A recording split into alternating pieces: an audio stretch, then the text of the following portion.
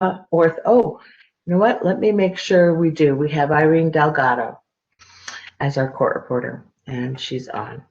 So, good morning. My name is Felicia Orth. I'm a hearing officer appointed by the Oil Conservation Commission to conduct a hearing in the matter of the application of the New Mexico Oil Conservation Division to consider proposed rules to regulate the venting and flaring of natural gas from oil and natural gas production and gathering facilities. The case was docketed as 21528. We are beginning this morning with one of our many opportunities for public comment. I will ask you to keep your public comment to just a few minutes. And in the event you have more to say you would like the commission to consider as part of their rulemaking, please put it in writing and address it to Florine Davidson. You will find all of Ms. Davidson's contact information on the webpage of the Energy, Minerals, and Natural Resources Department Oil Conservation Division webpage. Look specifically for the tab on outreach and public engagement. This morning we have two people who signed up to offer comment and have not already offered comment. I will call you in this order: Carol Davis and Gil M. Sword. Ms. Davis, are you with us?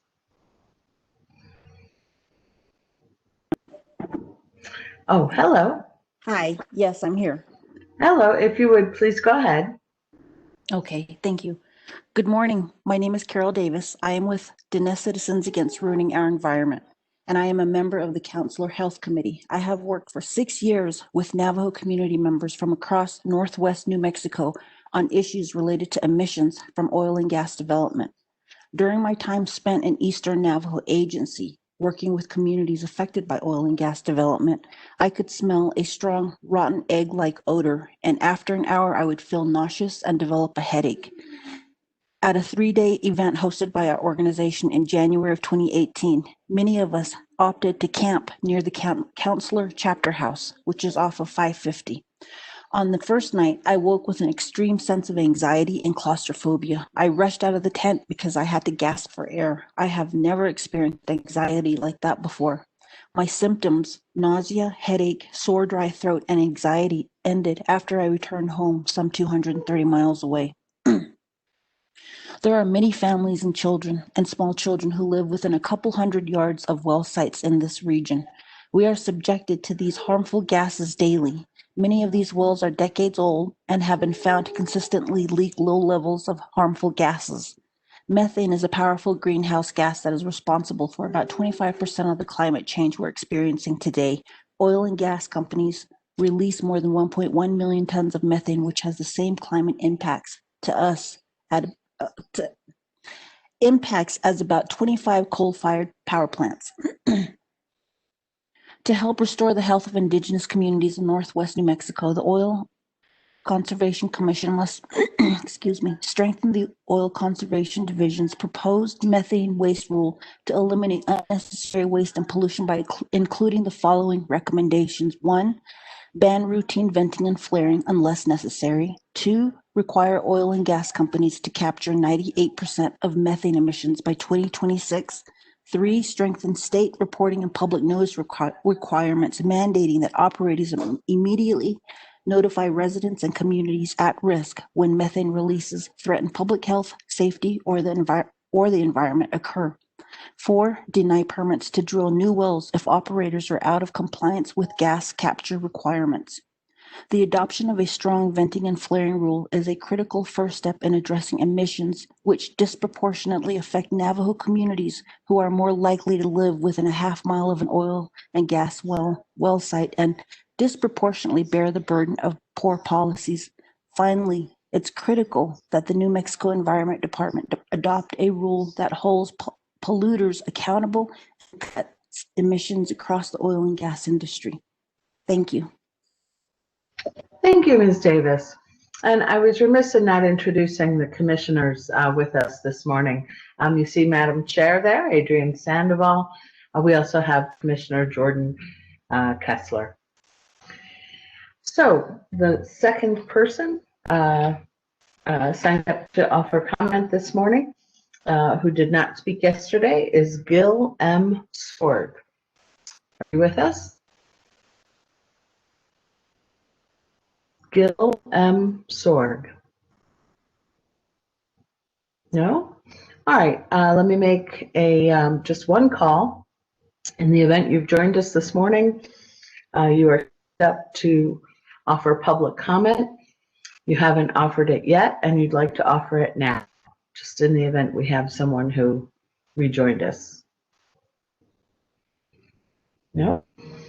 Okay, in that case, I believe I asked the parties to get on by 8:45 so that we can begin our technical case. I see a number of folks already on, but let's just take a 5-minute break unless, Madam Chair, you have something you'd like to discuss before then.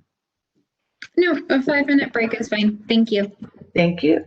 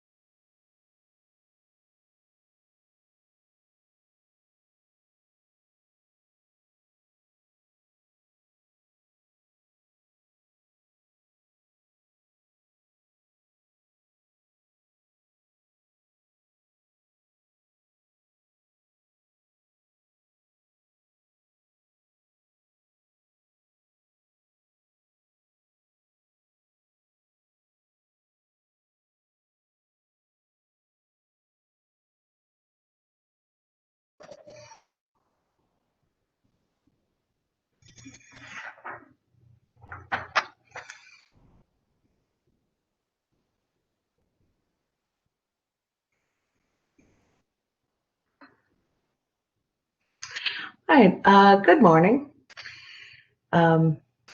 We are back after a very short break following a public comment this morning. We're 4 of the hearing in case 21528. Ms. Felicia Orth, the hearing officer appointed by the commission to conduct this hearing. It's a rulemaking. We have 2 commissioners with us this morning, Madam Chair, Adrienne Sandoval there, and Commissioner Jordan Kessler. The hearing is being electronically recorded and transcribed by Irene Delgado of Pulbaka Court Reporters. Our technical host this morning is Balin Lamkin. In the event you have an issue with audio or visual issues on Cisco WebEx, please communicate through the chat function with Mr. Lamkin. When we broke yesterday afternoon, we had begun Mr. Bolander's testimony, but there is more to be had there. Council, are there any preliminary issues before we return to Mr. Bolander? Ms. Fox. Madam Hearing Officer, I just heard from Mr. Biernoff that he's not able to connect, and I don't know if I should chat Mr. Lamkin. I gave him Mr. Garcia's telephone number.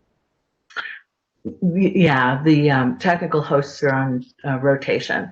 Mr. Lamkin, is that something you believe you can help Mr. Biernoff with? Yeah, I should be able to help. I can give Miss Fox my phone number in the chat. All right, thank you. Or it's Mr. Biernoff. Maybe could I give you Mr. Biernoff's number? Would that be easier? Yeah, that works too. Okay, it is. Do you want to just send it in the chat? Sure. Will do. Thanks. Are there any other preliminary issues? Yes, just one, Madam Hearing Officer. Ms. Brownhouse. Thank you. Yesterday, you indicated that you would like the parties to discuss some suggestions for ensuring that the hearing finishes by the 15th.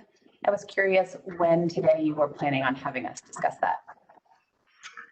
Madam Chair, I would like as much of the commission as possible to be involved in that discussion. Do you have a suggestion as to when we have it?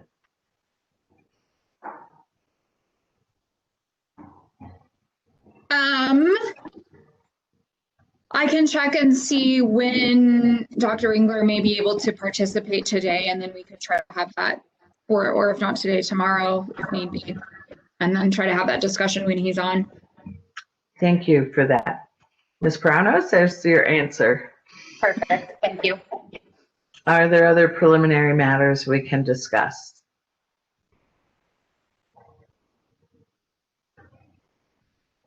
Oh, Ms. Fox. Hi. I think the timing does bear discussion, and let's see. I'm a little bit concerned because it's Thursday, and tomorrow, if we discuss this Friday, I'm worried about a hard deadline of next Friday for us being able to put on our direct case fully. And I just want to put a pin on that idea that I don't want extended cross-examination, for example, to interfere with our ability to put on a direct case if there is a hard stop at January 15th. And that is my concern. I just want to note that. Okay, thank you, Ms. Fox. Anything else? I don't see Mr. Biernoff on the line just yet. Madam Hearing Officer, I just wanted to concur with what Ms. Fox has just stated. I am also concerned about the extent of cross-examination and the amount of time it's taking, and absolutely do want to culminate this hearing in the time frame that the commissioners desire. And so when we are able to talk about that, certainly one of our suggestions would be for time limits on cross-examination. All right, thank you.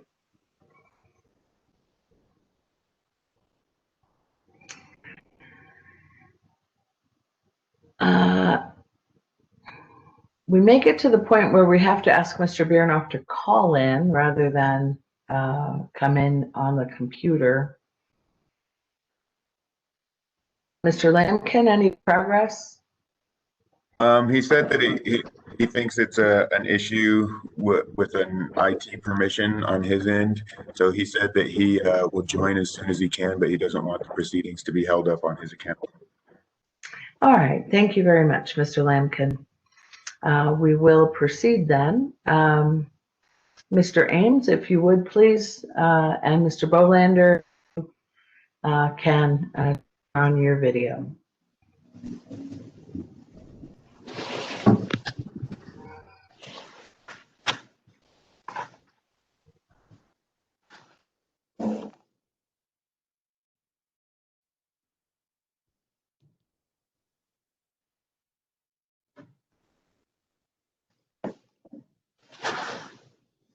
Whenever you're ready, Mr. Ames. Thank you, Madam Hearing Officer.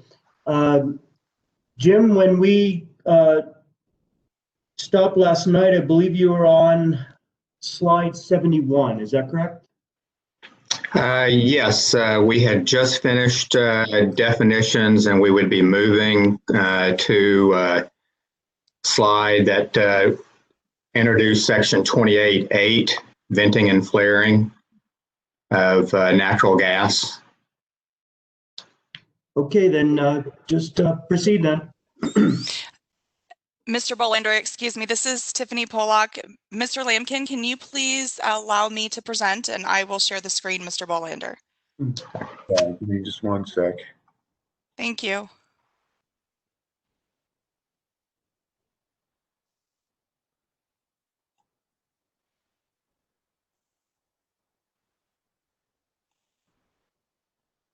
Okay, I think you should be able to now. I think you have to make me a presenter. Okay.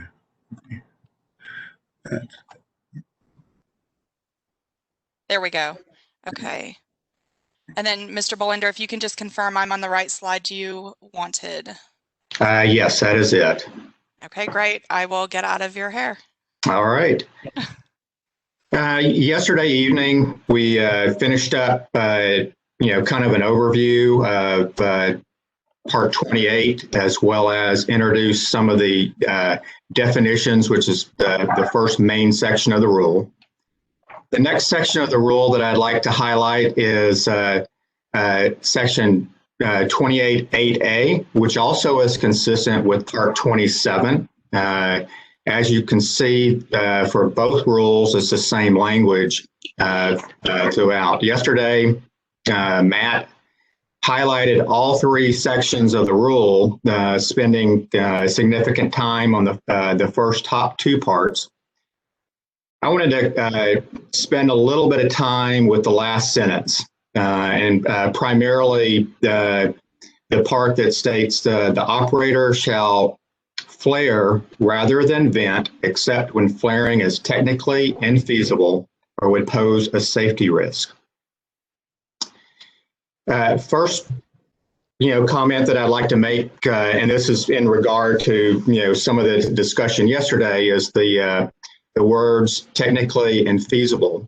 These are common words. Actually, this was pulled from the BLM rule 3170, specifically in Exhibit 37. I'm looking down at my notes. So it is section 3179.6, which is venting limitations. And also it's a term that's used to understand from an engineering perspective of what can and what cannot be done.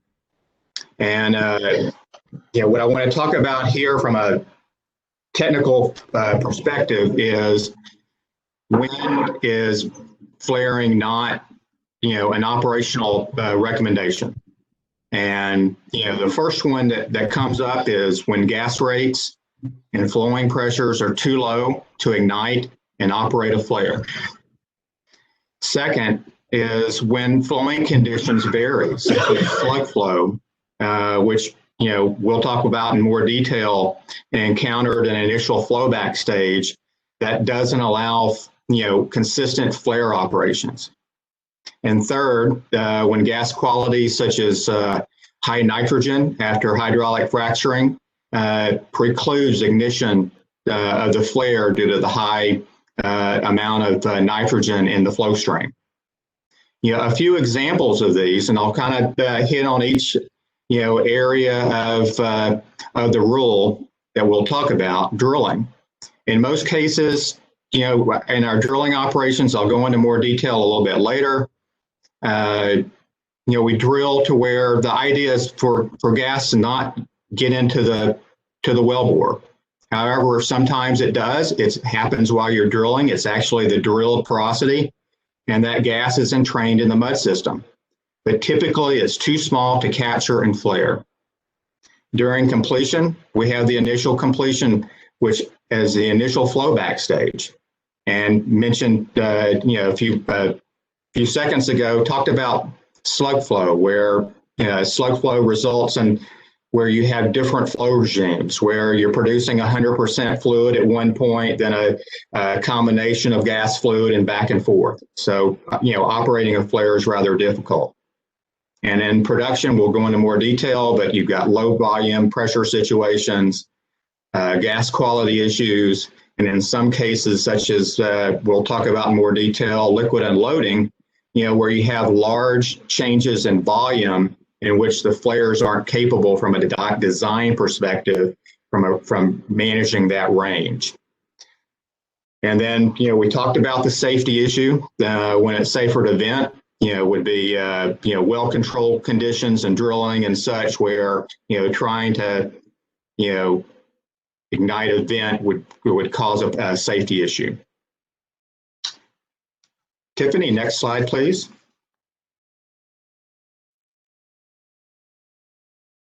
Thank you. Here we kind of talk a little bit about these sections as we move into, kind of the specific exceptions within the rule itself. The first one is we're in Part 27, where I mentioned that I would kind of highlight, some of the engineering aspects in Part 27. The first one is 27.8B, drilling operations. And the first statement is, operations must capture or combust if technically feasible, using best industry practices and control technologies. Kind of teased it up a minute ago with the previous slide, but typically when we're drilling, we drill with drilling mud or drilling fluid, which is an engineered mud system designed to prevent inflow of fluids into the wellbore. In this case, what we're talking about is natural gas. During the drilling process, as you drill the formation, gas may become entrained in the mud system. It's separated at the surface.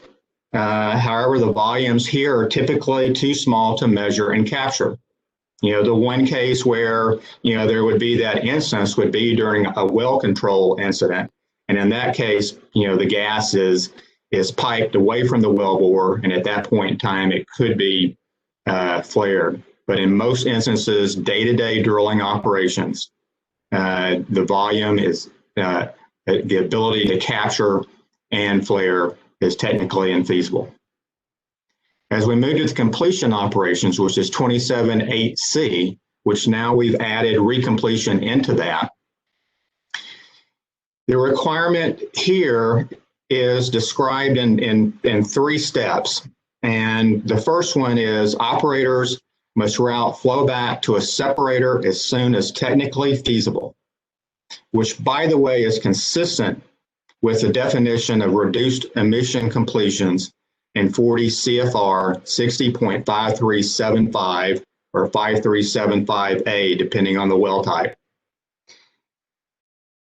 And what that means is when the well is capable of producing are capable of separation. And that is, you have flow conditions that are stabilized to put into a separator.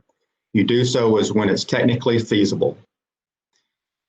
Once you're in separation stage, that's when the operator has the ability to capture the separated natural gas. And, typically it goes into a cells point, but in cases where there's no cells available, this is where you have the ability to flare gas. And what we've added to the rule is an additional completion time frame in the natural gas when the natural gas contains impurities such as nitrogen. Nitrogen will, in most cases in this situation, will come in the case of nitrogen used as a frac fluid medium. H2S or CO2, most of those are natural constituents in the gas stream. And pipelines have specifications that require certain limits on that. I'd like to move to the next slide, if we could, Tiffany. And what I wanted to do here is kind of concentrate a little bit on these steps. And, this is a very simplified drawing. There are many pieces of equipment, that we could have highlighted in here. But I really wanted to concentrate on, really what happens, after the well is fracked. And in many cases, we're performing multi-stage hydraulic fracturing, especially with the long laterals where we're, fracking many stages. And in the many stages, we're isolating those stages by installing plugs. And then after all the fracturing has occurred, the next step is to drill out those plugs and initiate flowback. And that's what that first block indicates, is initial flowback. That's when flow initiates. Typically, you're flowing through a frac manifold, which is nothing more than a set of chokes to manage rate and pressure. And it flows directly, as you can see, into completion tanks, and that's at a full well stream. The issue that happens here and some of the intricacies of initial flowback is, one of the goals is on flowback is to recover as much fluid as possible and to get the wells to sell as quickly as possible. So we're flowing the wells back at high flow rates, many times in excess of 2,000 barrels a day. Second, we talked about drilling out the plugs, so that's obviously debris that's coming back. In addition, we also recover some frac sand. So all of that is coming back during the process. And as mentioned before, during this early stage until the well stabilizes, you have erratic flow, resulting in, slug flow, which could create, safety issues. And, we're already flowing back into enclosed frac tanks. And any attempt to try to, capture it at this point could cause excessive back pressure within the tanks themselves, which, one, becomes a safety issue, and two, puts an artificial back pressure on the well itself, which could hinder and lengthen that flowback time. Once the flowing pressure is sufficient for separation stage, then we move from initial flowback to separation stage. And as you can see here, here's where we separate the natural gas from the fluid. The fluids are routed to a tank, and the gas is either routed to cells, if available, or to a flare. Also, I'd like to point out in this slide is, as you can see, in the initial flowback is the determination of, is this waste or not? With the inability of being able to treat the natural gas, which is basically the first stage of separation, this stage in the initial flowback cannot be considered waste. So in terms of regulating, we're really looking at regulating the separation flowback. And we'll talk a little bit about that in more detail when we come up to the equipment standards, where we talk about separation for completion and production equipment. Next slide. Jim? Yes, Before please. you go on to that slide, thank you. I wanted to ask you a question here. Your discussion regarding sections 8C or 8B, C, and D concern different phases of the development process for a well. There are some definitions in 27 that relate directly to these phases. And I see that the division is proposing some changes to those definitions. I think it would be important to discuss the purpose of the definitions and the changes that the division has proposed. So if we could bring up Exhibit 2A, Brandon.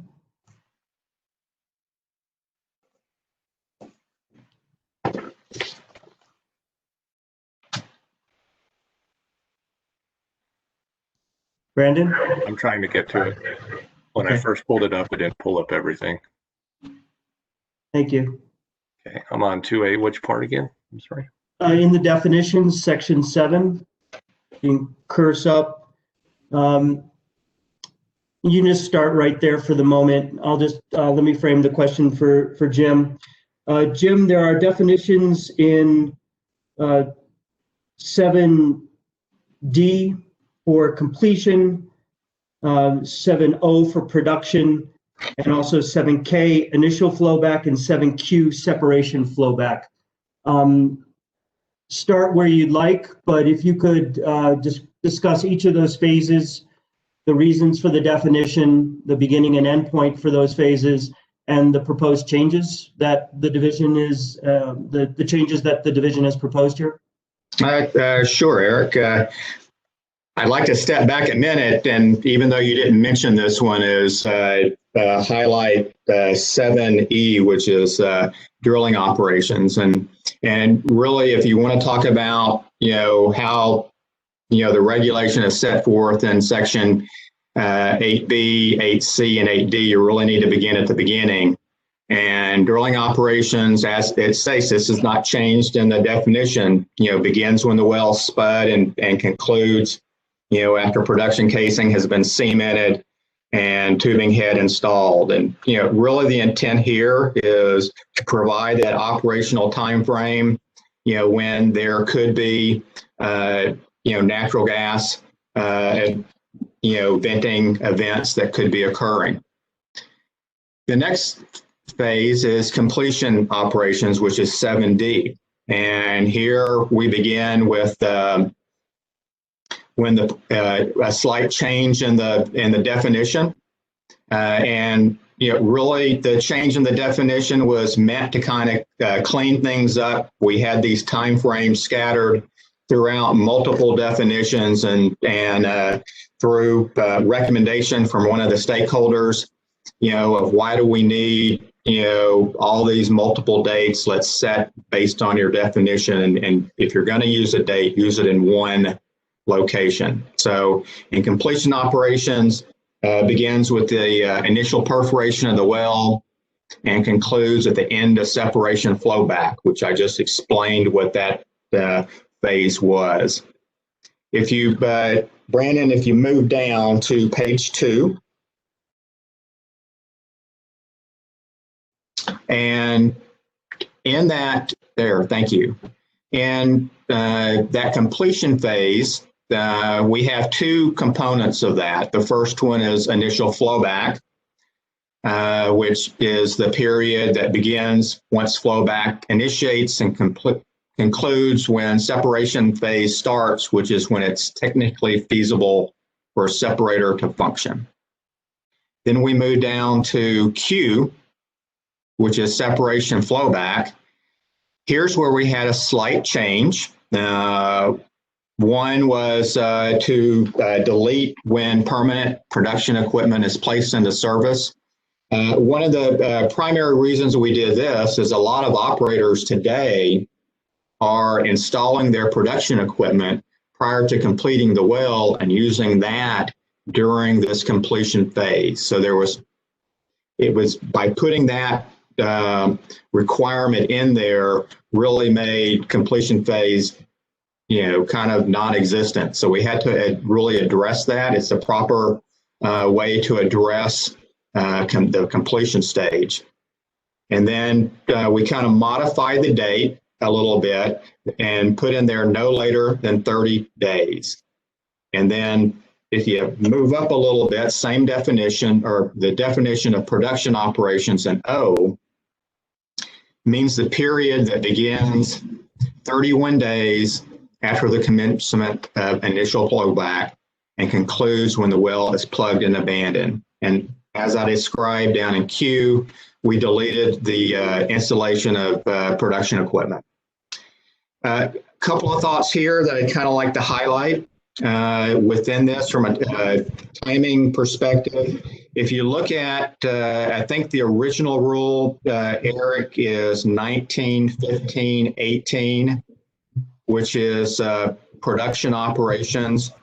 And when it regards completion, there the current time frame is 60 days. And in our revised version here for part 27, we reduced that to 30. We think through some of our other areas within the rule, specifically the case where you have off-spec gas, high nitrogen, CO2, H2S, which allows for up to additional time frame for the completion stage to get that gas quality into pipeline specifications. We cover that aspect. And then as well as on exploration wells, where we allow the additional time frame for evaluation. Really where this comes into play would be for development wells, and with flowback techniques today, high flow rate or high flowback rates, most wells would meet the 30-day time frame, we feel.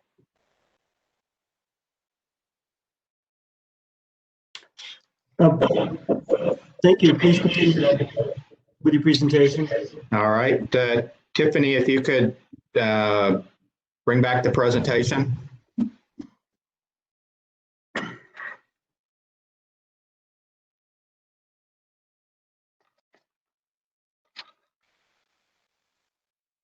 All right,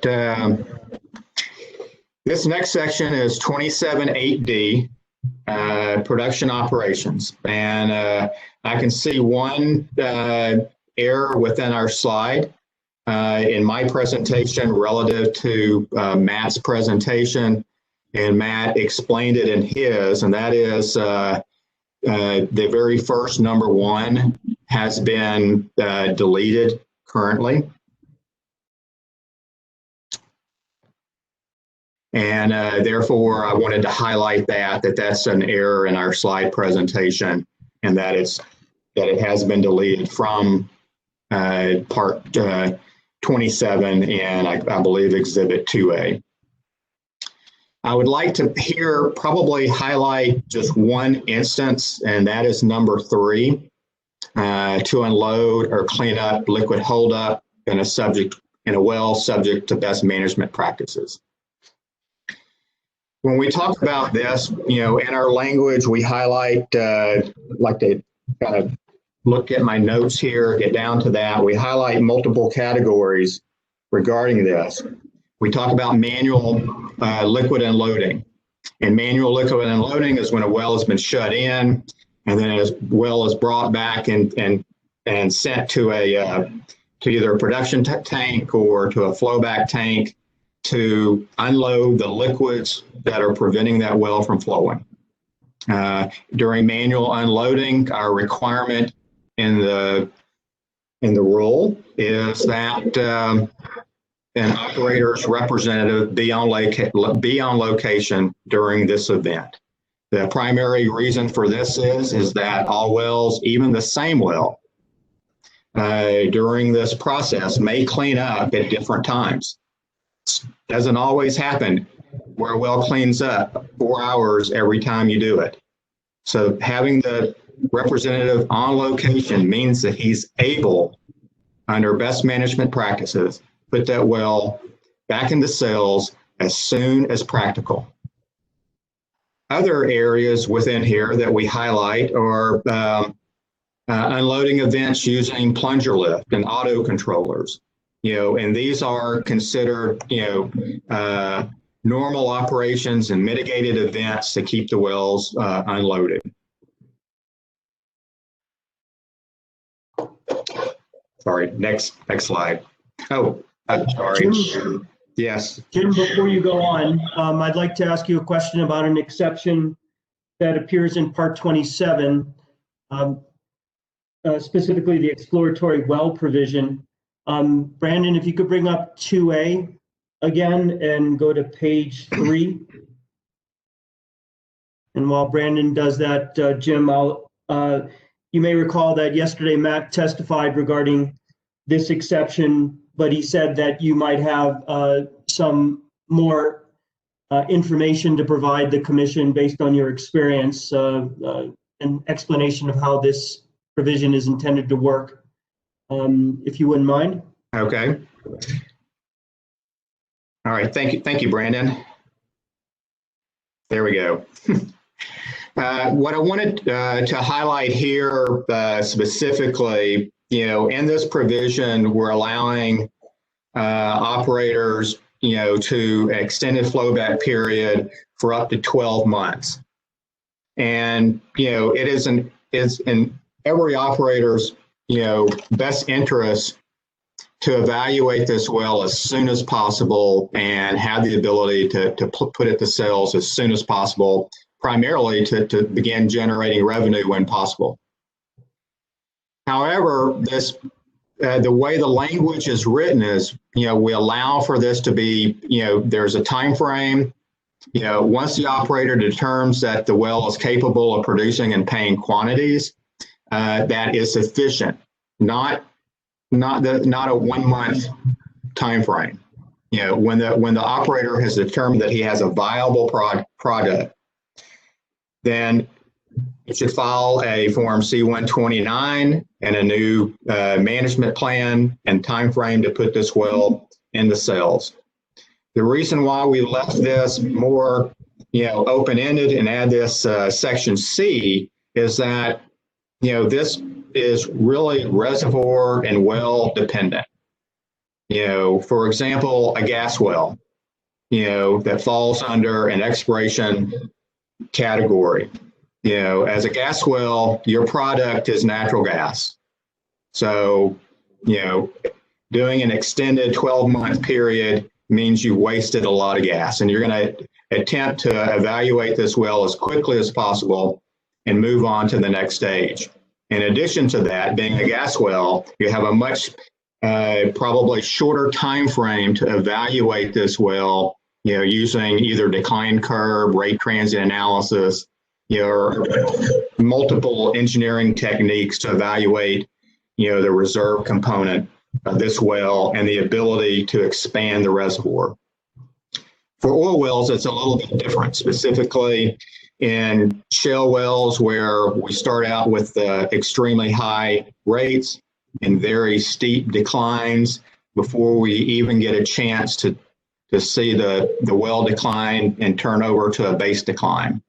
So we've allowed for this time frame, during this this time period where you're extremely hyperbolic, which means, I guess, kind of like I explained, you see a sharp decline from high rate, and then the well eventually turns over and has a natural decline rate. Even with some of the engineering tools such as rate time transient analysis, this can be difficult to determine in a short time frame. So therefore we've allowed for more time for this evaluation to take place. Because at the end of the day, the operator is looking at, evaluating a new field, a new formation, that would be future development, that they're considering. Thank you, Jim. Let's return to the slides. I think we are now on 76. Yes. Yeah.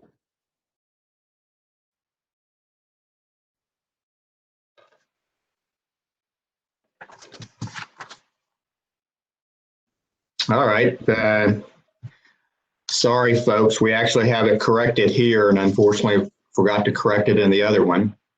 What I wanted to highlight here is these are the exceptions that are relative to Part 28, which is the natural gas gathering rule.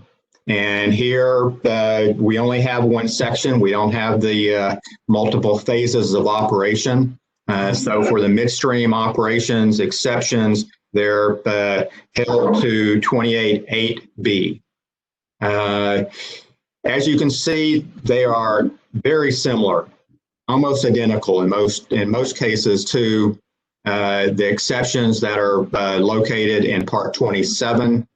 The only difference, or the primary difference, is the fact that in Part 27 we have well operations, that are unique to upstream that are not to downstream.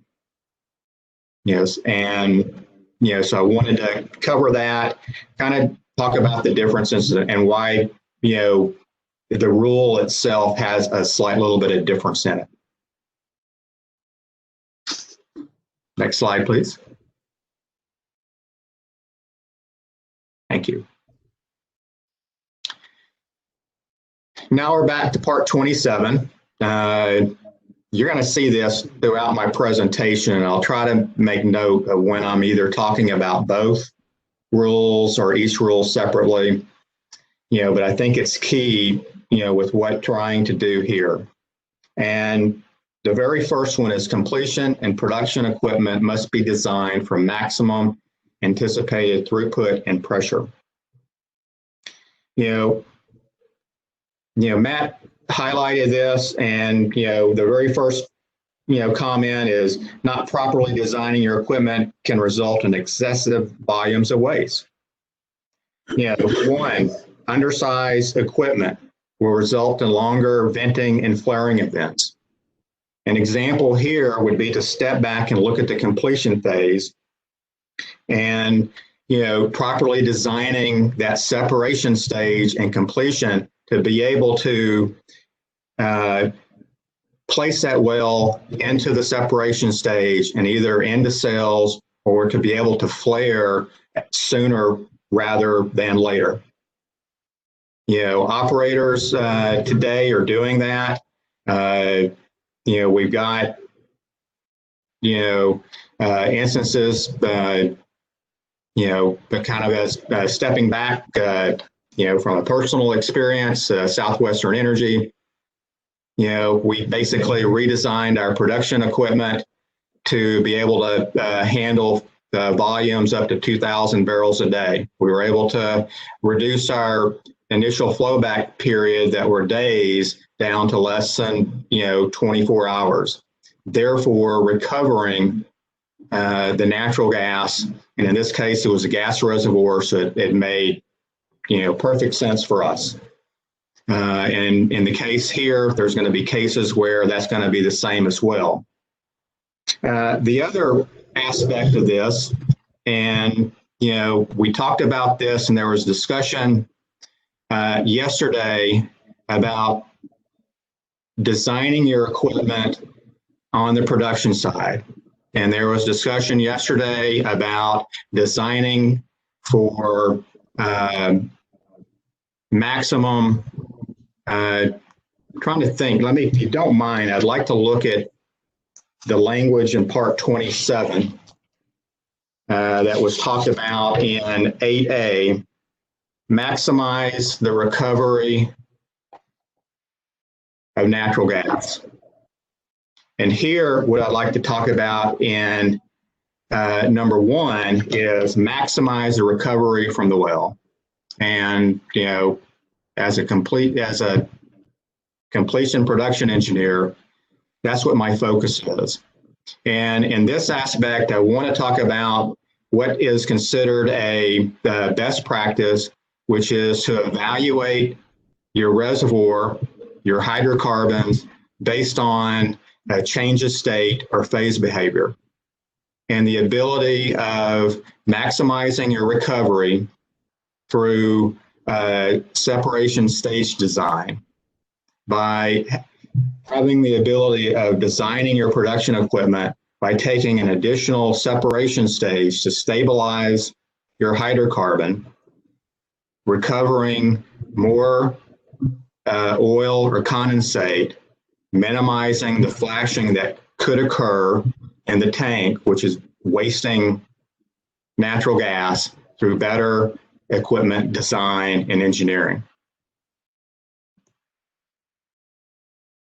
The next discussion I'd like to highlight, I'm sorry, stay on the same slide, please, is automatic gauging equipment on new storage tanks. And this will allow lease operators to gauge tanks without opening the thief hatch. And the way the language is written is the way is that this be installed on tanks that are either routed to a flare or routed to control equipment. What that means that these tanks are already flashing excess gas. Therefore, that's why they are routed to control equipment and or a flare. So using manual gauging, which is physically opening up the thief hatch, engaging it, manually gauging it, means that excess or excessive gas, as defined by the regulation and by the statute, is being wasted. Therefore, we're asking that operators on new storage tanks that meet these conditions install automatic gauging equipment. The third component is the flare stacks. And what you've seen throughout the rule, we've had some deletions. Instead of mentioning properly sized throughout every step of the rule, we move this back to equipment performance standards. So flare stacks are to be properly sized, which means based on their gas composition, volume, and pressure ranges, and be equipped or retrofitted with an auto igniter or continuous pilot. These are two separate things. A continuous pilot requires that the flare have a separate ability to maintain that pilot. In other words, it stays lit regardless if there's gas flowing to the flare or not. And the auto igniter requires some sensing device to ignite the flare if it goes out. And then the fourth is the exceptions, which Matt talked about in detail yesterday. Now if we can move to the next slide. Thank you. Here we talk about the equipment performance or performance standards relating to inspection or AVO. And what we've done here is we've modified the July draft to be consistent with the proposed NMED AVO language that was proposed back in their original draft. As the inspection list in the language, and as the definition of AVO is, it requires that the facility be inspected utilizing three senses: sight, sound, and smell, to inspect externally, not any internal, for leaks or releases of natural gas. One of the things that I'd like to emphasize is this inspection is not LDAR. This is not leak detection and repair, which is part of the air emissions requirements that NMED will be regulating. This is simple AVO in which normal operators perform on location when they're out there. It is not meant to be a robust system using optical gas imaging equipment. It's not meant to be a robust inspection and repair and reporting requirement. As you will hear later, specifically probably from Brandon, what the division will be asking for is what day did you perform the inspection? Did you find any deficiencies, and what were they? And even then, we're not requiring that you submit anything, only that it be available. We added a new section within equipment performance standards, and this is the ability to use automated monitoring technology in lieu of AVO. And this came as a recommendation from one of our stakeholders from industry. And what this allows for is many operators today are installing SCADA type equipment, which is automatic monitoring equipment that they can monitor offsite pressures, rates from multiple node points within the facility and well site. And what this does is it allows you to monitor the site's performance as well as health. Therefore, if you see any changes, allows you to address that change immediately, as opposed to having an operator on a normal route. He can review his morning report and know which wells need to be addressed immediately. So therefore, this type of technology may be submitted to the commission or to the division for review and used in lieu of AVO. Next slide, please. I'd like to moving over to 28, part 28, similar section that we've renamed it operations standards. And the reason being is that we've already talked about equipment. In part 28, if we did have, where we do have notices of equipment, we refer back to part 27, but we want to highlight in part 28 some of the operational performance standards. The very first one is that an operator must submit to OCD and implement an operations plan to reduce and minimize leaks and waste. We were specific that the rule does not recommend, or rule recommends but does not require specific procedures and methods, but we highlight some that we feel that are used today by many midstream operators to maintain the operational ability of their pipelines and facilities. If you remember back from the July draft through the October draft of this rule, we removed, I would say, close to 8 to 9 sections within the rule. And after further discussion with our legal counsel, as well as counsel from industry, we realized that these sections were preempted by the Federal Pipeline Safety Act. So therefore, it was correct to remove them from this rule, as that the division did not have the ability to regulate those requirements. Next slide, please. The next slide highlights a few categories within the rule. I can probably put these into 2 categories. The first 2 being C2 and C3. They're very similar, but there's a little bit of difference in them. C2 regulates scheduled maintenance with prohibiting venting and requiring that operators bring a portable flare on location to be able to flare the gas. For 28C3, this is during unscheduled maintenance or emergencies that require maintenance, that we're asking for a similar provision unless flaring is infeasible or pose a safety risk. Also a part of this is the consideration of operators use best practices.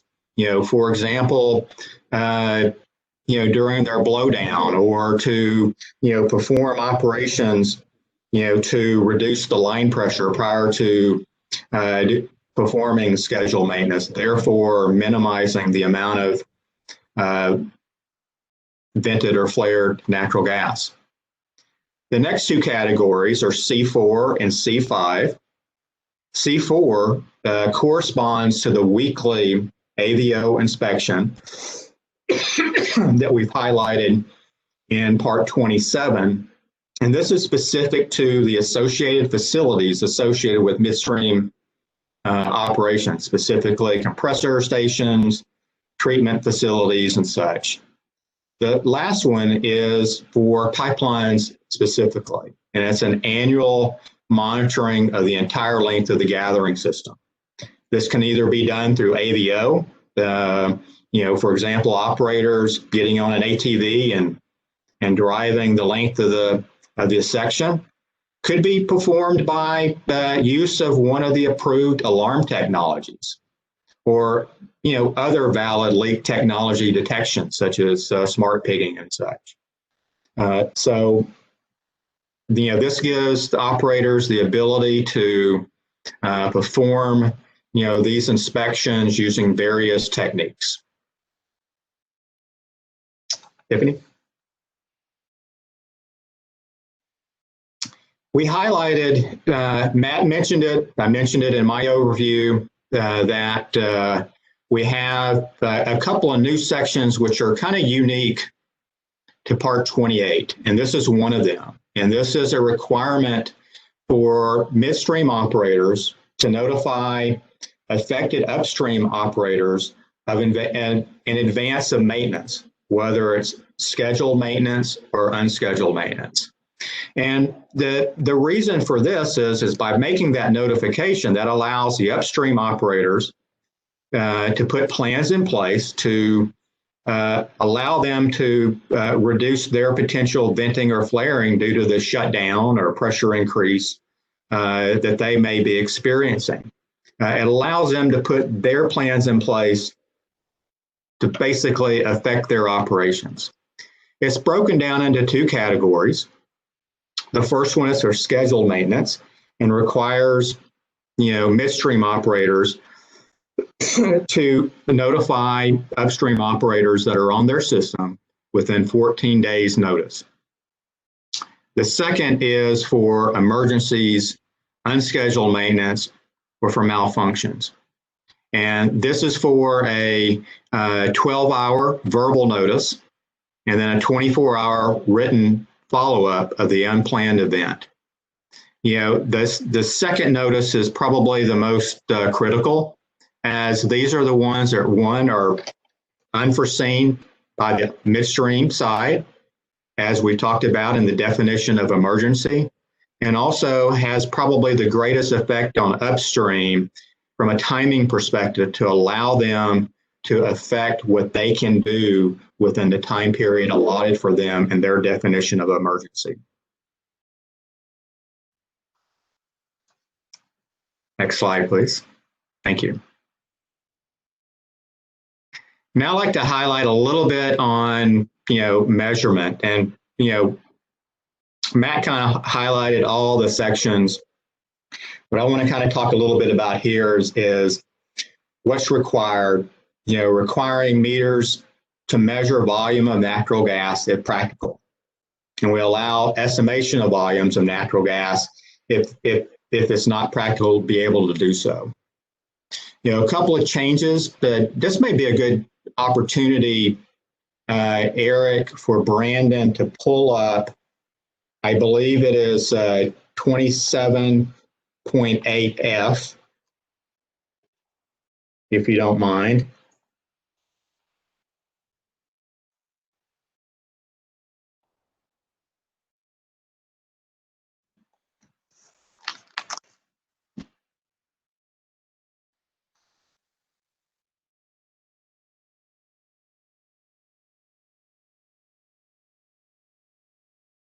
Thank you, Brandon.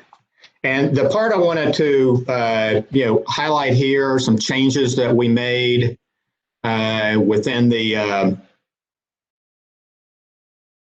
from the October draft, and really even highlight some of the changes from the July draft. The July draft, in terms of measuring equipment, really the language, that we highlighted were very typical to the use of orifice meters, standard throughout the industry.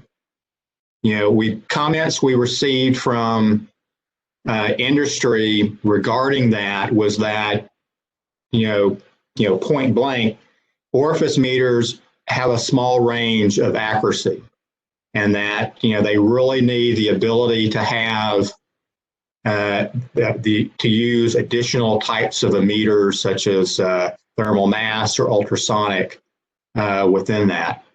In our October language, we actually spelled that out.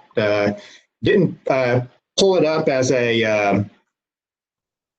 one of our exhibits since we deleted it, but some of that original October language, we pulled from the Texas Railroad Commission, which I believe it's their Rule 26, where they kind of used some of that language and spelled out various technologies and such. But the change from October to date was a little bit more specific. And, this was a industry request, and that basically that we're asking that industry conform their measuring equipment based on this API measurement standard. And what's unique to it is it's unique to the measurement of flow of flares. And in it highlights all these various technologies and what are the pros and cons of each. So by making this change, it actually was the more appropriate reference to make within this regulation. While we've got this up here, I can talk a little bit about some of the other, comments that are comment changes that we have specifically in F5, where we spell out that if circumstances are such as low flow rate or low pressure, where you have venting and flaring, operators may estimate, using methodologies that can be independently verified. And there are multiple sources, for this type of calculation. We'll hear probably from some, and also there's use of EPA calculations and factors. We'll talk a little bit in the future about modeling techniques that can be used specifically around flash modeling. But there are ways of being able to do that, and the ability to put sideboards on use of specific or a specific pressure or a specific rate really would be putting too many sideboards due to technological changes and the ability of what you're able to do. I feel like we've, hopefully have captured some of that with our subsection number 7, which gives the division the ability to request from the operator additional equipment if it deems fit. In addition to that, we talk about the use of gas oil ratios for wells that do not have measurement equipment. And this would be the case where you have older facilities in which multiple wells are coming into a central facility. And these wells are performing an annual gas oil or GOR test, and which is currently regulated by the division, and it's Rule 19.15.18. And these reports are filed annually on its Form C-116, which is a requirement by the state currently today. We can go back to the slides, Tiffany, that'd be great.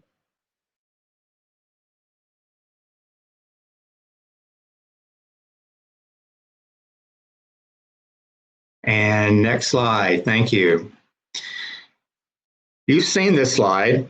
don't want to spend too much time on it, but there were some significant changes that were made from July to today. So I thought it would be efficient to readdress it. With the fact of what we were trying to do. From the July to October draft, there was a sense that this new requirement of notification of reporting venting and flaring events was going to be excessive. There was already a rule 29 and a form C-141 that would be required. And, so the main goal and the revisions here that we put forth in the October draft was to really bring these two rules together and to separate the events. The new rule, Part 27 and Part 28, and their respective sections, require releases regarding gas releases and the filing of a Form C-129, whereas liquid releases will remain under Rule 29 in the Form C-141. The reporting criteria and thresholds are now in conformance with Rule C-141 or with Rule 29. So really all I wanted to do with this slide is just kind of reaffirm, the requirement as, because it was a pretty significant change, between the two drafts. Okay, next slide, please.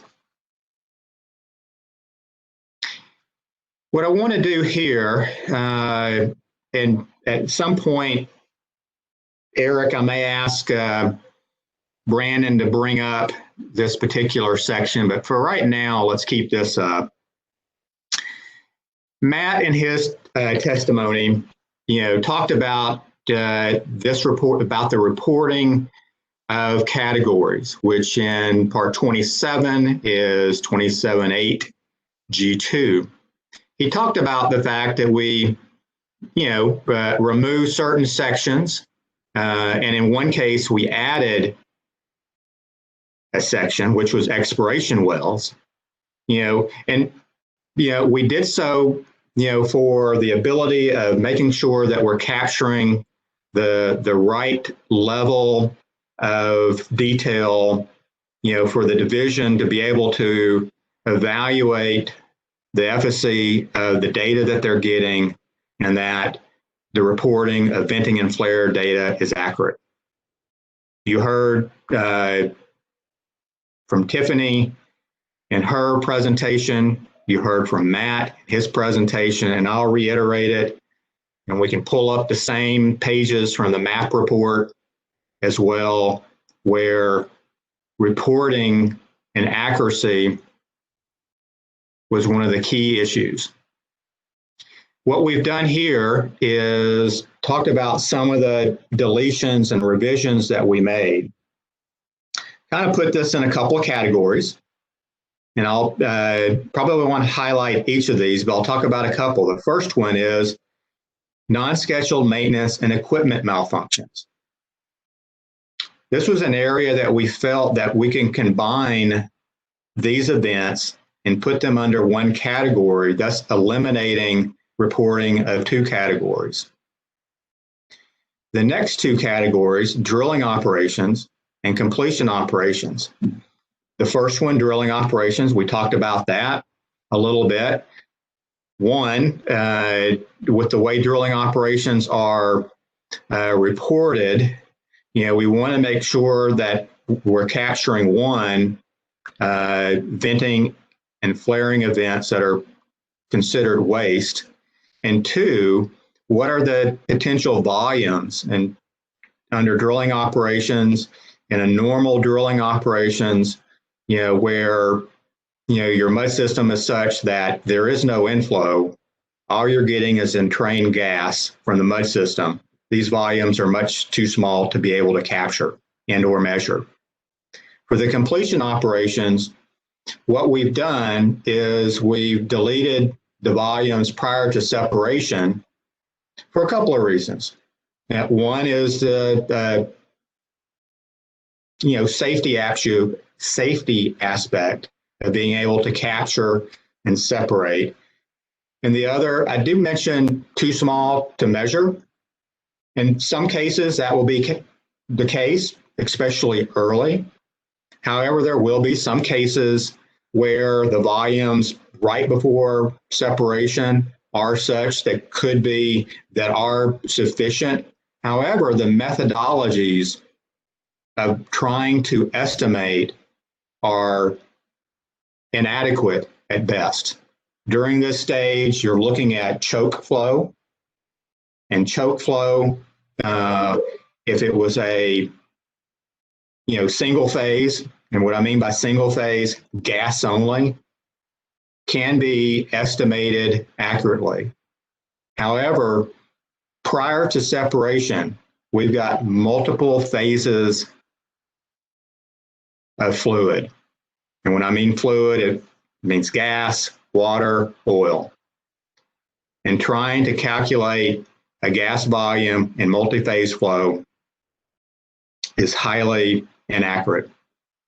The third category I'd like to highlight is pilot and purge gas. And the reason why we deleted that is currently today in operator C115 reporting, which is the current reporting mechanism, these volumes fall under lease use, also known as beneficial use in some cases. The other two categories we deleted were braiding head and packer leakage tests.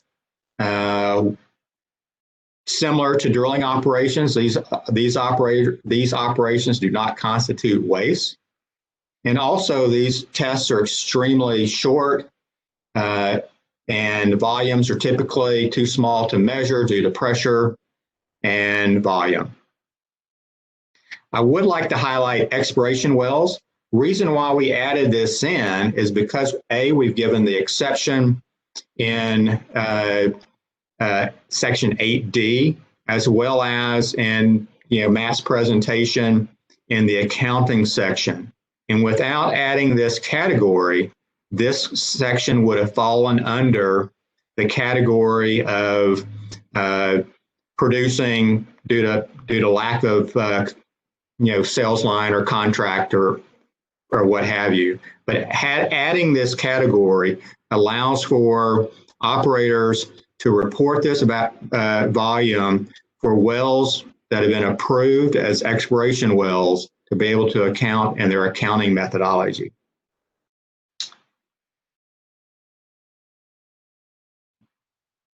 Sorry, I need to take a quick breath. We can move to the next slide. Jim, before we do that, I think we want to go back to the previous slide and finish up. You had started this slide with a reference to Exhibit 2A and Brandon bringing that up. I think now would be a good time to do that. Okay, thank you. If we can go to G2H, Brandon, on page 6. Thank you. Okay, thank you. So yesterday, Matt explained this provision in some detail. The division is proposed to split the H category of reporting into two sub paragraphs, one dealing with N2, H2S, and CO2, and the other with respect to O2, and then to treat them differently for purposes of accounting. Can you explain why the division is proposing to split this category and why it's proposing to treat the two categories differently?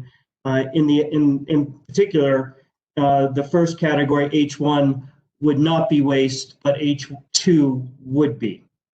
I'll do my best, Eric. If we look at this, I kind of mentioned it earlier, the contaminants of nitrogen, H2S, which is hydrogen sulfide, or carbon dioxide, CO2.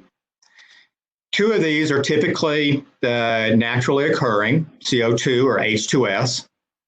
H2S can be placed into the wellbore during the stimulation process. However, operators do their best by adding biocides and such to minimize this, but it still becomes an issue.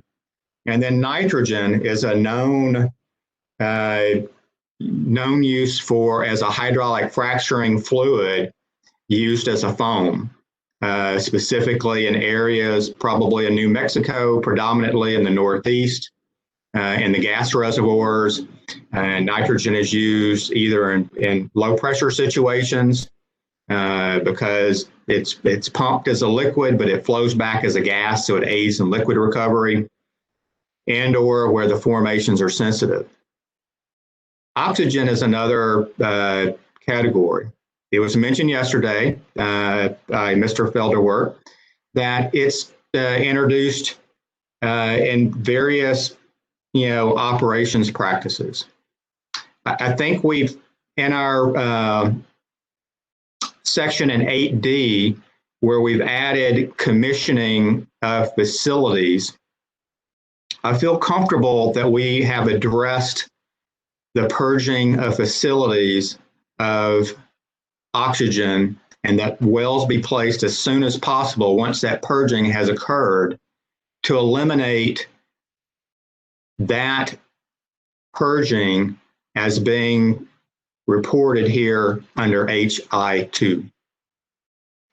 Other times of oxygen being introduced into the operations could be done to faulty equipment.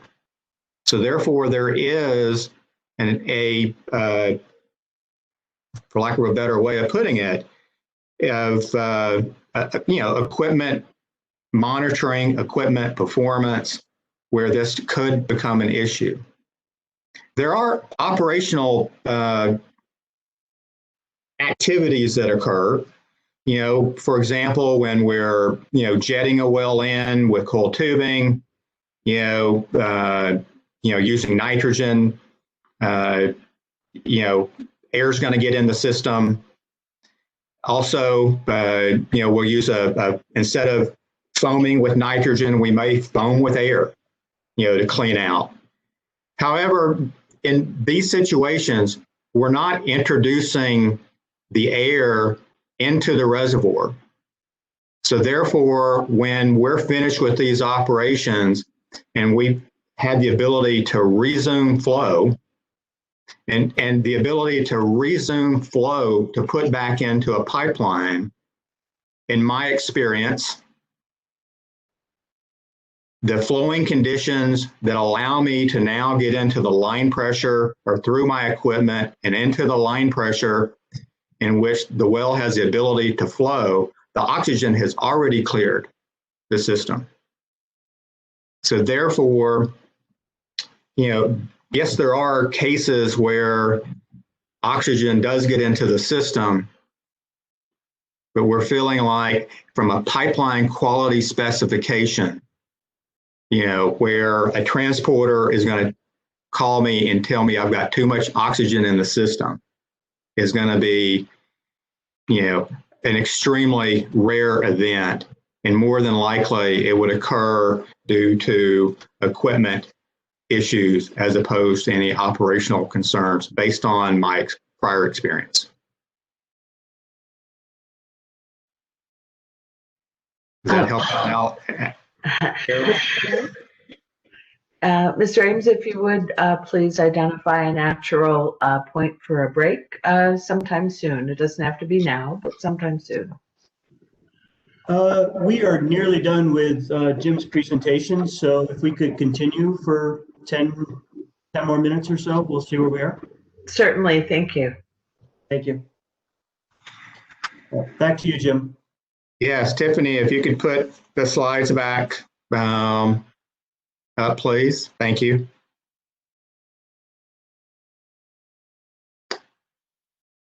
Next category. Thank you. This is kind of summarizing some of the changes in Part 28 for natural gas gathering systems or midstream facilities. And here we were able to reduce the reporting categories from 15 to 10, utilizing the same evaluation that we did in Part 27, where we were able to combine systems. Since reporting to the division will be new for midstream, we were able to create an entire beneficial use category, and we're able to put all, categories that would be reported under this under one, as opposed to separate. So here we were able to separate and decrease theirs from 15 to 10. While this will be new for midstream and reporting, I feel like, many operators already have a leg up on this because many of these categories are currently being reported, by midstream operators under the EPA Subpart W. So they're familiar with the categories and the methods of being able to calculate these venting and flaring categories. Next slide, please. This is the, forgot I had a slide in between.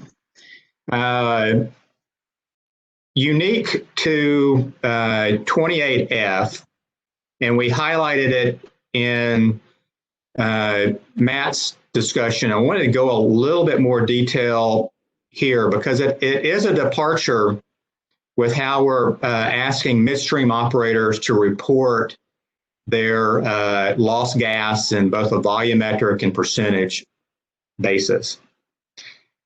Originally, we had them calculating their gas loss from basically the point of custody transfer to the endpoint of where that gas would be delivered, such as transmission. So we were asking them to calculate that gas loss across the entire gathering system. And, thanks to discussions with industry and, kind of from background working at Southwestern Energy and having our own midstream company, we kind of realized that, there's processes that go on within the midstream gathering system that really will cause a reduction in volume from point A to point B that aren't lost gas. Many of these events is during that process of going from point A to point B is you have a gas stream that's not 100% methane, contains higher end hydrocarbons that as flow conditions, pressure drop occurs, these liquids fall out. They're captured in the associated facilities, but they cause shrinkage to occur. Also, during the treatment process at these treatment facilities of removing CO2, removing other impurities, also shrink the volume of natural gas. These aren't losses. These are just natural processes, but it causes the volume from A to B to be less than that isn't venting and flared natural gas. So what we've changed here is that the natural gas volume that will be used on both the numerator and the denominator is natural gas gathered, and that's the natural gas gathered at the custody transfer point.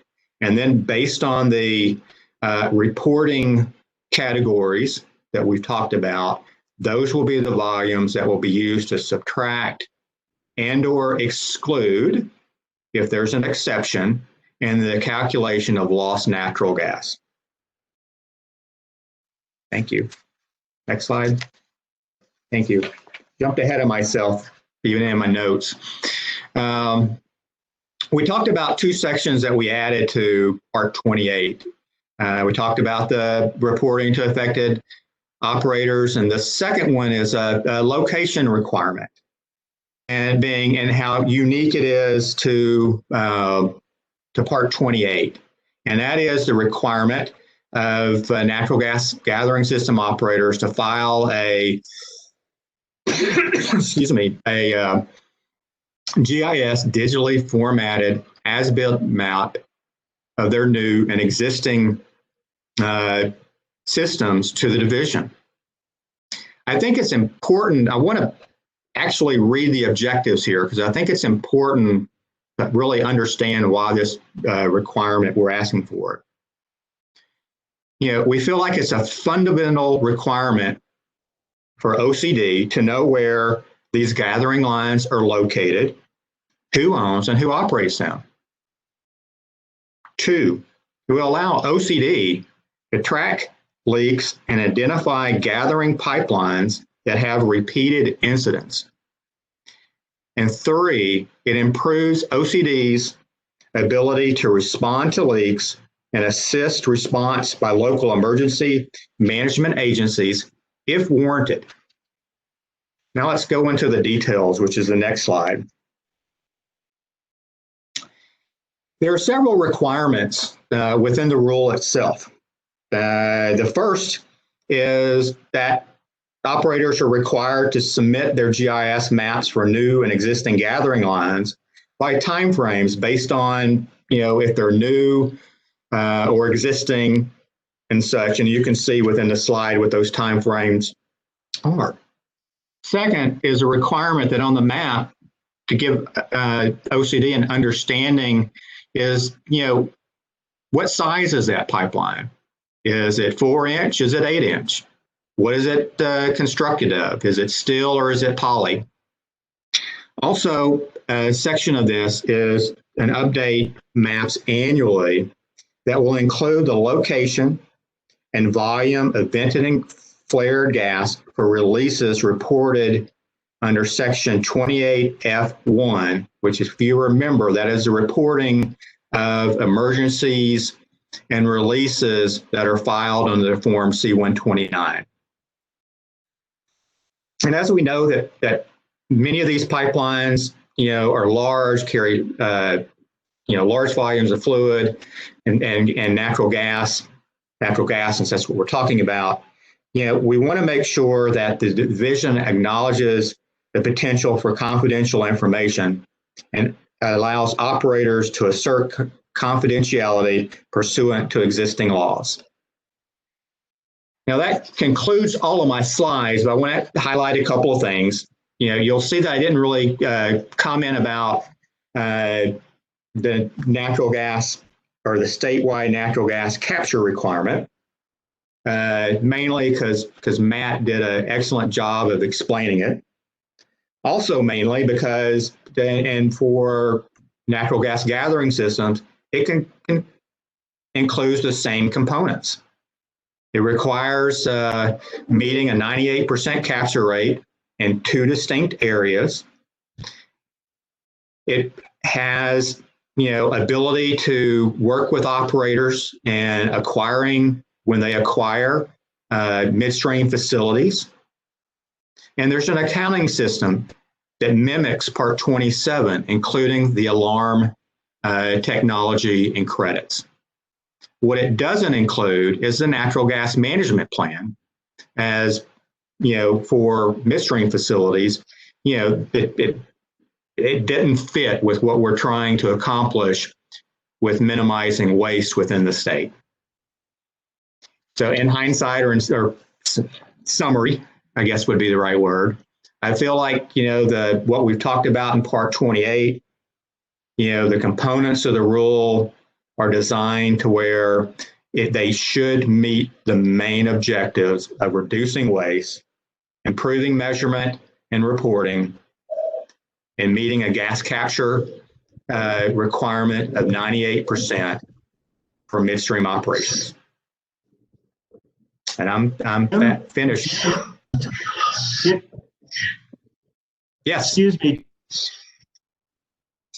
We're very garbled on my end. Were they garbled for the hearing officer? They were not garbled for the hearing officer. However, your first few words were garbled, Mr. Ames. And now you're frozen. It may help if you turn off your camera briefly. Did the court reporter hear them clearly? Irene? Yes, I was actually able to hear him clear, but Mr. Ames, you are coming in slightly garbled. Your first couple of words speak, and then it seems to clear up after that. So anyway. Okay, thank you. Jim, I believe you've concluded your testimony, is that right? Yes, I have. So we have one more piece of housekeeping here. In preparing your testimony, did you reference a number of documents which OCD has identified as exhibits in its pre-hearing statement? Yes, I have. Would that be OCD exhibits 32 through 53? Yes, they are. Move admission of exhibits 32 through 53. I'll pause a moment in the event the other parties have an objection. No? OCD exhibits 32 through 53 are admitted. Thank you. Thank you. That concludes the direct examination of Mr. Bolander, and we'll pass the witness. All right, thank you. We will take a 10-minute break, and when we come back, I will ask Mr. Feldward if he has questions of Mr. Bolander. Thank you.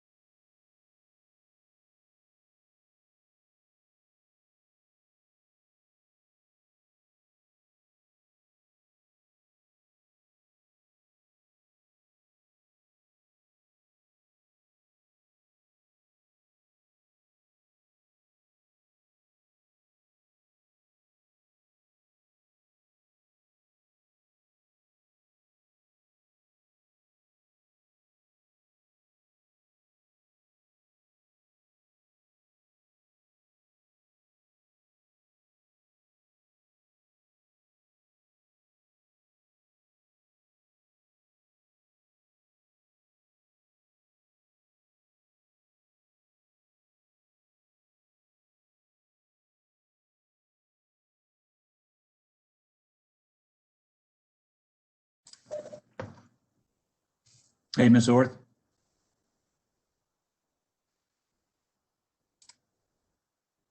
There. Hi, you hear Mr. me? Feldwart. I can hear you. Okay, who's covering the division docket today? Sorry? Who is covering the division docket today? I believe it's Bill Brankard. Oh, okay, okay. Our new general counsel and hearing officer. Thanks, Eric. Well, that'll be a trip. When was the last time Bill Brankard ran the division hearing docket? When I first met Bill, he was general counsel for the EIB, and he essentially ran those proceedings. Yeah, So. yeah. Well, and he's been through a lot of commission hearings. It's been a while for him since he's done something like that. That's neat. You're gonna have to call him judge now. Oh, now come on, Eric. Only if you do. Only if you do. I do whenever I talk to him. I'll start calling him judge and see what he says. He won't abide it long, I'm sure. You call him the dude, though. He's okay with that. The Duke? The dude. The dude, yeah.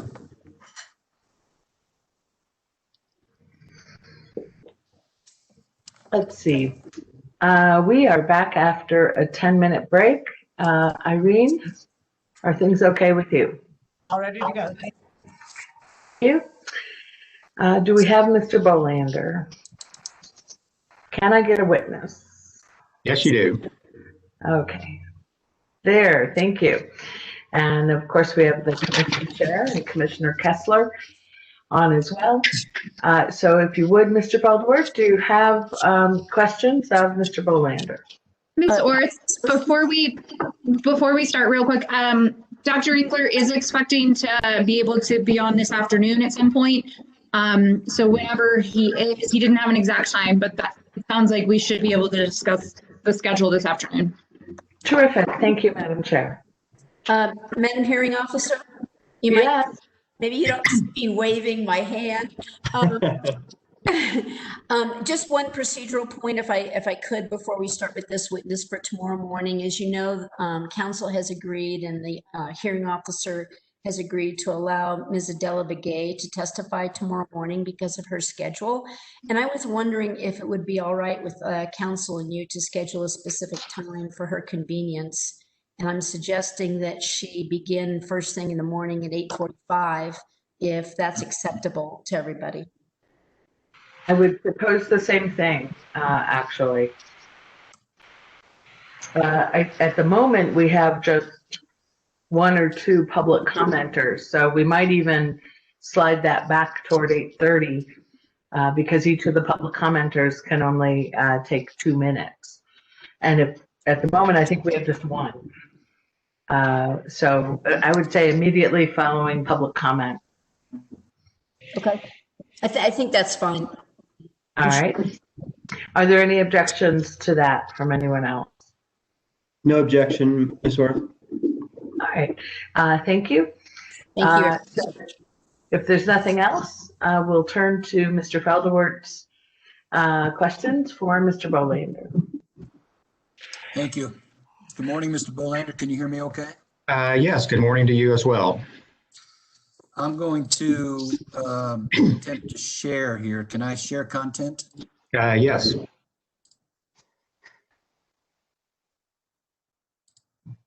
we go. Mr. Bolander, I've attempted to put up, I think, what you've referred to as your slide 85. Yes. Okay. And then you state in here, you discussed that the division modified the rule, and you're talking about 28.8 F3 to address some concerns about the calculation of the lost gas percentage, right? Yes, for midstream operations. Okay. And I appreciated that, but then when I went to the language, okay, so I'm going to go to the language now, Mr. Bolander. So I'm going to look in what's the Exhibit 3A, and I'm looking on page 5, and I'm looking at what you reference here, 28.8 F3. Do you have that in front of you? Yes. Okay. And I think I just brought it up on the screen. I don't know how well anybody can see it, but I brought it up on the screen. Can you explain to me what language was added to address what you discussed here? Because I don't see it. All right. Let me. In other words, I understand the effort. I'm not sure the language did it. Right. If you don't mind, I'm reading it. Let me. I totally understand. Yeah.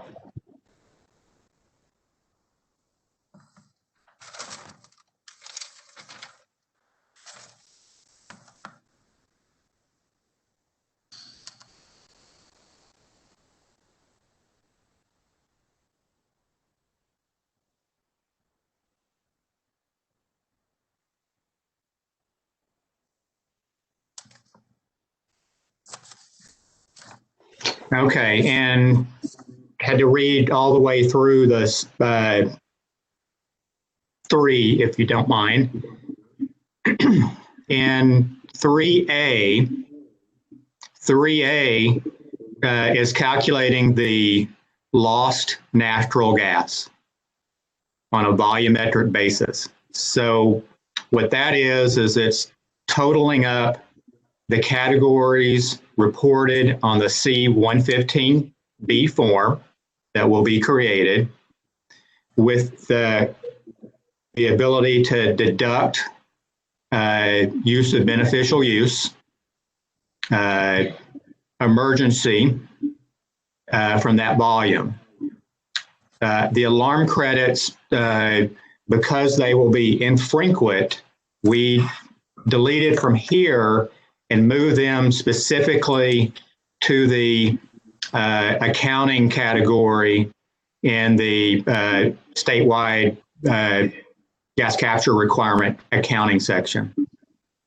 In 3B, we have to calculate the percentage loss is if you look at, and hopefully what we were trying to accomplish is that last statement in 3B, which is to subtract the gas loss that we've just calculated in 3A from the total volume of natural gas gathered,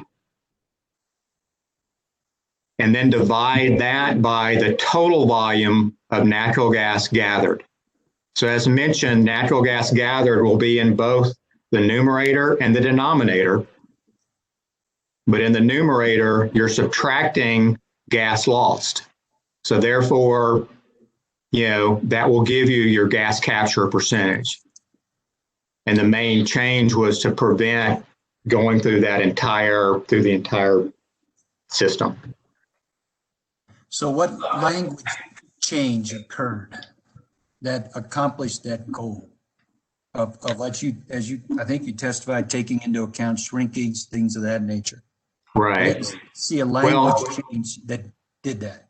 Well, what you're seeing here, unfortunately, is the October draft and not in any changes that have been made since October.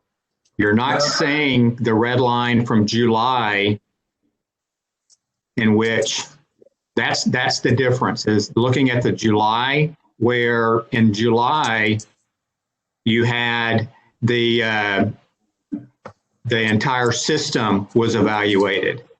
By only looking at the gas that's gathered, which is the gas that comes in from the custody transfer point, you don't need to consider all the shrinkage that's accounting in there. So therefore, all we're doing is taking what's the volume that's been gathered and then subtracting the categories from the C-115B report and then calculating it and dividing that by the volume of natural gas gathered, which is before any shrinkage occurs. All right, so the language change you were referencing then was something that occurred after July, not to the language that was actually published. In October, correct. And that was based on your NAMOGA's comments after the July draft was made, and then subsequent stakeholder meetings that went through that process, with us. And that's why we made that change there. I understand. Okay. All right. Then I want to touch briefly on, you mentioned the allowed venting and flaring under 27.8 F. Oh, I'm sorry, 27.8 D. Yes. And so now we're in the OCD's Exhibit A. And this is, to put it in context, you were discussing the fact that the new draft of the rule essentially penalizes operators if gas fails to meet pipeline specs and as a result is vented or flared. And what I mean by penalizing is any volumes vented or flared because of oxygen content is counted against the operator for gas capture, right, Mr. Bolander? Correct. But if it's vented or flared due to other contaminants in the system, it is not counted against their gas capture. That is correct. Okay. And you mentioned the allowance here under venting and flaring for the commissioning of pipeline equipment or facilities. Yes. And it says for as long as necessary to purge introduced impurities from pipeline or equipment. Yes. Okay. So is it your position, and I guess what Commissioner Sandoval was addressing yesterday, is that do you believe that this allowed venting and flaring, first off, if it's under the commissioning, it would not count against operators? Yes, sir. Okay. Yes. And it's your opinion that this would allow venting and flaring as long as necessary to remove oxygen as a result of commissioning? Correct. So even if you finish with the purging process and you're now in the process of reconnecting the equipment to the sales point, if it still has oxygen because of this commissioning, you would be allowed to flare as a result of this provision, L? During that short term that occurs. Unlike the conditions of nitrogen, CO2, and H2S, that will be a shorter time period of venting or flaring. And as per our language that we've introduced and added here, that would be allowed. Okay, so in other words, this allowed venting and flaring is not just limited to while you're actually commissioning the equipment, but then as long as necessary to remove the impurities even after you hook up to the system. Correct. Okay. But as you stated there, it has to be done before you actually connect the cells, correctly? Well, is there a possibility, Mr. Bolander, that after you do this commissioning and after you do this purging and you connect to the sales line, isn't there a possibility that you're still going to have oxygen in the system? In my experience, I haven't seen where it has exceeded oxygen levels to prevent going to cells. But I can't say that I've worked in, every single basin in the United States, but the ones that I have, this period of the commissioning has been such that it's been able to clear any impurities to be able to get into the cell system. Okay. And we feel like, this was an ad that came from your December pre-hearing statement. And we felt, once we evaluated the language and what the intent was, it was a it was a necessary add because we know that during the pressure testing and hookup and all of that of equipment, that does occur. Okay. And we wanted to acknowledge that. And so just to be clear, so if there's oxygen in the gas stream after the commissioning of pipelines or equipment, and you're required to flare as a result, that would be excused under this subpart L. Yes. If it comes from, if the oxygen was introduced due to the commissioning of the pipeline or equipment or facilities, that would be allowed. Okay. Any oxygen outside of that is not. And the reason here is because it's an operation, it's a necessary operational matter. Correct. And it's not as a result of operator error or poor maintenance or anything like that. No, it's a part of normal operation. Matter of fact, it's part of most companies' best practices to install and pressure test and make sure there's no leaks within the system before they, placed into service. So it's a normal part of a good company's operational practice. And Mr. Bowlander, if there are other instances where oxygen is introduced into the gas stream as a result of normal operations, shouldn't that likewise be excused and not counted against an operator? In my experience, and as I highlighted in my testimony, cases of that would be clean outs and such. And since you're not introducing oxygen into the formation, by the time that the well is capable of flowing into the system, the oxygen has already been cleared. And if that's not the case, then I would argue that it probably would have occurred to not following best practice management practices during clean out. Okay. I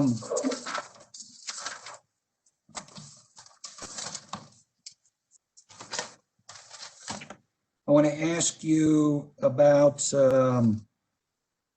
one of your slides. I'm going to go to slide 83, okay? Okay. Now, you mentioned the completion process. Yes, sir. And you discussed the initial flowback timeframe. Correct. Okay.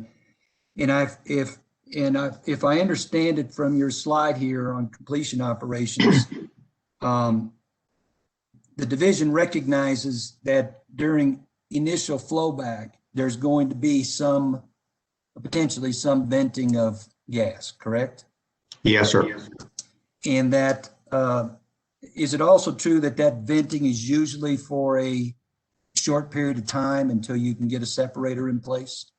Yes, if you designed your separator properly to be able to initiate reduced emission completions, which is required, then yes. Okay. And you mentioned here in your slide that there's no methodology to safely capture the initial flowback until you have separation in place. Yes, I am concerned with that. I do know that Colorado did make that change to require that. However, I have some concerns with that from my background in operations and HS&E that's can be done safely in all cases. Not to say that it can't be done, but to make it a normal part of a regulation does give me some concern. Okay. So it's not something based on your experience, Mr. Bolander, that you would recommend at this point in time? Correct. Okay. I want to ask you about AVO inspections, okay? So I'm going to jump up here to slide 77. Okay. I'm moving with you with my copy of the rule, if you don't mind. Oh, that's fine. I think that'd be great because here you're talking about 27.8E. but I really want to focus on the statement here, and I think I'm on the right slide. You say that there are provisions in the rule addressing AVO inspections where the division is suggesting weekly, right? Correct. Okay. And you indicate that the division modified the rule to conform with NMED requirements. Are you suggesting that the current NMED requirements impose weekly AVO inspections? What that is meant to mean in the slide is that the original draft of the MED language set forth specific requirements that should be performed during an AVO inspection. And in our language, specifically beginning in E5A,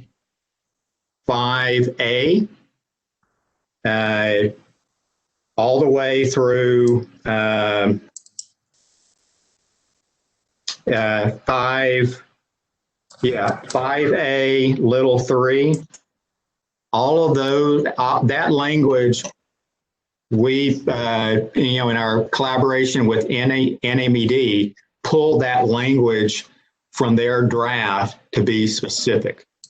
The one thing we added was the external, which was a recommendation from NMOGA.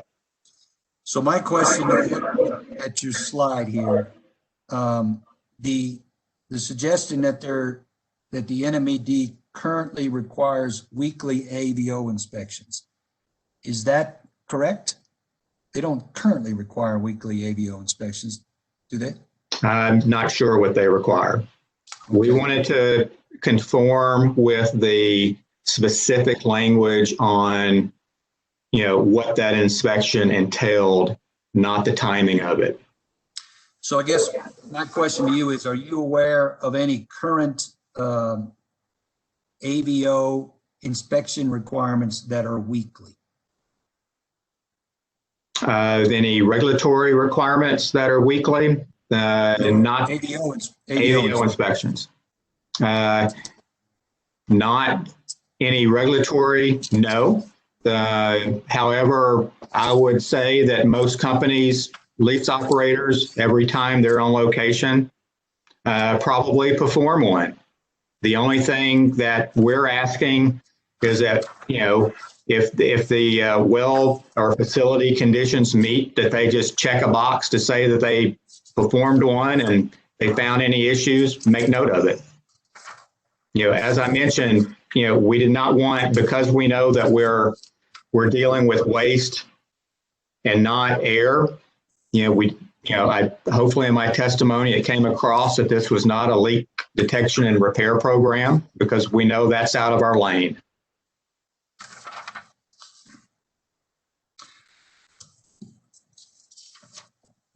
On that point, I wanted to ask you about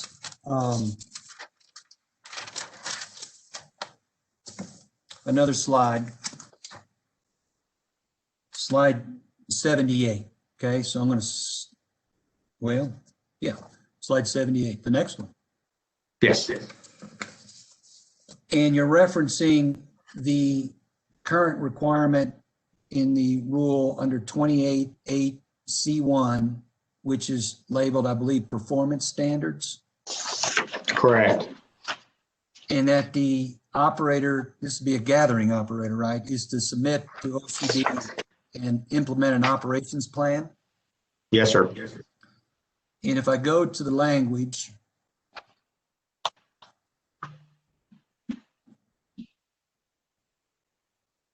we see it starting on the divisions exhibit 3A at the bottom of page 2. That's the performance standards.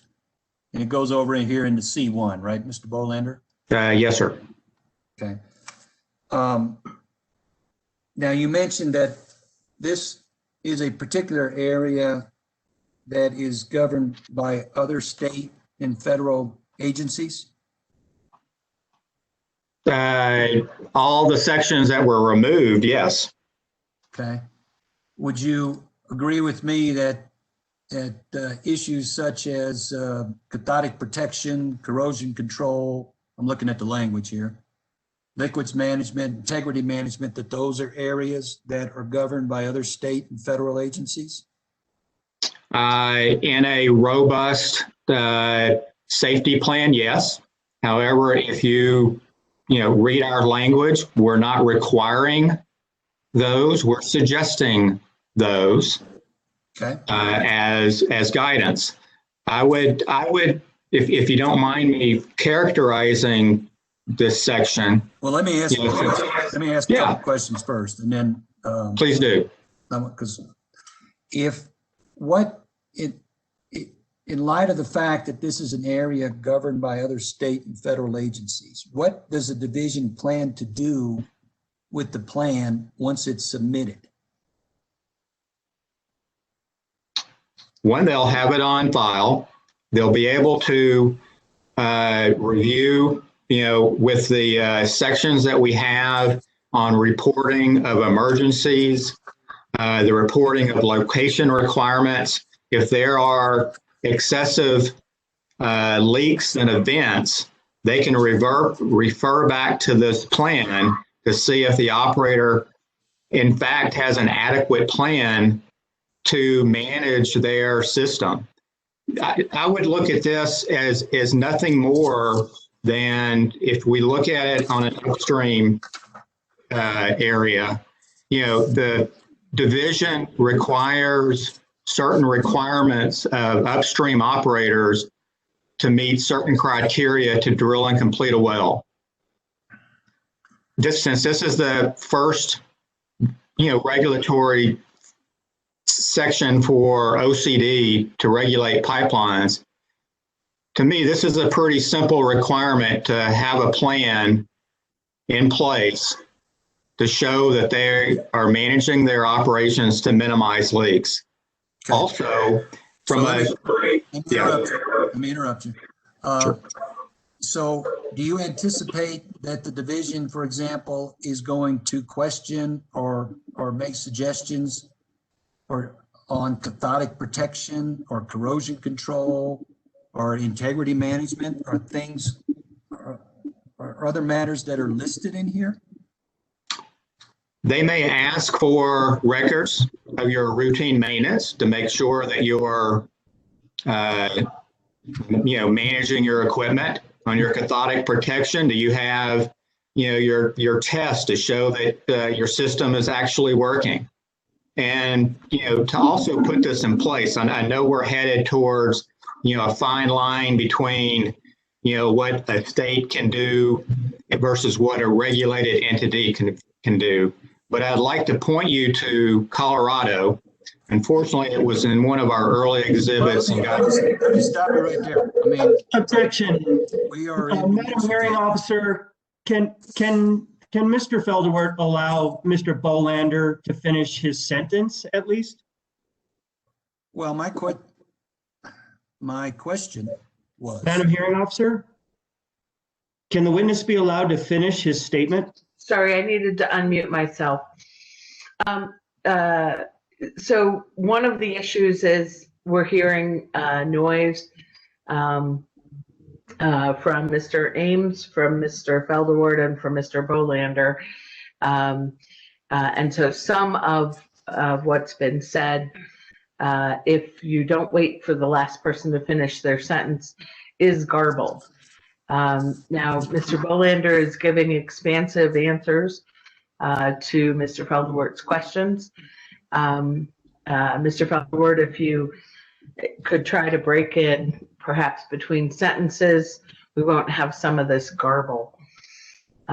So let's see. Mr. Bolander, if you would focus on answering Mr. Felderwart's questions. Certainly, if Mr. Ames wants to draw you out further on the broader context of your answers, he can do that on redirect. Mr. Felderwart, did you get an answer to your last question? I believe I did. And let me just try to bring this to an end.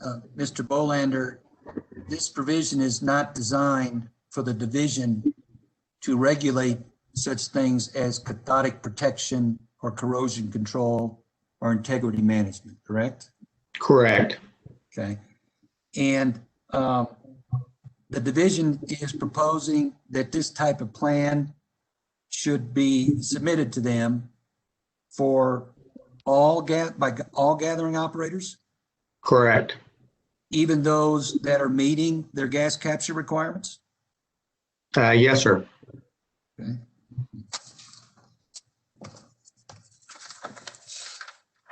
Give me 1 minute. I think that's all the questions I have.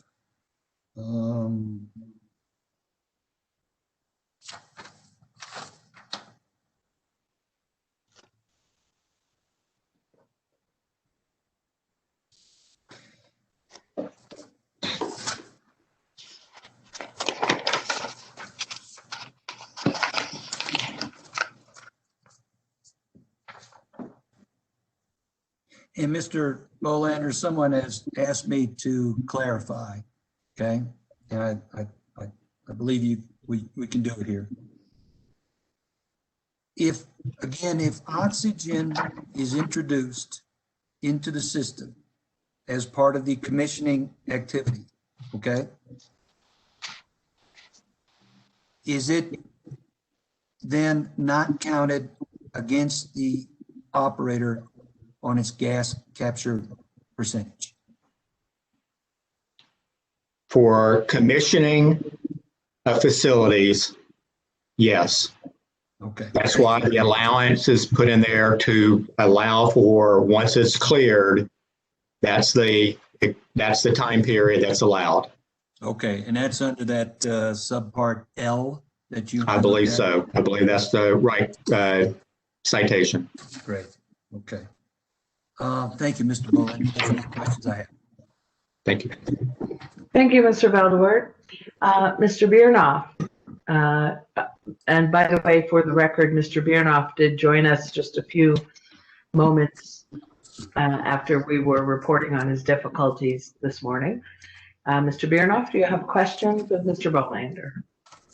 I have just a few questions for Mr. Bolander, Madam Hearing Officer. And I am wondering if the kind assistance that the participants in this proceeding received from Oil Conservation Division staff might be available again to call up a particular exhibit on the screen. And this is exhibit OCD exhibit 2A.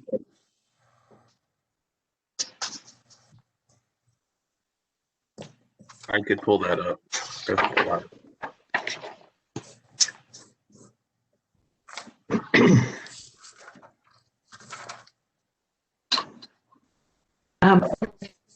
Would you mute yourself, please? I apologize. Yes.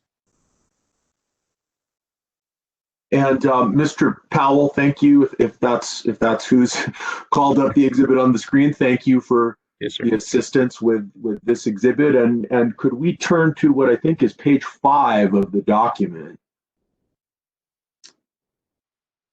And we're looking at 19.15.27.8 F like Friday of the proposed rule, 27 of the proposed rule. Mr. Bolander, can you take a look at the language of subpart 5, F like Friday 5? And I see reference there to metering not being practicable under certain circumstances, such as low flow rate or low pressure venting and flaring. Is there any definition in the proposed rule for what counts as low flow rate or low pressure venting and flaring? And, from a standpoint of here, that there is no definition of low flow rate or low pressure. There are certain events, that are highlighted in, I believe, 27.8 D, which is production operations, that lists several categories Some of them are low pressure, such as, pneumatic venting from pneumatics, venting from thief hatches. What this was an attempt to capture would be low pressure and low flow rate venting of gas, say from associated wells that in which the volume would be too low to be able to meter. That's why you have the requirement to use GOR in cases such as that, or estimation methods. And what we wanted to account for there, and this was based on your pre-hearing statement, is to make sure that we had that whatever methodology would be used, if there was a third-party audit, could be independently verified, outside of either OCD, and that a third party can look at that methodology and be comfortable that these volumes, were accurate using the best, methodology used. Is there a consensus? Is there a uniform understanding about what counts as low pressure venting and flaring? I think it's pretty well established. One of the areas that I think, we get into with low pressure or low flow rate is, the ability of what meters can do. Most meters typically in the field are orifice type meters, and basically they require a pressure drop across them to be able to accurately, meter gas. And when that pressure is too low to actually be able to create that pressure drop, you have the ability of measuring. And likewise on low flow rate, you may see that pressure drop, but you may not see any movement, across that differential to be able to measure. So struggled around, putting any definitive numbers or sideboards around here, but understanding that, and I think, the division is comfortable with their understanding and knowledge of what is considered low flow and low pressure to be able to manage this particular section in the rule. I appreciate your explanation. And I'm wondering if we look a little further down into F5, there's reference to a methodology that can be independently verified. Does the Oil Conservation Division have a good understanding of what methodologies can be independently verified? They will have a good understanding from the reporting on the C-115B. We are asking that, the volumes that are estimated, one, we're asking for the volumes that are being reported. How are they being measured? Is it metered or is it estimate? If it's an estimate, is it a calculation or is it a factor? And we're asking for the methodology. Is it using, for example, EPA subpart W calculations? Is it using manufacturing data? And or is it using, data, say, from, AGA, American Gas Association, or API? And, they have the understanding of, what type of sources are available. And I think also this language here, this addition, is if they have any concerns and they move forward with a third-party audit in which, experts in measurement and accounting will be looking at that, they're the ones who will be looking at this and need to make sure that methodology can be confirmed. It was the right method, or one of the right methods used to calculate that volume. So what are some methodologies that can be independently verified? I'm sorry, this is Irene, the court reporter. Mr. Birnow, for some reason or other, when you initially start speaking, I'm losing the first few words. It's garbled. And so could you repeat your last question? And maybe before you actually start to speak after the answer, give it a very, very short pause to see if that helps. Thank you. Let's try again. Thank you for letting me know. I had asked the witness for examples of methodologies that can be independently verified. Okay, I'll list a couple if that meets in EPA's subpart W language. I think it's 43 CFR 98.233. They list several calculation methods for various sources. That's one area. And there are certain categories within that industry is comfortable in using in terms of their accuracy. In terms of some of the sources that we're asking around flashing on tanks, especially excessive flashing on tanks, there are multiple modeling techniques such as third-party proprietary software such as Promax and ENP tanks, which is another, which are used within the industry and are accurate. And there are certain, manufacturing data for specific sources, such as pneumatics, that provides you with what normal operating pneumatics operate at. So there are, within, and we felt like instead of specifying either one set or a smorgasbord of, available sources, it was to make sure that whatever methodology they are using, someone could independently verify that it's right for the source that's to be measured, and it's used within the industry and other areas within oil and gas. Okay. And Mr. Bolander, are there examples of methodologies that cannot be independently verified?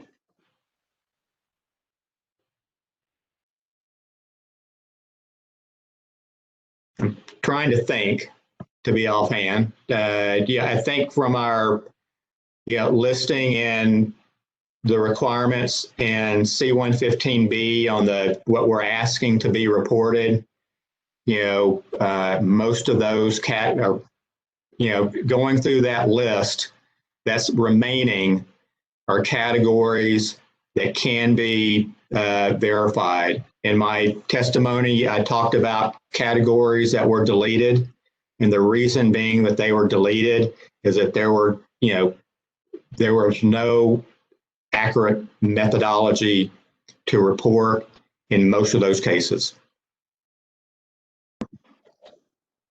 Okay. Thank you, Mr. Bolander. Appreciate your testimony today. I don't have any further questions for this witness, Madam Hearing Officer. Thank you very much, Mr. Biernoff. Ms. Fox. Mr. Bach has some questions. Thank you. Mr. Bach? Hello there. Thank you so much, Mr. Bolander, for your testimony. First of all, can you hear me okay? Yes, I can. Perfect.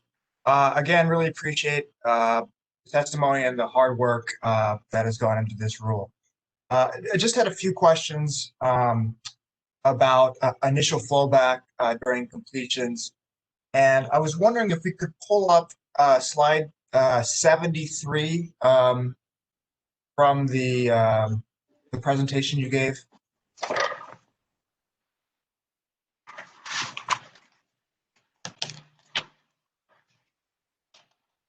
Are you wanting me to pull up slide 73? Can Tiffany do that? Yeah. Brandon, I can do that. Mr. Baggy, you cut out a little bit. Can you specify which slide again, please? 73. Okay, perfect. Give me just 1 second. David, could you say what the topic is as well? Initial flowback during completions. Thank you.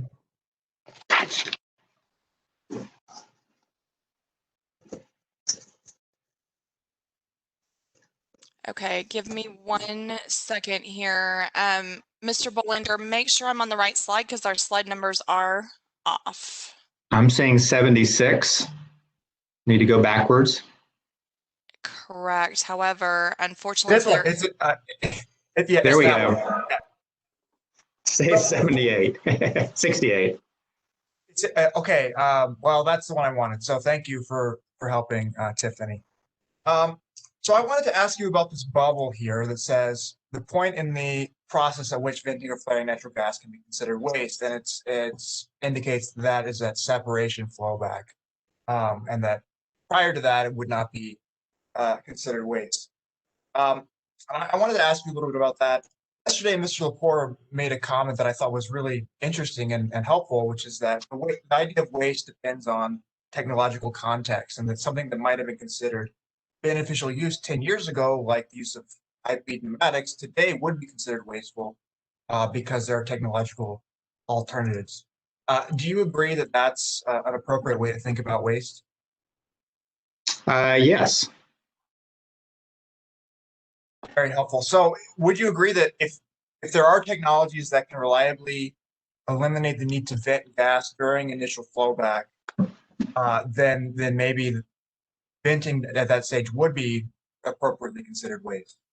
I think we need to consider and look at the definition of waste, and if there is a safe way of collecting the gas from the initial flowback, has it been treated and can it be used for beneficial use and or sales? And in the case you're describing, the answer is no. Now, is it a emission source? Yes. However, with what we're tasked with regulating today is waste. And that's why in my testimony, when I talked about the separation flowback stage, I really wanted to link it to our equipment performance standard in E on designing that separation equipment to where that initial flowback stage would be the shortest period possible. Because once you hit separation stage, that's effectively that's the first stage of treating a full well stream. You now have the ability to separate fluids and such. And at that point in time, then that gas can be used, for beneficial use or for sales or what have you. But prior to that, it's still, from a definitional perspective, today is not considered waste. Or yes. So I think I understand that. There's a little feedback there. Mr. Bach, we're having the same issue with the garbling at the very beginning of when you speak. So if you would either pause or just say a word or so to settle the audio down. Okay.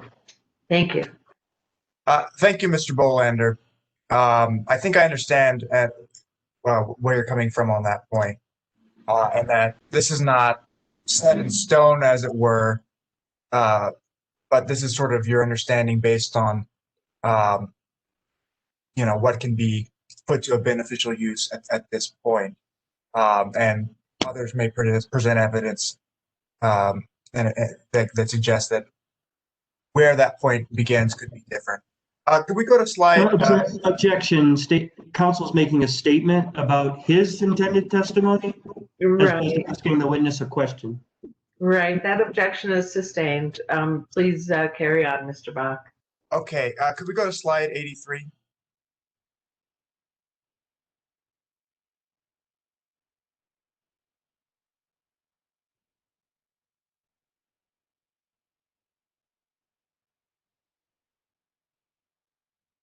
And just to help, in case there's a question, it's the slide that says that certain events are too small to measure. Related to, yeah, I believe it's this one, yeah. Yes. So, Mr. Bolander, I think I heard you when you were talking about this slide, sort of maybe walk back or modify what the slide itself says about completions. I think I heard you say that although the slide says that volumes prior to separation are too small to measure, I think you said that's sometimes the case, not always the case. Is that, am I recalling that correctly? Yes. And so in some cases that those emissions could be significant, but I think you said that there are other concerns about reporting it correctly in terms of the flowback being erratic and that sort of thing. Is that, again, fairly what you said? Yes. Yes, that is correct. Would you like me to expand? No, I appreciate that. I just wanted to make sure I had that clear. Are you aware of any studies that actually quantify the emissions that occur during this specific stage of flowback? Yes, I am. Could you, are there any that you could provide us with right now, or kind of give us a sense of what those are? A lot of these original studies, this was, back during the time when I was at Southwestern Energy, and during the time frame of Quad O and Quad OA being contemplated, and there were studies in which there were reporting volumes during this stage using choke calculations, specifically the choke calculation in EPA's documents. The issue with either the results of those studies and or any of that was during this phase, if you can think of it as prior to separation, so you have full well stream. So you've got everything flowing through that choke. And EPA's formula is for single phase flow when you've got multi-phase flow going on. So inherently, it's the wrong equation being used. So whatever results come out of those studies, and it's been, years since I've seen them, I would, I have concerns with the results that came out of those studies because the results are incorrect utilizing that equation for those conditions. Thank you. That's helpful. So I take it you're not aware of studies that you would consider accurate that apply a methodology that you would think is worth relying on. Is that correct? Correct. During that time frame, most of the multi-phase flow are empirically based on specific geographic areas. I know there were several research groups within specific companies that were working this issue because we understood what it was, but as far as I know, I'm not sure if the nut's been cracked. Thank you so much. This feedback is takes a little getting used to. I just have a couple more questions, and I really do appreciate it because it's illuminating. So Mr. Felderwart asked you about Colorado's new regulations, which do require capture during initial flowback. And I think you said you're aware of those regulations. Is that correct? I am correct. Yes, sorry. And just waiting to give the flag. So the fact that Colorado went ahead and adopted those regulations suggests that at minimum, those regulators feel the potential emissions from this stage are significant. Would you agree with that? They realize that it is a concern. The original regulation was promulgated by their environmental group, who who regulates emissions. Okay, appreciate that response. Did you consult, or did anyone at OCD consult with the Colorado regulators to kind of learn more about the approach that they adopted on that issue and working on this rule? No one that I was aware of. And how about, were there any other engineers, petroleum engineers internally that kind of spoke to about whether that approach might be workable? I'm aware that, in reading that, what the rule was, the actual rule language is the, rule language that's found in, I guess, Rule 7 of, the Air Division. And, I made, obviously, cursory calls, found that in right conditions it can be achieved, but not in all, flowback types. I know that, the Oil and Gas Commission did reference it by rule, making it a regulation. However, in their, statement of basis, one of their primary reasons was not to create any confusion with the rule that was recently put in place by the Air Division. But their primary concern was to make sure that the separation phase was moved to sales as soon as possible. Okay. Thank you so much, Mr. Bolander. I don't think I have any further questions. Thank you, David. Thank you, Mr. Bach. Ms. Paranos, do you have questions of Mr. Bolander? Thank you, Hearing Officer. Madam Hearing Officer, I have no questions for Mr. Bolander. All right, thank you. Mr. Ames, I'm sorry, hold on. Commissioner Kessler, do you have questions of Mr. Bolander? Thank you. All of my questions have been addressed.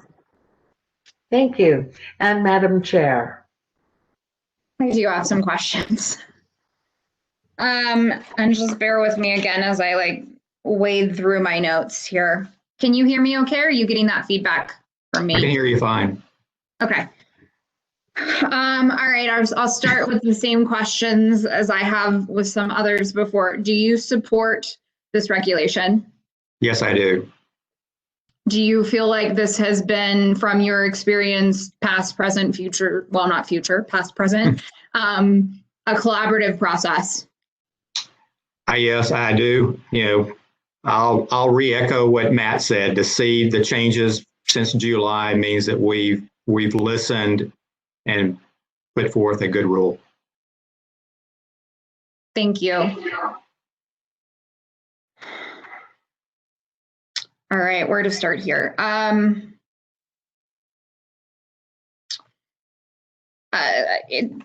think, so yesterday there was a little bit of concern about, so I don't remember the exact citation, that would have been helpful.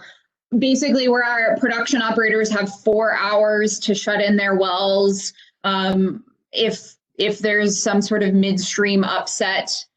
And we basically, there's for lack of a better term, a free 4 hours where they can vent in or flare. And then after that, if they haven't taken action, it will count against them. From your operational experiences, do some operators have mechanisms to shut in wells remotely?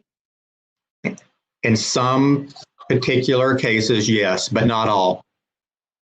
Okay, so it would sort of be a mix of whether or not that 4 hours might be appropriate. Yes. It'd be a mix on, do you have the ability to remotely shut in, the ability of how many wells that you would have to physically shut in as well. Do you feel like the 4 hours is appropriate? Or is there maybe a better recommendation? I feel like that 4 hours is a starting point. I could see, looking at, trying to look at it from a timeline, from initial notification to the notification to your lease operators, to their ability to, if it's a remote operation, then yes, 4 hours is sufficient. But for someone to physically be called at a moment's notice to, start shutting in multiple wells, even if they're relatively close together, 4 hours is a extremely tight schedule to meet that and still be doing it proactively. Okay. Do you think it would be more appropriate to have, say, 2 categories? One category of time frame for operators who have their wells on SCADA systems versus a time frame for operators who don't? Yes, I mean they still would have, even the wells on SCADA, they do have time to evaluate what that well's condition in before they do a 100% remote shut in. But for people that operators that have to physically, go to the field to shut in wells, I would recommend a longer time period. Okay. Thank you.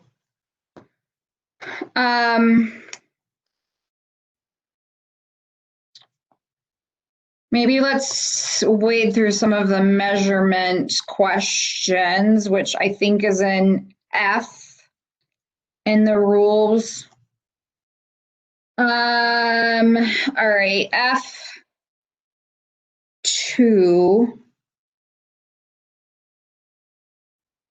I'm a little bit so in F2 it reads basically after.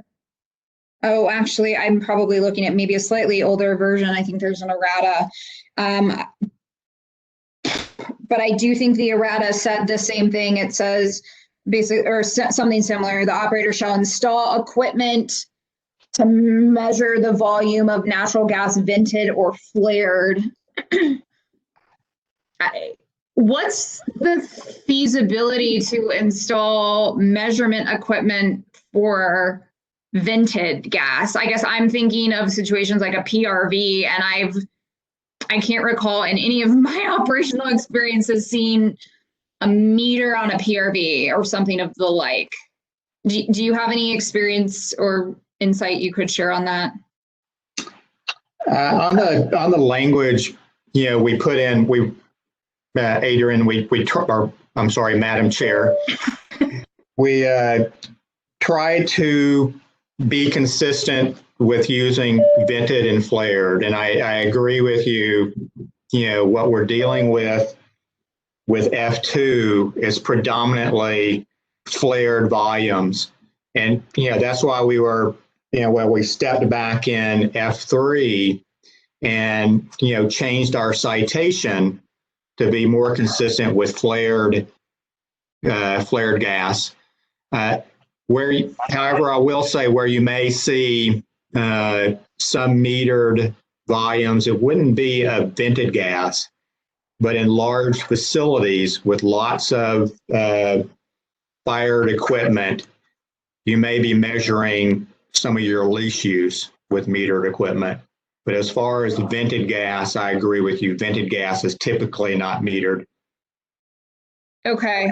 So, but I'm just trying to think, would that then be captured?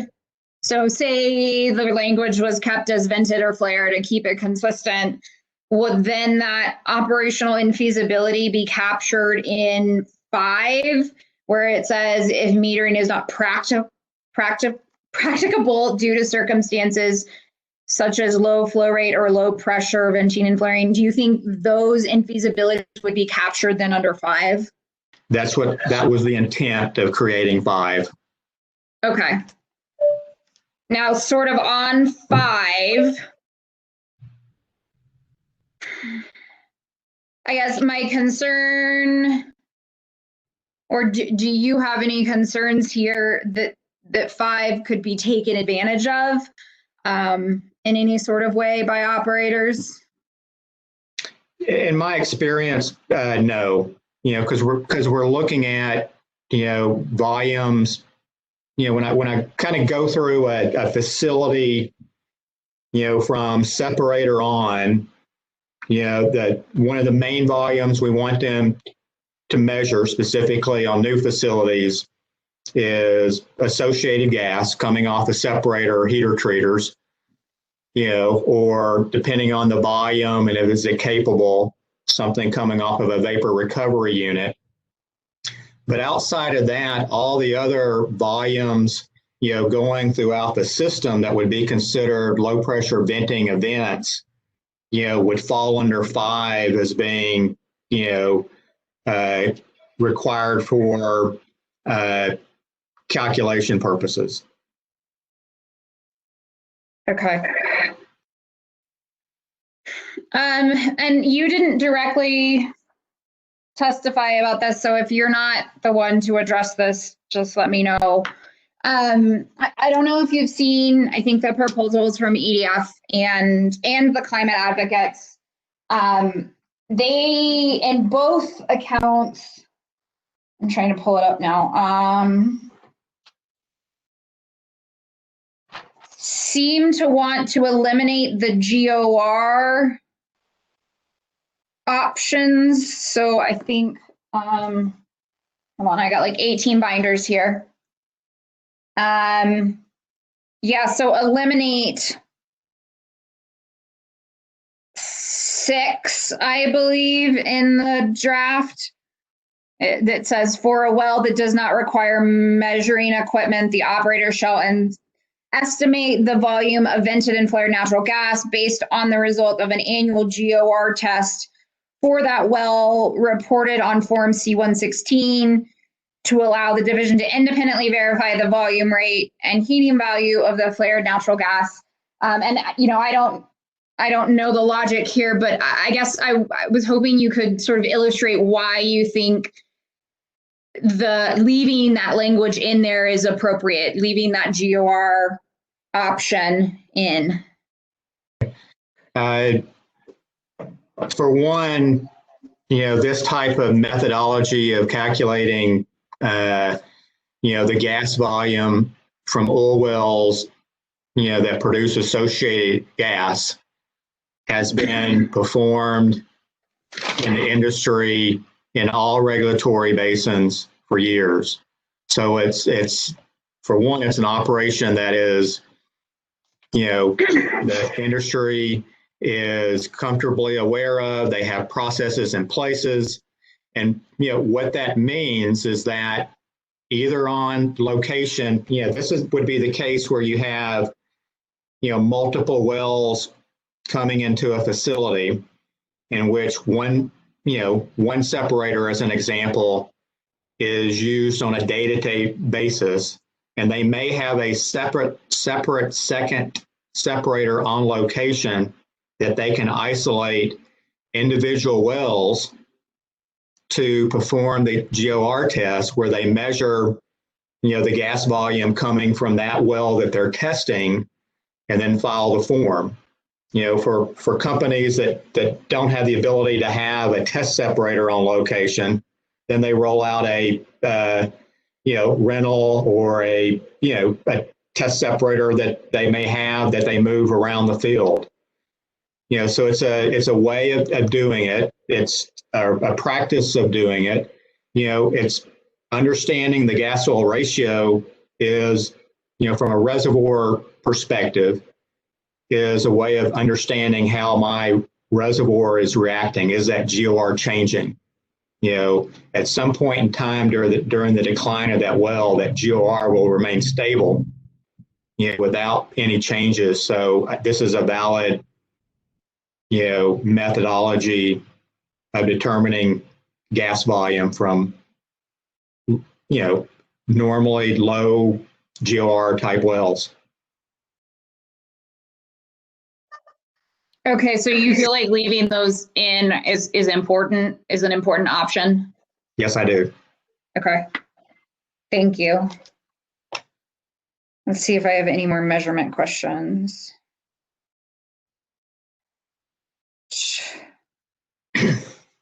I think that's all on the measurement.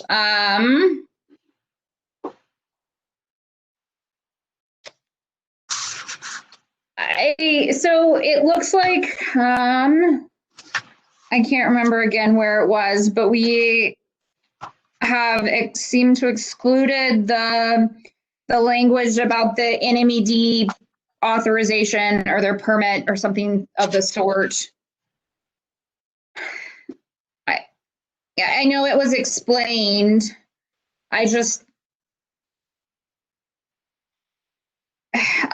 I'm just a little concerned or confused how we're gonna make sure that there aren't any issues or conflicts that arise.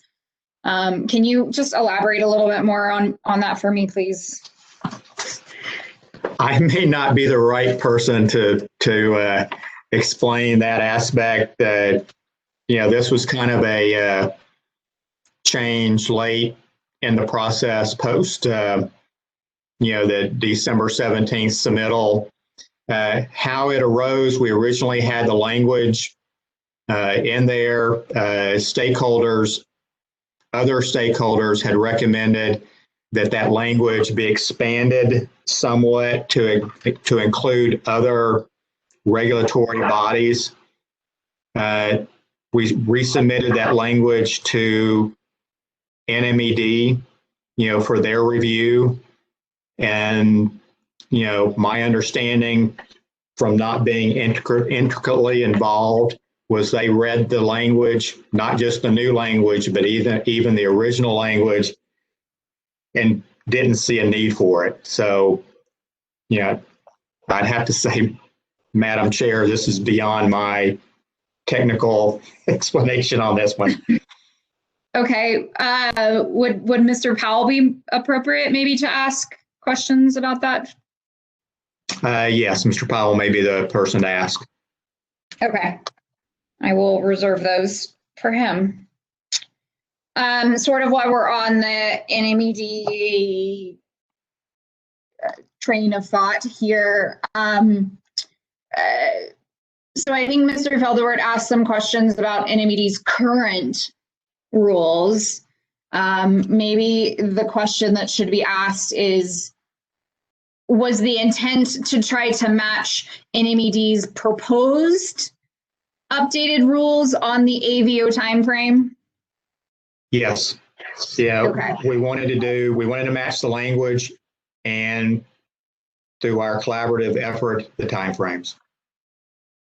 Okay. I just am looking at their draft language and you don't have this up. I can just read it to you. In 20.2.50, 16 standards for equipment leaks in C. It basically, owners or operators shall conduct an audible, visual, and olfactory inspection.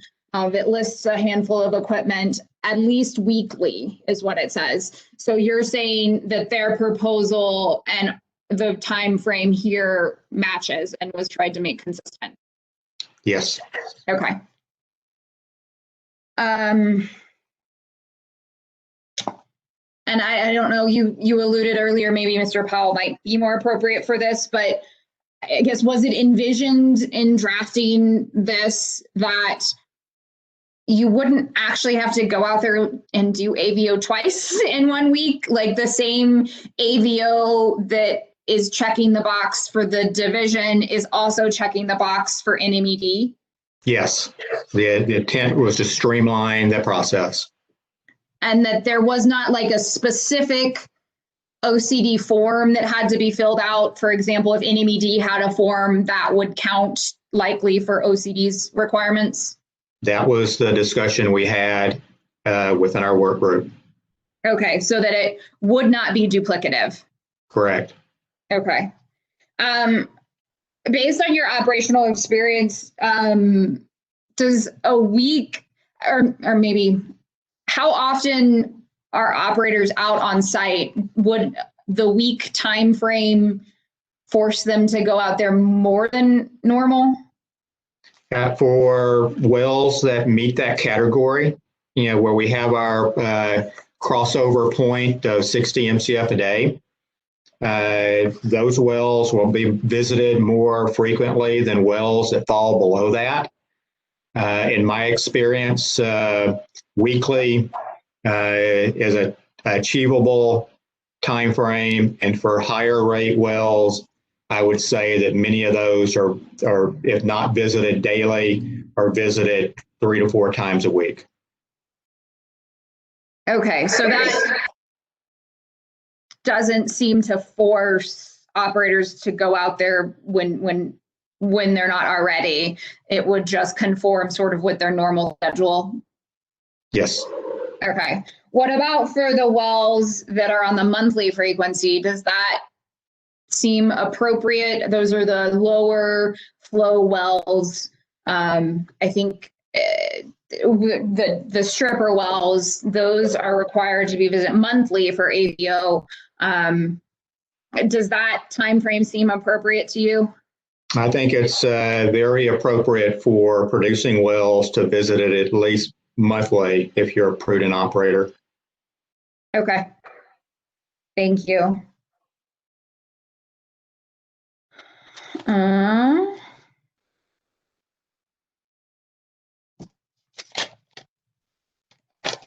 All right, so maybe let's jump into some of the midstream questions.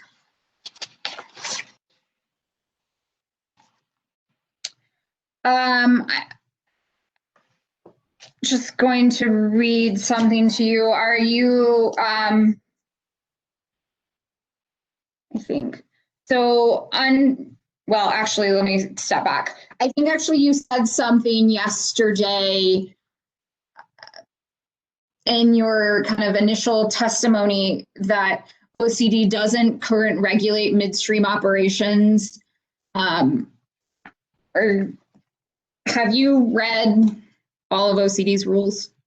Have not, sorry. Become more familiar than I thought I would be, but no, I have not. Would you be surprised to learn that there are multiple situations where OCD regulates midstream operations right now, in particular, maybe 19, 15, 18, 19, or Part 29. There are multiple places where OCD currently regulates midstream operations. Thank you, and it's nice to know that this isn't original territory. And again, you probably have not read all of OCD statutes.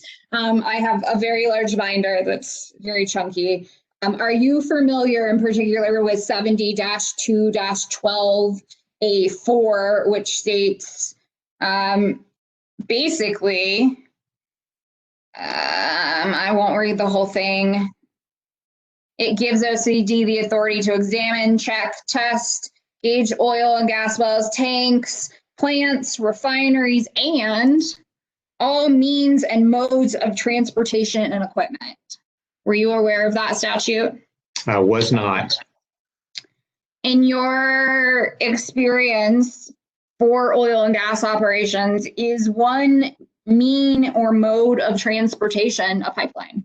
Yes. So knowing that, does it seem totally within OCD's statutory authority to regulate pipelines? Yes. Okay, thank you. From your operational experience and background, what sometimes happens or what can happen if a midstream gathering system goes down? What can be the ramifications on the production operations? Well, I mean, there's, depending on the size of the system and the effect, you know, on a smaller system, when a midstream operation goes down, you know, and for example, shuts in, it will increase the line pressure on the upstream side to the point to where the wells would either be, you know, go to flare if there's a system in place and where wells automatically go to a flare, or it would increase the line pressure such where the wells will be physically shut in.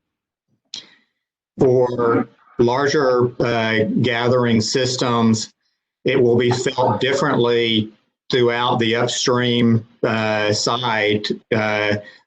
Some would result in shut-ins, and some will just see a small line pressure change that may not affect, you know, their well from a venting and flaring perspective. It just may increase their line pressure that causes their wells, for example, to load up, and that would be the result of it.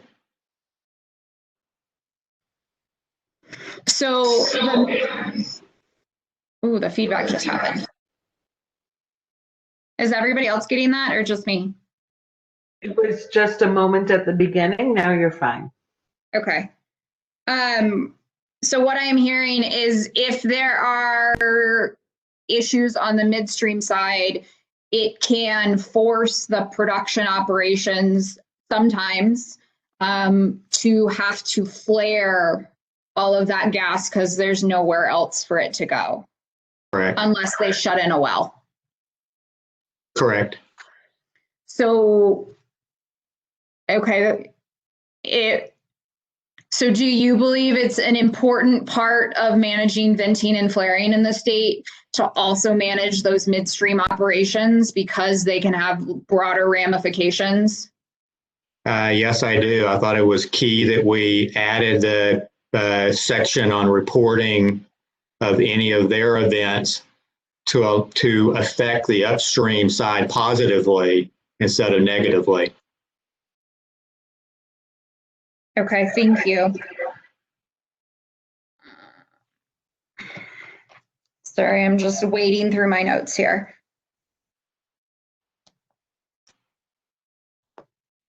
All right, on the midstream side, in part 28,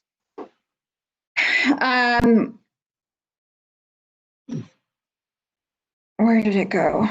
I think it's 28.8B now 2.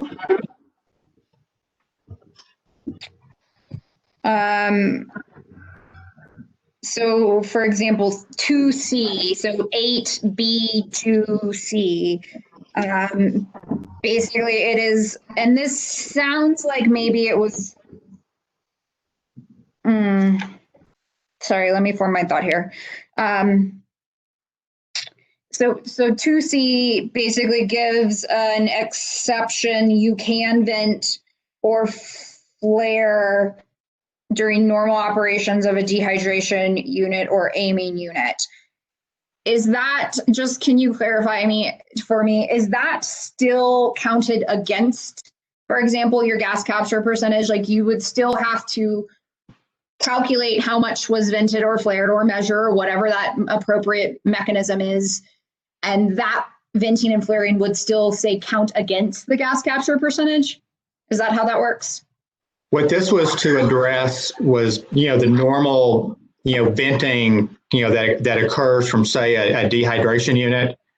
Yeah. And to account for that effect, you know, these are typically, you know, emission related, you know, events, and we wanted to make sure that, you know, normal operations of that would be counted. Yes. Or not counted, they would be considered exceptions. So what I'm trying to clarify is they're considered an exception in the sense that that equipment is designed to vent at times. And so they're given an exception to be able to vent and not be out of compliance, correct? Correct. But are they given, is that venting that's designed given a pass from counting against their gas capture calculation? Does that make sense what I'm saying? Yes, if it is part of the normal operation, it is not counted on their gas capture. If it is excessive due to some operational concern, the way we're handling it in the reporting section is we have because it gets to the point, Madam Chair, to where we could have probably come up with 30 categories that 90% of the time are going to be zero, but we gave a category of other. And, this would fall into the case where, equipment that's not operating, properly, that has excess venting beyond its design, those volumes would be considered waste. So therefore, they would be counted in the reporting section under that section and then counted against their gas capture. Okay. But the normal operations would not, correct? Correct. Okay.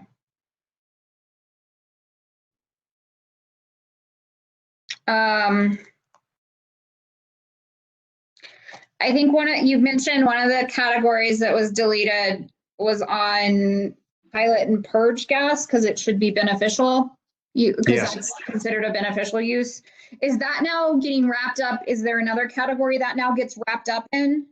Was it consolidated or just deleted? Maybe consolidated. For here, it's consolidated. Okay.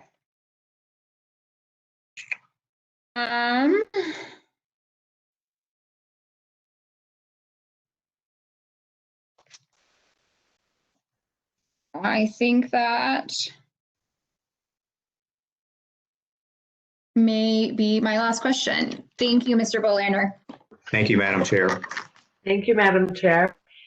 Commissioner Kessler, do you have a question of Mr. Bolander at this point? I did have one. Thank you. I had wanted to hear testimony related to its 19-15-27-8 G4, which is the royalty report or reporting requirement to royalty owners on vented and flared gas. And specifically, I'd like to hear from the division's perspective how the division believes that that requirement prevents waste. Mr. Bolander, I don't know if you're the correct person to ask those questions, but I didn't want to forego the opportunity. Right. I may not be the right appropriate person to discuss this. I do know that the intent was that as a royalty owner, you have a vested interest because your royalty check that you get paid on is based on what gets sold.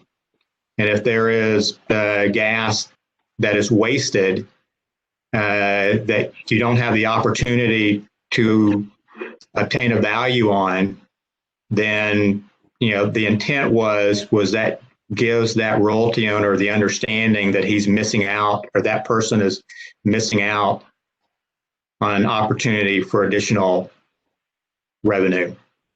So the intent was to give them that information, to give them the opportunity to, affect the future if there's an opportunity. Okay, to pressure the operator to vent or flare less, or to come into compliance through their contractual obligations, I guess. Commissioner Kessler, would you repeat that, please? It was hard to hear.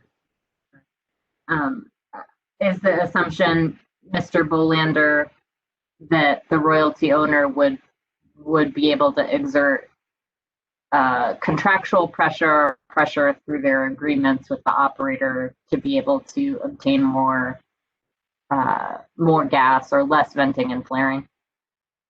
That is beyond my expertise. I really would hate to comment on that, but I would assume that would be the mechanism. But it's beyond my expertise to answer appropriately. Okay. Thank you. Is that all, Commissioner Kessler? Yes, it is. Thank you very much. Mr. Ames, do you have any follow-up with Mr. Bolander? I can't hear you. No. Sorry? Can you hear me? Yes, now I can. Thank you. I was actually not saying anything initially. I was thinking, no,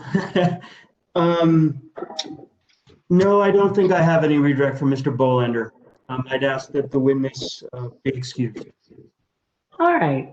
Thank you very much, Mr. Bolander, for your testimony on direct and cross.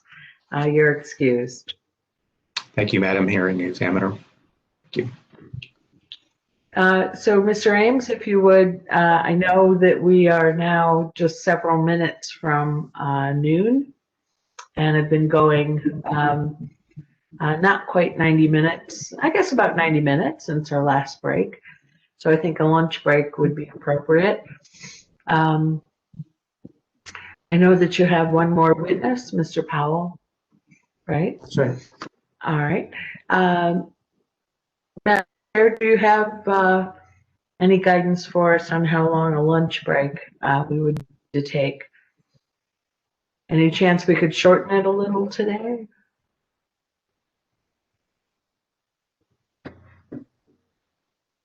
It would really help if I unmuted myself.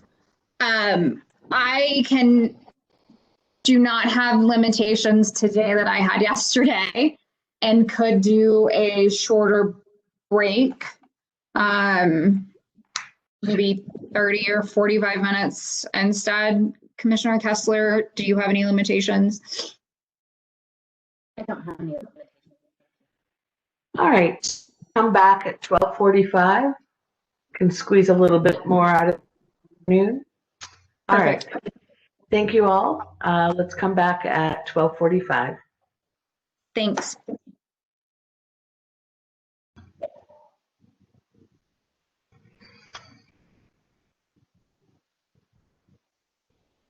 Hello, everyone. Let's see if we have everyone we need. There's Madam Chair, Commissioner Kessler. It looks like Dr. Engler's on the line. Oh, terrific. Commissioner Engler, would you like to introduce yourself? Yeah, can you hear me? Yes, I can. All right, yeah, this is Tom Engler. I'm here. Again, I'm not sure my bandwidth, so I'm not putting my video on, but I'm here.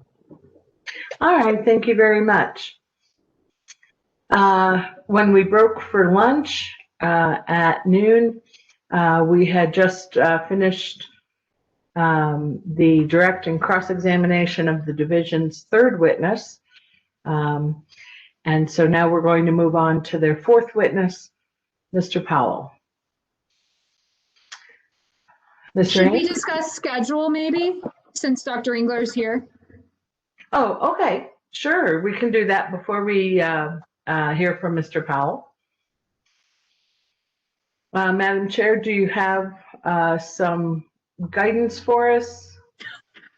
I think I would love to hear what the parties think in terms of timing, and maybe how we make things work in the next 6 days, at least to finish the testimony side of it.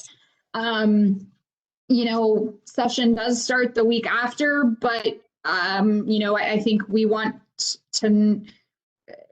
to continue with this and not take long breaks until, say, after session. We need to finish with this expeditiously. So in the chance that we can't finish by the end of next week, we're going to have to continue to find times the following week until this is done. But it won't be postponed for long periods of time. All right, thank you. Mr. Ames, would you like to begin with your observations or suggestions? Sure. Thank you, Madam Hearing Officer, Madam Chair, members of the Commission. Eric Ames, Counsel for OCD. The OCD supports the Commission's objective of completing the hearing by January 15th. With respect to OCD's case, we anticipate completing our direct testimony today. We expect to have some cross of other witnesses, but not too extensive. And we're prepared to live with some guidelines or some limitations on the length of cross, if that would facilitate planning for a January 15th end to the hearing itself. I do anticipate that OCD will want to provide some rebuttal testimony. In our direct examination, we have steered clear of commenting on other parties' proposals that we did not accept into our proposed version, OCD Exhibits 2A and 3A. If the parties press their arguments for those changes, then OCD will have to respond through rebuttal.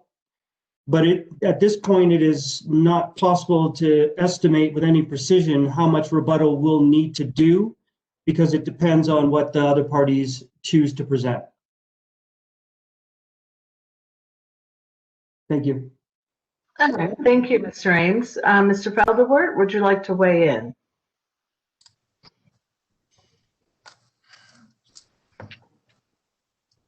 Yeah, I mean, first, Mr. Ames's comment, I think the division has been apprised of the parties' proposed modifications for quite some time now. So I am somewhat surprised to hear that they've chosen not to address those during their case and instead rely on some rebuttal for an unknown period of time. That's surprising. Secondly, NMOGA shares the goal of getting this finished by next Friday.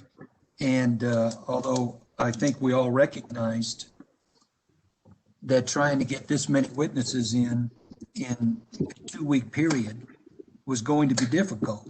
And then that 2-week period became 8.5 days, which even exacerbated that.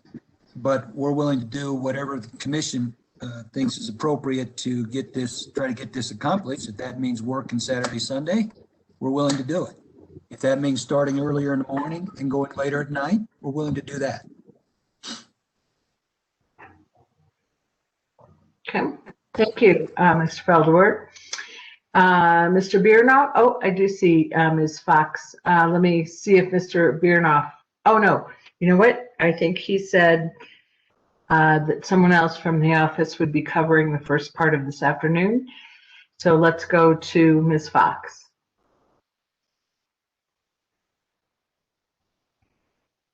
There you go. I'm not quite sure what was said, but we're talking about timing for the rest of the hearing, correct? And so anything I should know before I start that was said so I can get oriented here? Nothing that you wouldn't have expected, Ms. Fox. Okay. Both the division and NMOGA share the commission's goal of getting the hearing wrapped up. Talked about the challenges of doing that.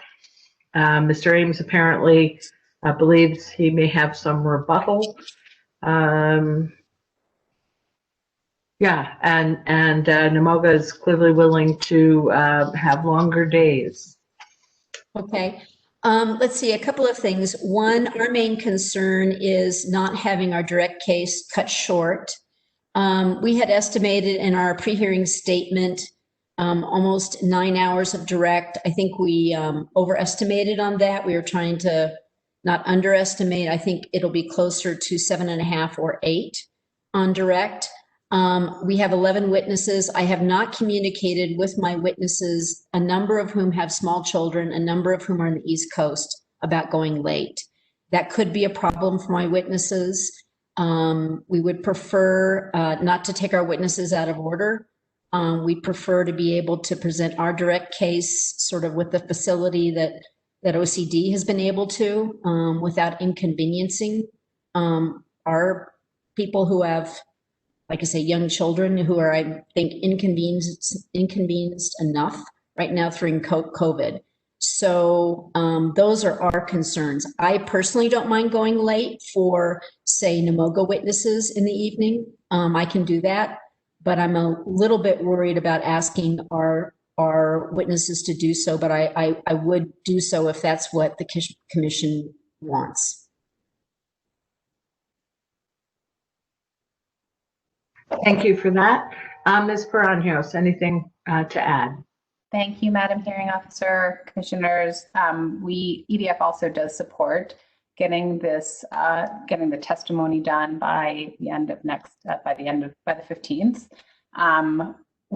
The OCD has actually made some changes to its most recent rule that adopted some of EDF's suggestions. And so due to that, I think we can reduce our estimated testimony time by some amount, provided that the other parties agree with those additions. So I will endeavor to work with the other parties and make sure that everyone supports those revisions. If there's not support by all parties, then we may need to spend some time on them, but I'm hoping that we can get party support for those additions. And certainly we're open to going later if that's convenient for the commission and the other parties, or starting earlier.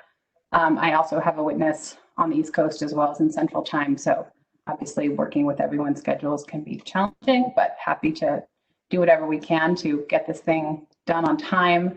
And I guess I would just underline what Ms. Fox said this morning and what I said this morning, which it does seem to me that cross is a tool that can be used in limited circumstances to help clarify or elicit additional testimony from the witnesses, but it doesn't seem like it should be used to put on a party's direct case, and all the parties have opportunities, ample opportunities with multiple witnesses to do so. So I could see real reasons for limiting cross-examination in the interest of making sure we get through with this in the time that we have set aside for it. All right. Thank you, Ms. Primos. So the cross-examination, for example, this morning, I thought was entirely appropriate. And I do listen for example, for repetitive questions or questions outside the scope of a witness's direct, and try to address that when I notice it.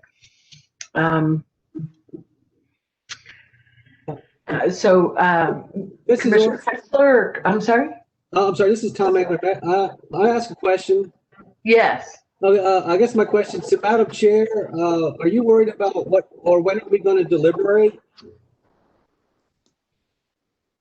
Well, that's a whole other can of worms. I'm just talking at this point about finishing up the testimony. I believe, we have 30 witnesses, is that correct? And we have gotten through 3, and we're on Thursday.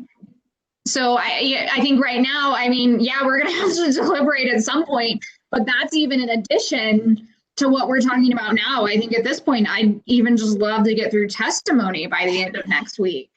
Okay, well, I guess, from my perspective, for next week, Monday through Friday, I'd be happy to start early and go late to give everyone due time to process. Normally I could do weekends, but I cannot this weekend and I cannot next weekend. So I guess just to give you my perspective, I'd be happy to try to go longer days next week. Thank you. Thank you. Commissioner Kessler, anything to add? Going too late is tricky for me because I have a new baby. So I can step away at 5 o'clock and have my camera off and still listen. That's an option, but going, much past 5 is going to be difficult. We had also set aside a couple of days for deliberation the week after the 15th, and I don't know if we want to discuss using those days for testimony, or if we want to talk about going through the lunch hour. I'm open to that, and can have some flexibility after 5 o'clock, just, not as much as I would like to. All right, Madam Chair, what days had been planned for deliberations the week of the 18th? Let me look at the calendar. I think normally, if I'm recalling correctly, Dr. Engler's schedule is heavier on the front half than the back half of the week. And so usually Thursdays and Fridays are better on his schedule. I don't know if that's still the case, Dr. Engler. I mean, I can ultimately do almost whenever next week if need be.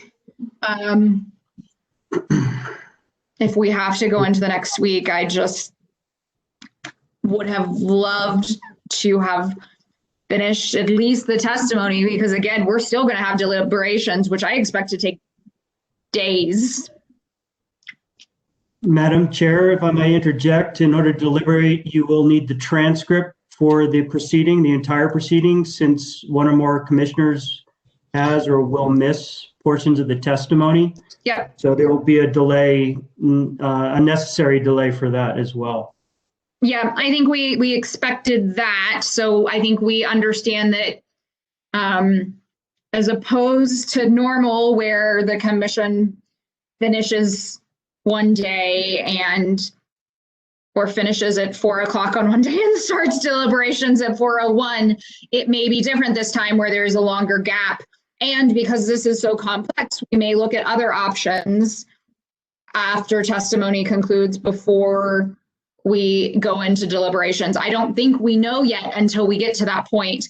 But I think the issue right now is, how do we get through 27 more witnesses in 6.5 days? I would say that it was always from the November 4th hearing on, we set these hearing dates, and the first day and a half was always set for public comment. So we did not flip the script here. The script was always the same. That was set at the hearing. All right. Madam Hearing Officer and Madam Chair, if I might interject a couple comments at this point. The focus seems to be on the number of witnesses left to present direct. I want to reiterate the OCD's view that rebuttal may very well be necessary. Mr. Felderwerth's surprise at my mention of rebuttal is a surprise to me, since I expressly advised him that we were not going to comment on NMOGA's proposed changes that OCD was not proposing to accept. And the notion there was that we would want to see what the parties intended to actually present in their cases in chief before rebutting. And then secondly, we thought it would be unfair to the other parties for OCD to present testimony about changes it did not agree to proposed by the other parties before those other parties had a chance to make their own cases. So given that we deliberately structured our direct and told counsel we were going to structure our direct for the express purpose of not prejudicing their ability to present their cases on changes we did not agree with, we think rebuttal is necessary. Otherwise, the testimony of other parties on those changes will have no other evidence in the record. And I will point out that if we had done our quote unquote rebuttal of other parties' proposed changes that we did not accept during our case in chief, we'd still be talking to Mr. Lepore today. Instead, we're almost done with our direct case. So that said, I know that earlier counsel for WELC and EDF argued for the right to present rebuttal, and our argument at the time was that that's a matter for the commission to decide. in the hearing, we still believe that. If the commission does not want to hear our rebuttal, it can decide not to. But we were always under the impression that we would be able to make the argument for rebuttal. And since we're talking about scheduling the hearing so that all the parties can be heard, it's important that the commission hear that the OCD at least believes that rebuttal at some level, depending on the cases put on by other parties, will be required to create a complete and accurate record of the parties' positions. Thank you. Thank you, Mr. Ames. I have found just in my experience that rebuttal is helpful when teeing up a complex rulemaking for a commission, insofar as it allows the parties to help refine their positions. Mr. Velderwort, was that you trying to say something? Yeah, and Mr. Ames may very well be correct. I don't remember, if we be honest with you, Eric, if we had that conversation. I will take your word for it. There's been a lot, as you know, going on over the last couple of weeks with the holidays, so that may very well have occurred. And I certainly understand, you know, the thought process behind it. You know, I can only tell you from experience, when we did rules like this previously, in person, it took a long time. That's just the nature of the game. And now we're trying to do it virtually. And I appreciate the challenge, and we're willing to do whatever we can. But recognize there's only so much you can do. I mean, the parties all want to present their cases. They're trying to streamline as much as possible. But it is very, very difficult, as you point out, Ms. Sandoval, to have a complicated rule like this put on properly and effectively when you know, we have a limited window virtually. But we're willing to try. And you know, I was hoping maybe we could go this weekend, but if we can go longer hours, you know, let's see if we can get it done. All right, thank you for that. Oh, Ms. Fox? Yes, thank you, Madam Hearing Officer.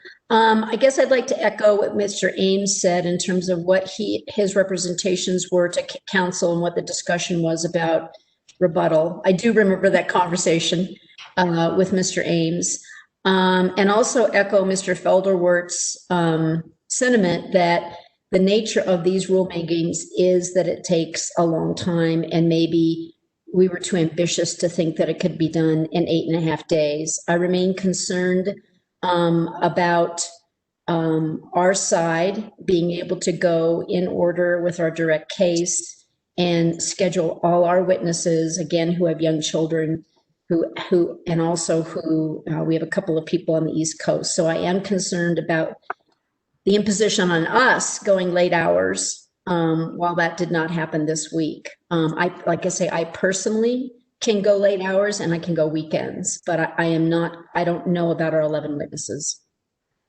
Okay, thank you, Ms. Madam Chair, this is Tom Engler. Just to say, I guess Chair Sandoval, I think we did set aside 2 days, Thursday, Friday, for deliberations. It may be that ends up being overflow for testimony, and then we just need to adjust from there. Other than that, there is Monday, that's a Martin Luther King holiday. That's available as also an overflow, I think. I don't know how other parties believe in that. But I can do that too. But, you know, it may be as we get to the end of next week, if we need, I think everyone deserves the right to have their due process and rebuttal. I agree with Mr. Ames. So I don't want to cut anybody short on that, you know, for the timing. And so I think if we need more time, we'll just do it. For me, Madam Chair, that's overtime pay. That's good for you, Dr. Engler. I mean, I definitely echo what everybody is saying. I want to make sure that this is a very complex rulemaking. We have to make sure that all of the information comes out and everybody has the opportunity to adequately and fully present their case here without getting cut off. I think today has gone smoother than it did yesterday. So that's in terms of timing.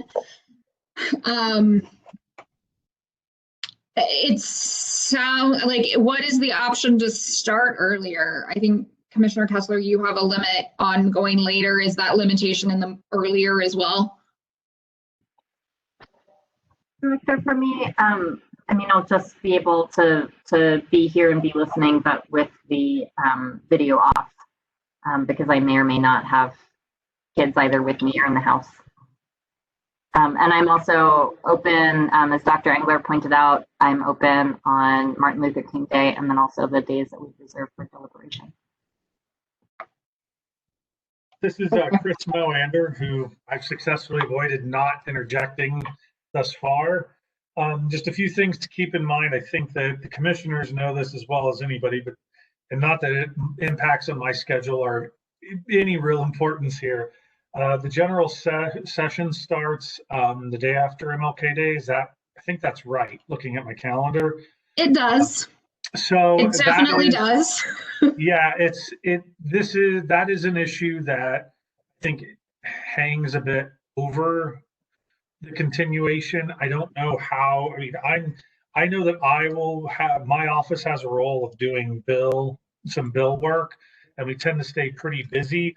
So I don't know how everyone else is going to be positioned vis-a-vis the legislature, but I think I'd be remiss if I didn't bring that up for consideration here.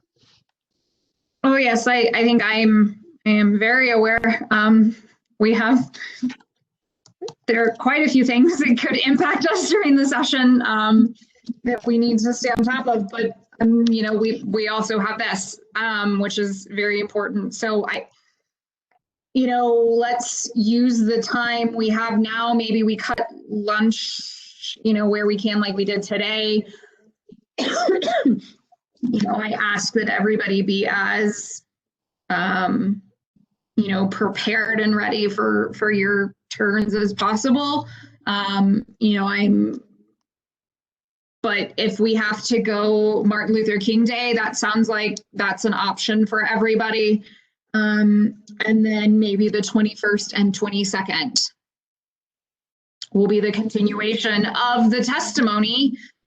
I'm not talking deliberations. There's more fun with that later. And do you think it'd be possible to start at 8 in the morning instead of 8:30? I know that we have just one commenter signed up so far at 8:30 each of the next couple of mornings. I expect that even to drop off, frankly. So there would be a very brief interruption to do that at 8:30, but we could squeeze another half hour in there. I think most folks are accustomed to beginning their workday at 8. That is fine, except for me on the 12th.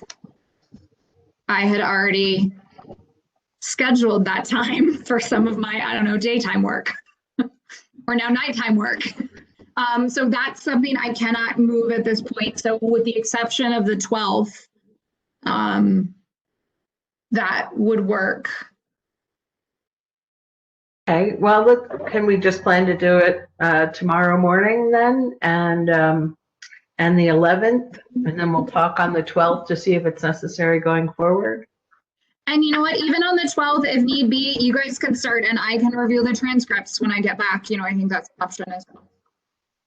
Okay, it's just one proposal, just based on the minimal number of signups we have for the 8:30 public comment sessions going forward. Okay. Ms. Fox? If we start at 8 tomorrow morning, did you want Ms. Begay on then? I've communicated to her first 8:45, now 8:30. I think I could do 8, but I'm just not sure. Okay, maybe check to see if it's okay with her, and if it's not, we'll work in some other business. Perfect. Thank you for bringing that up. Don't want to sound flaky to one of the witnesses. And then maybe let's plan on 30 minutes at max for lunch. Okay. All right. Let's see. So we'll try to squeeze in some more time tomorrow. we could certainly go a little later tonight. And I know that the commissioners and lawyers and I typically like to have our cameras on, make it clear we're paying attention, and yet I don't think there's any problem with Commissioner Kessler occasionally going off camera. For example, we know she's still paying attention. So if it's okay, maybe we'll see if we find a natural stopping point later tonight. Mr. Feldwart.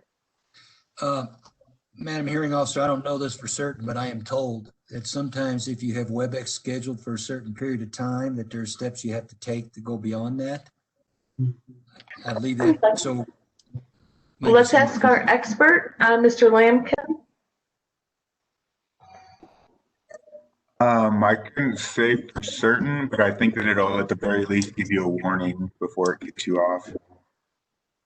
All right. I've gone beyond and haven't had an issue. I can modify them and it won't modify the link where people join. That'd be great. Okay. Thank you for that. Thank you for raising that. All right. Shall we return to the technical presentation and our final OCD witness?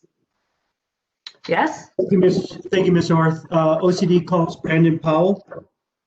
Mr. Powell, would you raise your right hand, please? Do you swear or affirm that the testimony you're about to give will be the truth, the whole truth, and nothing but the truth? I do. Thank you. Your sound is good. And if you would please spell your last name for the court reporter. Powell, P as in Paul, O-W-E-L-L.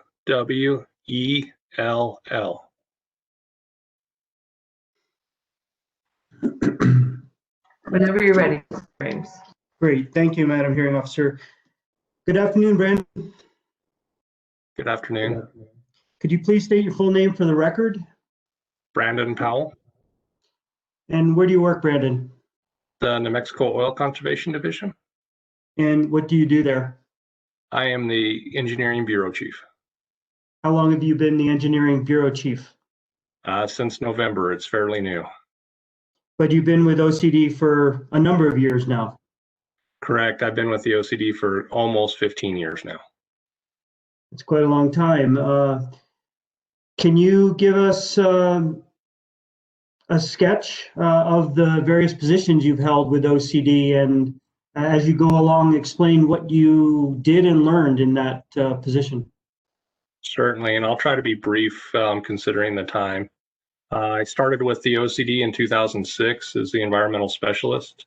I overseen field environmental concerns, operations, release responses, responses to dangers to human health and the environment. In 2011, I was promoted to staff manager and inspection and enforcement supervisor, which I was in that position for almost 8 years. Or actually a little over 8 years. In that position, I overseen the field inspection staff. I also worked reviewing downhole engineering and worked with coordinating the new environmental specialist and worked with other professionals in the office and filled vacancies as they were vacant. I also drafted enforcement documents. In 2019, I was promoted to the district supervisor. In that position, I overseen all of the district's day-to-day operations and aspects and decision-making. I overseen all the professional staff, including the inspectors, geologists, admin staff, data managers in the district. And then I was promoted to the engineering bureau chief. In summary, I've seen pretty much all of the day-to-day operations of the division as far as implementation as it goes in the field, including enforcement, inspection protocols, those kind of things. Thank you, Brandon. So over the course of your years of service to the OCD, have you learned quite a bit about business practices within the division? I have the business practices, the rules, how they apply, all of those aspects. You understand the various forms that OCD provides to operators? For the majority, yes. I haven't dealt with all of them, but I've dealt with a vast majority of them. Are you familiar with how forms are created and for operators to use? I am. Are you familiar with how forms are processed? I am. I've been involved in both the creation and the processing of multiple forms. Are you familiar with the databases that OCD uses and intends to use in the context of this rule? I am. Thank you. Brandon, I believe your CV is OCD Exhibit 54. Is that correct? That is correct. Move admission of Exhibit 54. Let me pause a moment in the event there's any objection. Exhibit 54 is admitted. Great, thank you. Brandon, have you prepared a PowerPoint presentation to support your testimony today? I have. Ms. Pollock, could you bring up that PowerPoint? And Brandon, begin when you're ready.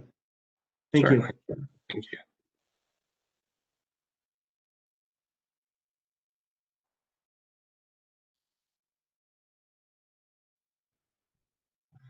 So on this slide, just a general statement. I plan on going over the rules again with a brief high-level summary of the main points instead of a deep dive. My intention is to focus more on how this will affect the OCD in New Mexico, as Tiffany, Matt, and Jim have already focused on the other details. Even though there's some crossover in intent, I will go over each proposed rule one at a time.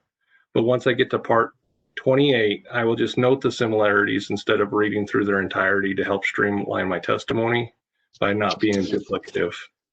I think you all notice the pattern as I go through the rules that a majority of the concepts are new to New Mexico.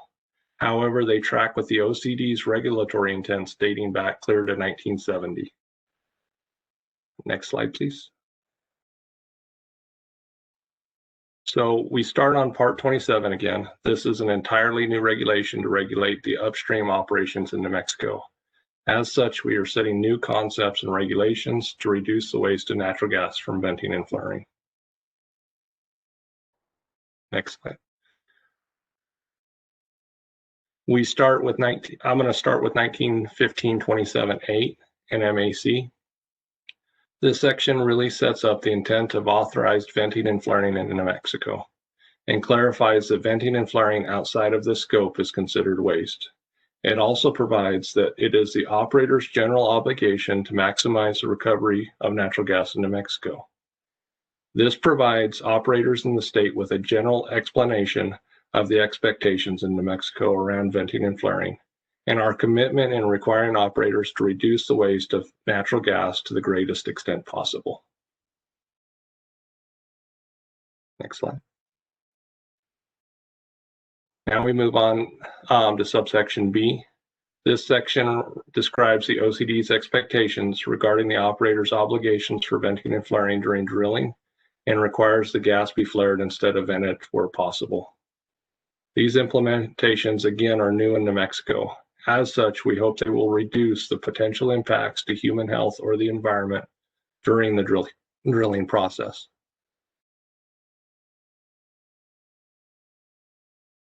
Moving on to subsection C, I'm going to spend a little time in this section as there are some big new concepts contained that will affect New Mexico going forward. This section describes the OCD's expectations regarding the operator's obligations for venting and flaring during completion operations. It allows for extended completion timeframes if there are complications due to gas quality.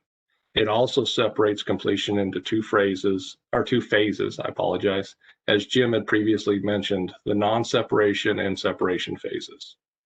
These implementations during completion work are new for the OCD in New Mexico.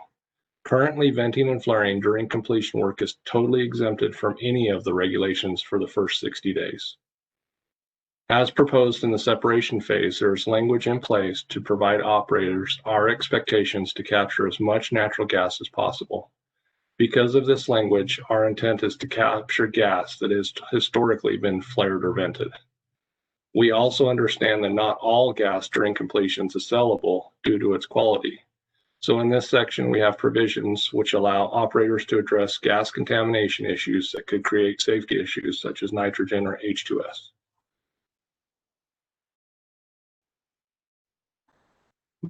Now in subsection D, in this section, we detail the operator's obligations during production operations. You will notice that routine flaring is not included in the list, as it is no longer an allowed practice in New Mexico. We recognize this will be a big change, and we will work with the operators to phase this approach out through our compliance program. Again, the implementations during production are new in New Mexico. In the current rule, there is considerable ambiguities in the exceptions allowed. This has led to issues on how it has been applied statewide. Having the new level of clarity on the expectations will allow clear and consistent application by the OCD and clear and consistent operation expectations by the operators.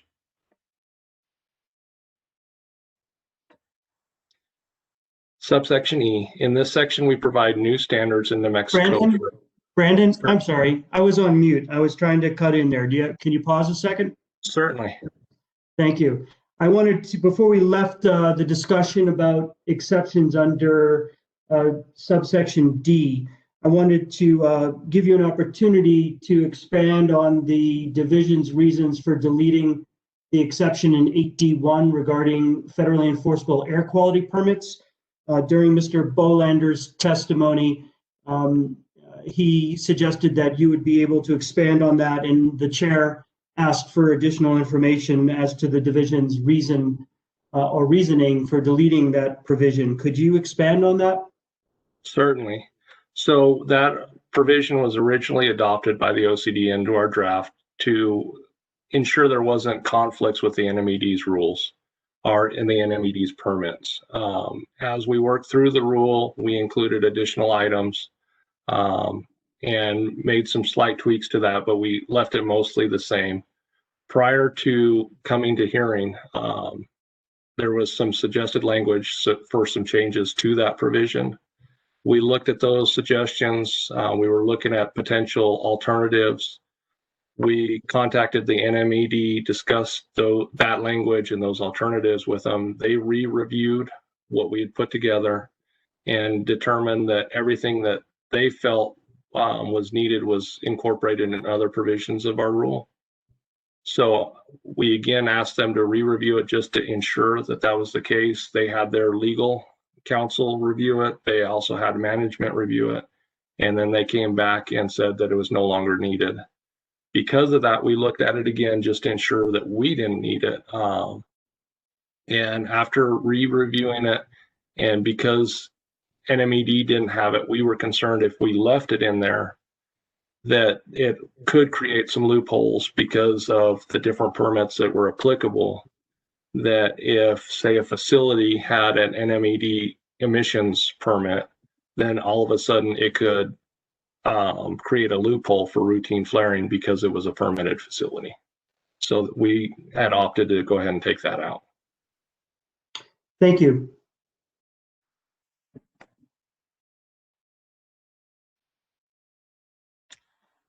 Moving on to subsection E, performance standards for separation, storage tank, and flare equipment. In this section, we provide new standards in New Mexico for equipment, including performance standards and defined inspection intervals. Our intent is that these prescriptions will set standard expectations in the state, which will subsequently reduce waste from them. The OCD has not previously applied a minimum frequency for inspections on the operators. However, we feel prudent operators are already visiting these sites and performing these types of inspections. For them, we are now asking that they just be documented. For the other operators, the AVO requirements will reduce venting in the state by discovering well leaks earlier through minimum expectation of inspections. The inclusion of shut-in, temporary abandoned, and inactive wells in the frequency require wells that may not have been previously inspected in years to now be inspected at least monthly. Historically, in our inspections, we have found leaks on these types of wells that may have been left unchecked by the operators for years. I am going to elaborate a little further on the inclusion of temporary abandonment wells under this section because they were referenced by Nemogan. I believe there may be some confusion there. These wells are regulated by OCD's current rule 1915-2514 NMAC. I would like to point out that this rule doesn't directly require that the isolating device used for testing purposes to stay in the well during the temporary abandonment timeline, which is why we are still requesting they be inspected, as they could still develop surface leaks. This regulation is different from the federal requirement under BLM, where those isolating devices are required to stay downhole. Next slide, please. Subsection F, measurement of vented and flared natural gas. This section establishes requirements in the state for the measuring of venting and flaring and includes information based on the situations that these occur, with a meter or through estimations. One of the issues we currently have in the state is we have no way to identify how an operator is measuring the venting and flaring they are reporting and if it is accurate. This will give a new tool to be able to start evaluating these situations. This will allow the OCD and the state a reliable picture of what is occurring during operations on a well or facility.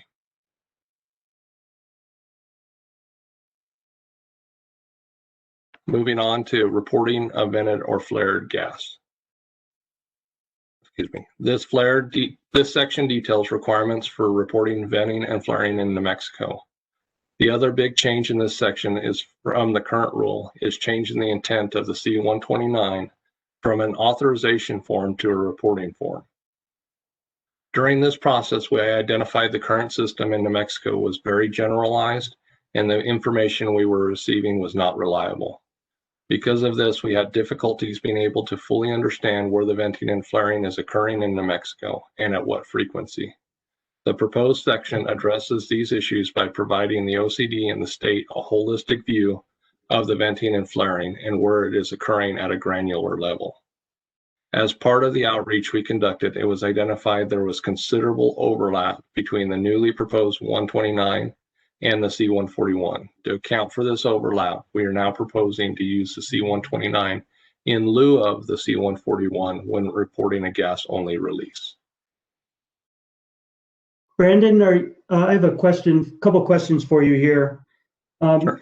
Can we pull up OCD Exhibit 2A and specifically page 5, G1, 8G1?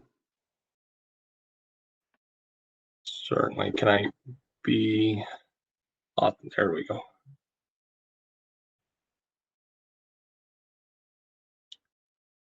You said page 5, 8G1? Yes. I think you're in 28. I'm referring to 27. Oh, I'm sorry. Help if I was in the right rule. So I think it's up from where you are. Yeah, and a little down. There we go. G is down. Yeah, there you go. That's fine right there. So I just want to clarify something. G1A requires a report.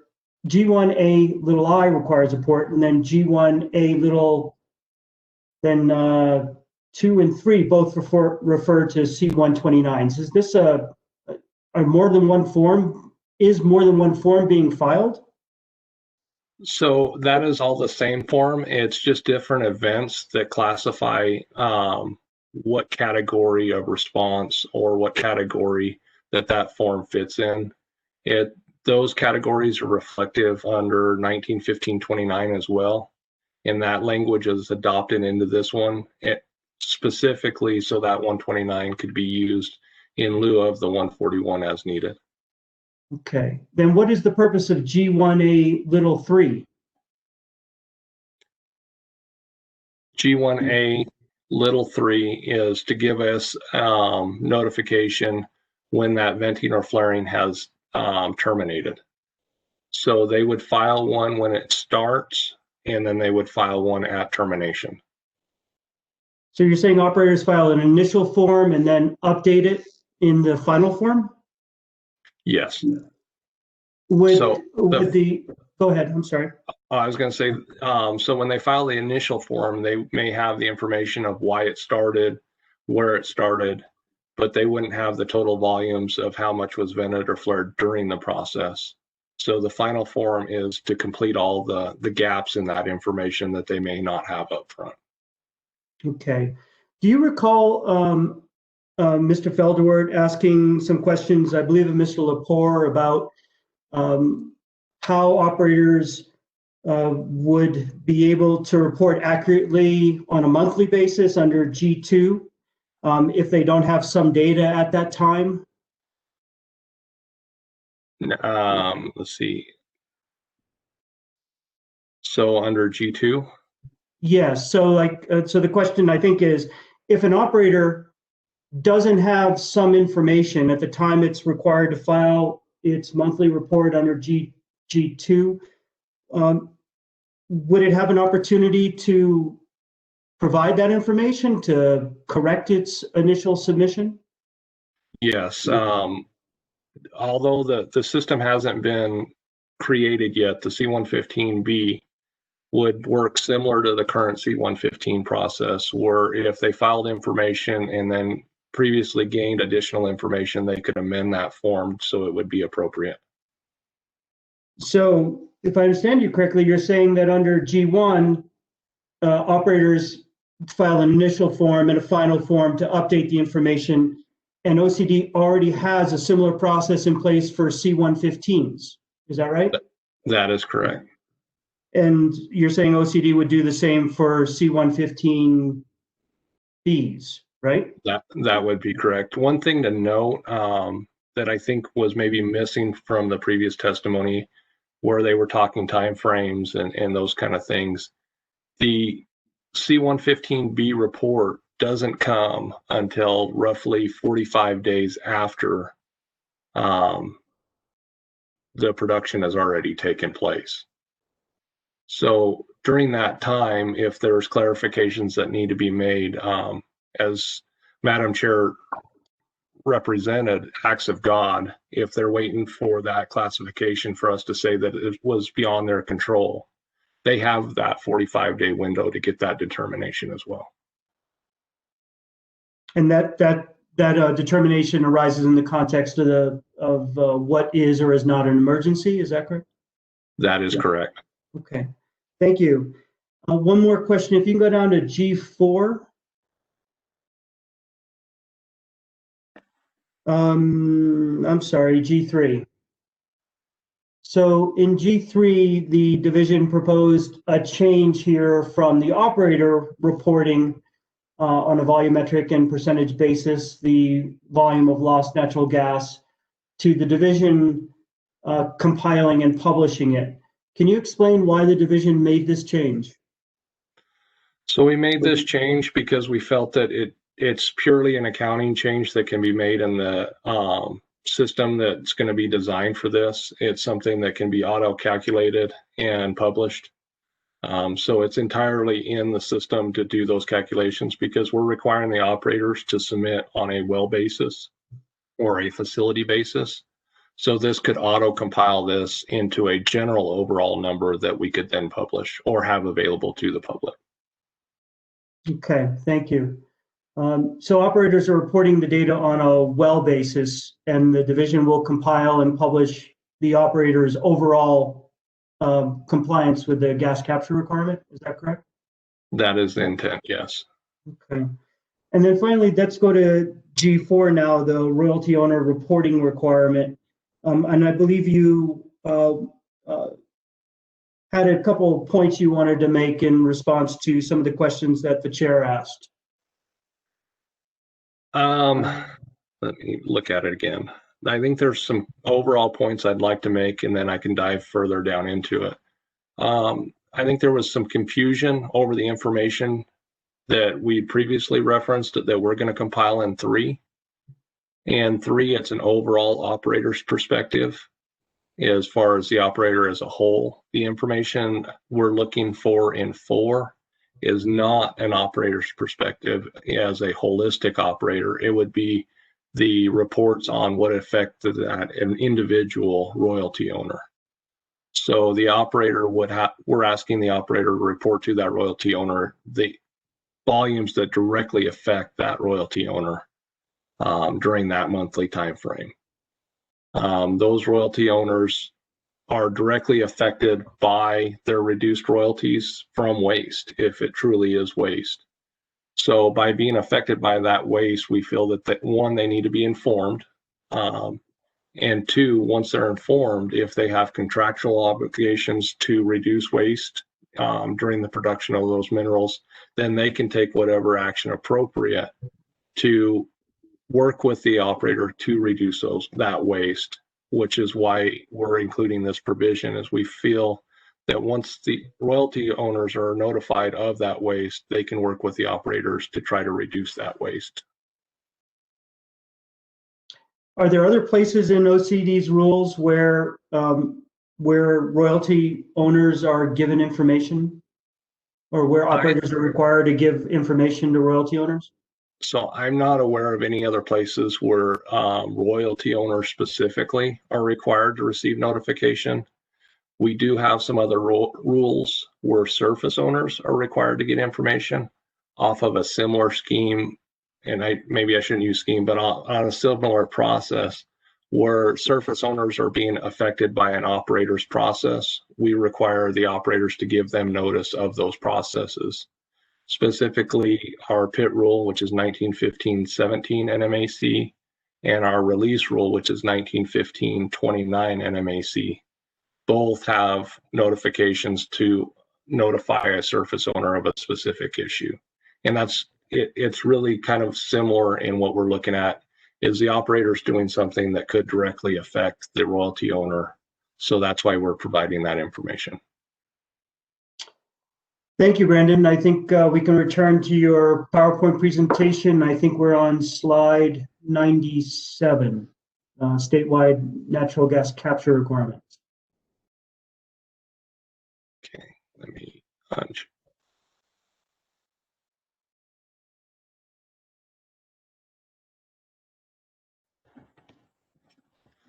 So this moves to the next section, is the statewide natural gas capture, as Eric pointed out. This section establishes the gas capture requirements and accounting methods. This section is big in reducing venting and flaring, in my opinion, in New Mexico. It sets a 98% capture requirement with a 5-year implementation. It separates the state into 2 sections and allows the OCD to suspend APDs prior to SPUD if an operator fails to meet certain compliance requirements. The percentage used has been thoroughly reviewed by Matt and Jim in previous testimony, and as previously stated that as far as we know, the overall venting and flaring percentage requirement being proposed is the first time in not only New Mexico's history, but in the country, that this has been directly added into the rules. This is a new concept in New Mexico to reduce venting and flaring and hold all operators to the same overall venting and flaring threshold, adding predictability for New Mexicans and for the operators. The proposed section provides a defined gas capture expectation for all the operators in the state. It also considers the path to 98% compliance may be different for various operators. So the 5-year phased approach allows the operators to follow a more individualized approach to achieve this compliance. Next slide, please. Moving on to the accounting section B. This section goes over the accounting of the rule and also introduces a new program we are proposing called Alarm. The accounting section will allow the OCD to see an overall picture of the operator's compliance with the venting and flaring percentage in New Mexico. The alarm section is creating a new way to incentivize new monitoring methods and advancement. The concept is an attempt to create a partnership between the OCD and the operators and looks to sponsor advanced technology and innovation. Looking at the future innovation is something that will benefit not only the state of New Mexico, but also operators as new technologies come out. This is a big area where I think rules fail is when they don't look at the future innovation. So I see this as a big win for New Mexico.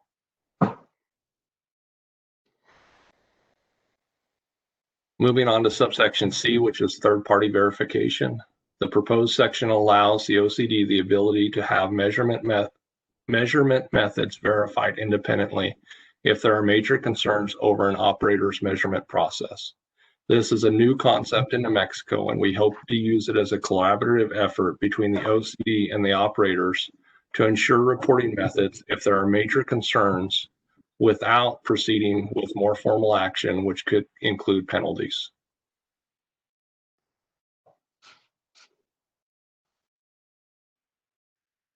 Subsection D, Natural Gas Management Plan. This section requires future planning prior to APD submittal by the upstream and midstream operators ensuring takeaway gas capacity. It also encourages compliance as it lessens the information burden if an operator is following their capture requirement. Historically, the OCD attempted to have operators plan their gas takeaway by requiring a gas capture plan. That process was never written into rule, and this proposed section formalizes and builds off of that original concept by requiring upfront planning. This pre-planning requirement will create more cohesive and verifiable relationship in New Mexico between upstream operators and midstream gathering companies to reduce the wasteful venting and flaring in the state.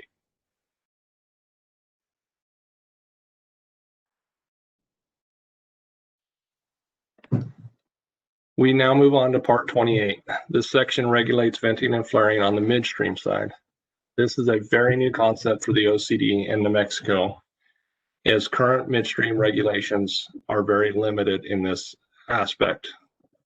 As previously stated, now that we are reviewing 28, I will just note some of the similarities where they exist instead of reading through their entirety to help streamline my testimony.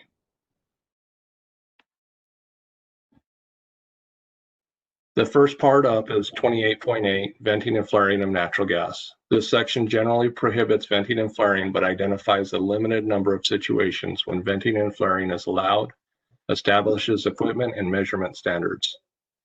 This is the first rule portion with similarities between the rules referenced in subsection A. Referenced in 27. As you can see, just under the subsection A, I referenced the reference to the applicable rule in 27. Similar to Part 27 for upstream operators, this provides the midstream operators with a general explanation of expectations in New Mexico around venting and flaring and our commitment in requiring operators reduce the waste of natural gas to the greatest extent possible. Next slide, please. Subsection B. This section sets up the venting and flaring expectations during operation of midstream processes. This section is very similar in intent to the new production prescriptions in Part 27. In New Mexico, these venting and flaring prescriptions are completely new to the OCD. We are proposing these new regulations to an area that is currently mostly unregulated by the OCD. This level of clarity on the expectations will result in decreased waste from venting and flaring in the state. Moving on to performance standards. Again, this is the second slide now where it's also similar to Part 27, and you can see the direct rule reference there. Similar to 27, the OCD has not previously applied performance standards to these pieces of equipment. These prescriptions will set new standard expectations and reduce waste. Also, as previously stated, a minimum frequency of inspections is new to New Mexico. The AVO requirements will reduce venting in the state by discovering equipment and line leaks sooner. Brandon, before you move on, I have a question here for you about C1, 28.8C1, the operation plan. You heard Mr. Felderword ask Mr. Bolander a number of questions about the plan. One of those questions was what does the OCD expect to get out of this, and what does the OCD expect to do with the information? Do you have some information to offer to the commission to explain why OCD wants this provision and what it expects the information to achieve? I do. So I think conceptually what we're looking at, and I think what's being pointed out, is even though this lists different categories in it, we're not regulating those categories specifically. we're regulating those categories as they relate to leaks and releases. So say cathodic protection was the one I believe was previously addressed. We're not referencing how they address their cathodic protection, what equipment they use, those kind of things. We want to know how they're handling their cathodic protection in a way that reduces leaks and releases. So it's more of a holistic view relating to the leaks and releases that we're really looking at, and not the equipment operation itself. In that, once we get those plans, we would take those plans and we would have them on file. They may include a brief review when we get them to see what they are. And then if we see issues relating to an operator in that specific process or that specific piece of equipment, we would go back to their plan, look at their operations plan, see what it says. And if we identify that they're doing something in their operations that could be causing that leak and release, then we can get with those operators to address that specific operation in their operations plan. So it's not just addressing the small instance, it's addressing the bigger picture where even they may be having that same issue on a multiple different sites or levels if it's an operational deficiency instead of a specific equipment deficiency. Thank you.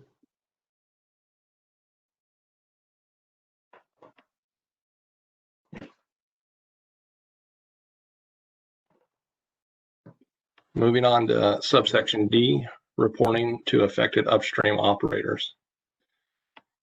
Jim spent quite a bit of time on this one earlier, but I would like to just continue to point out this section requires notice to the upstream operators of issues that affect them. The intent is to limit unnecessary venting and flaring by upstream operators in New Mexico by giving them expedited notice from the midstream companies, allowing them to quickly take appropriate actions. We have heard in the past that this communication has been lacking, which caused extended venting and flaring in upstream operations. And I think the connection has been made earlier, but I would just like to reiterate it for clarity, is the 4 hours that's been discussed under Part 27, that is directly contingent on those upstream operators getting the notice from the midstream company. So that 4 hours doesn't start until they receive their notice. So it's extremely important that the midstream operators give those upstream operators that notice. Next slide, please. Subsection E, measurement of vented and flared natural gas. Measurement of venting and flaring for a natural gas gathering system is new to New Mexico. This establishes requirements which will allow us a better picture of what is occurring during these operations. And I know that was really short, but Jim did a really good job diving into the details of that one. Subsection F, reporting of vented or flared natural gas. This section is also very similar to Part 27, and the corresponding Part 27 rule is above. During this process, we identified venting and flaring of natural gas during gathering was not tracked reliable in New Mexico. One of the difficulties we faced was being able to fully understand where venting and flaring is occurring and at what frequency. The proposed section allows the OCD to obtain a holistic view of the venting and flaring in New Mexico at a granular level.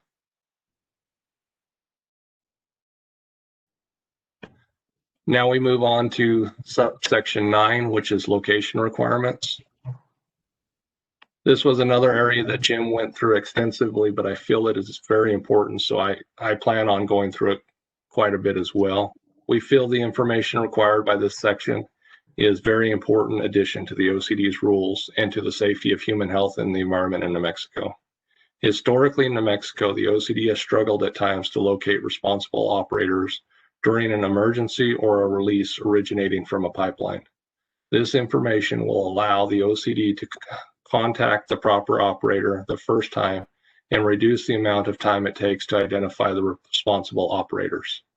Actually, Tiffany, if you could go back one slide.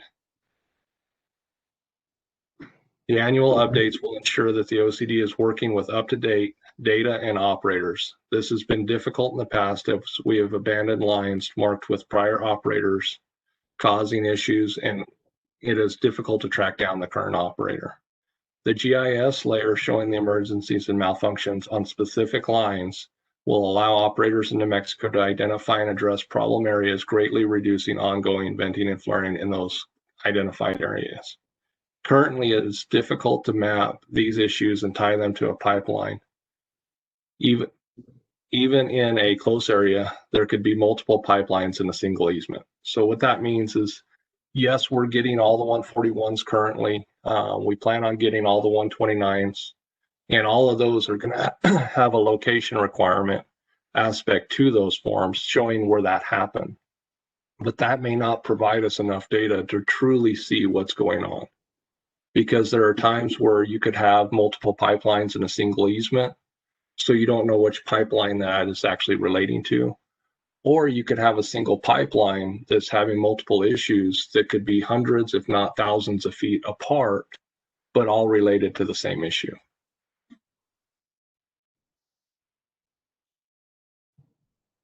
Okay, next slide, please. Now we move on to section 10, statewide natural gas capture. Again, this is very similar to the Part 27 rule. Currently, New Mexico does not have an overall venting and flaring percentage requirement. This is a new concept to reduce venting and flaring in New Mexico and hold all operators to the same overall venting and flaring threshold. This defines gas capture expectations for all midstream companies in the state. It also considers the path to 98% compliance may be different for various companies, and the 5 years phased approach allows them to follow a more individualized approach to achieve this compliance. Brandon, before you go on to the next slide, subsection C, I'd like to go back to 10A. Could you bring up Exhibit 3A, page 6? Certainly.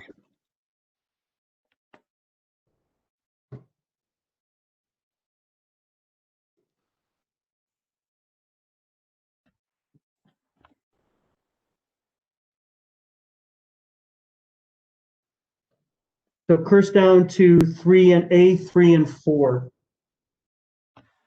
So it looks to me like A3 is the same provision as appears in 27. Is that correct? Except that here it applies to gathering systems as opposed to operators of wells. That is correct. Yes, I believe they're the same, just with a gathering system versus well. But A4 is new. Where did this come from? Why do we want it? Well, you can answer that, the first question, and I'll ask the second one, or you can answer both of them. It's as you wish. I think in that one, what we wanted is we wanted a holistic view of what an operator is getting as far as their gas capture requirement, instead of splitting it up to various different affiliated operators or different affiliations. Are you aware that, well, how many natural gas, well, maybe that's not a fair question to ask you. About how many natural gas system operators are there in the state?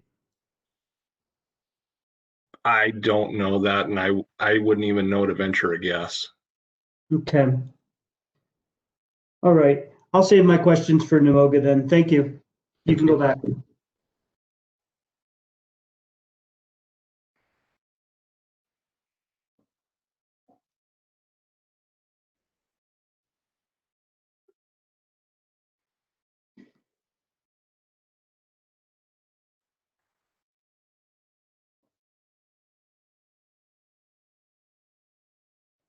Let's see, I believe we covered subsection A. So let's move to the next slide, subsection B, accounting. Again, this is very similar to the Part 27 rule, just related to the upstream or the midstream environment. I would like to note that I had a rule reference in this section in the previous slides that were filed.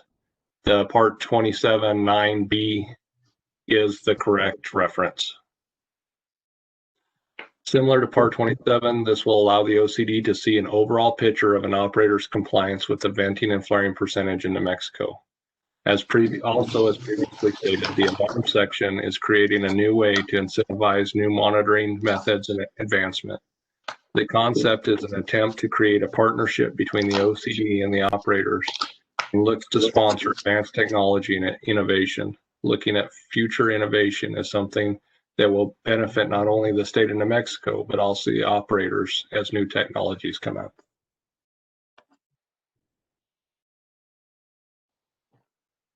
Next slide, please.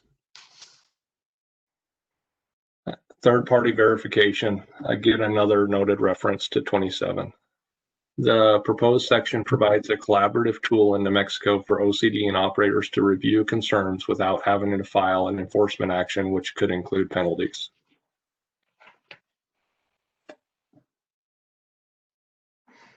So that concludes the Part 28 provision, but I have some additional historical information I'd like to go into. Historically, the OCD started acting on venting and flaring waste on December 1st, 1970 that I could find. As evident by Order R-4070 in this hearing, the Commission recognized unnecessary venting and flaring as a waste. Not only did the order address venting and flaring at a well level, but also at processing plants.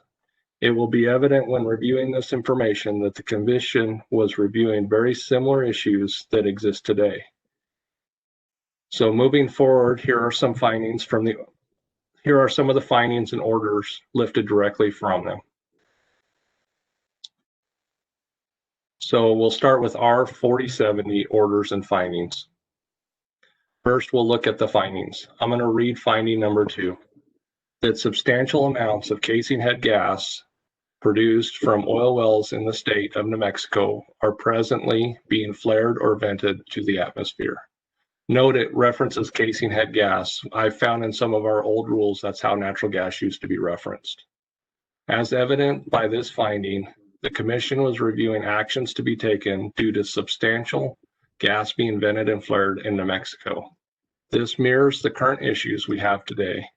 An example of this is, as Tiffany showed, the roughly 37 million MCF vented or flared in 2018 and again in 2019, which is a dramatic increase over prior years.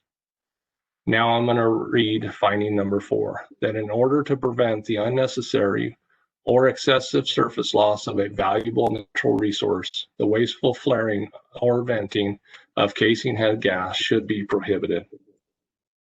These Commission findings were also very similar to our own findings during this process. They look to prevent wasteful flaring or venting by prohibiting unnecessary or excessive venting or flaring. Now I'm going to move over to the order side, and I'm going to start by reading order number 2. That except as provided in this order, no casing head gas produced from any well in the state completed after January 1st, 1971 shall be flared or vented after 60 days following completion of the well. In the findings, OCD explicitly banned venting or flaring of gas after completion with limited exceptions located in Section 3. I'm not going to go through Section 3 in its entirety, but Section 3 set the general expectations used today, and due to the broad language used, they have been difficult to consistently regulate, and we feel have failed to meet the Commission's original intent. Now I'm going to move on and read order number 5, that no extraction plant processing any gas in the state of New Mexico shall flare or vent such gas unless flaring or venting is made necessary by mechanical difficulty. The reason I point out this section is the Commission previously tried to address venting and flaring at processing plants, which extended the scope of enforcement to the midstream operations, which is similar to what we are trying to accomplish in Part 28. Next slide, please. The OCD then revisited the regulations in Hearing Order R-4382. on August 30th, 1972. In this hearing, the Commission again recognized unnecessary venting and flaring as a waste. This hearing established the venting and flaring rule requirements that are currently in use today, which have remained mostly unchanged in the last 48 years, even as technology advanced. To give an example how technology has advanced or changed since that 1972 time period, I would like to note that in 1972, there was the invention of the first handheld scientific calculator, which is quite a difference from what we see today. Next slide, please. So again, we see the findings and the orders. I would like to start reading finding number 2, that by order number R4070, which we previously reviewed, dated December 1st, 1970, the Commission prohibited the flaring or venting of casing head gas from any well in the state or from any extraction plant in the state except under certain limited and specified conditions. In the finding, the Commission referenced the 1970 order as a prohibition of venting and flaring, except under certain limited and specific circumstances. Due to the magnitude of venting and flaring today, we feel that this intent is no longer being met. I'm going to read finding number 3 now. That after a period of time in which to test the efficiency of said order and the provisions contained therein, the Commission believes that said order has been a useful tool in promoting the beneficial use of even small amounts of casing head gas, and that it has been in the interest of conservation and the prevention of waste. I would like to point out that in this finding, the Commission specified that even small amounts of casing head gas have been in the interest of conservation and prevention of waste. This shows the Commission wasn't just looking at large sources of venting and flaring, but also small sources. I'm not going to go further into the order as it remained mostly unchanged in the intent from the 1970 order. However, I'd like to note the main language in this order is still used in the current rule 1915-1812 NMAC that we're asking to be struck. Another example, just for fun, of how the technology has changed since this order. This language was established 9 years prior to the invention of a laptop computer, which is now standard equipment in most operators' field trucks.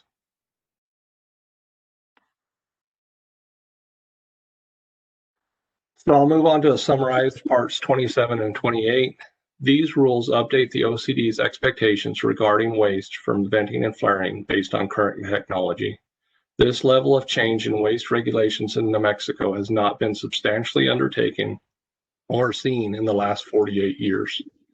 These rules establish standardized inspections, granular reporting requirements, and specified process guidelines that provide a comprehensive path for reducing waste of natural gas in New Mexico.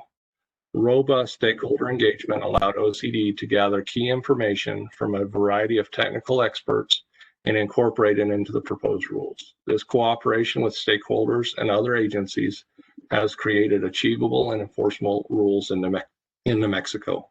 These rules take into consideration technology advances and allow operators to chart their own path to compliance with the overall state goal of 98% gas capture or better by December 31st, 2026. This is a progressive set of rules that will reduce waste of natural gas in New Mexico for years to come.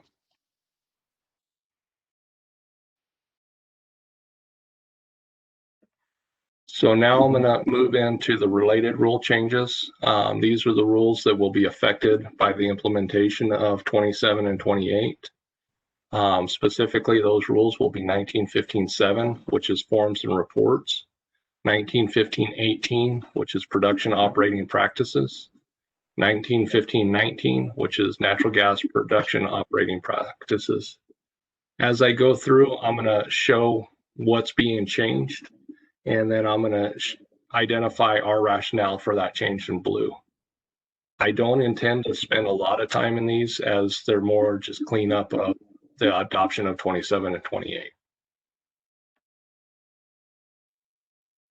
So the first one up is 1915-7.1, and all we're doing is identifying the correct agency in the correct manner.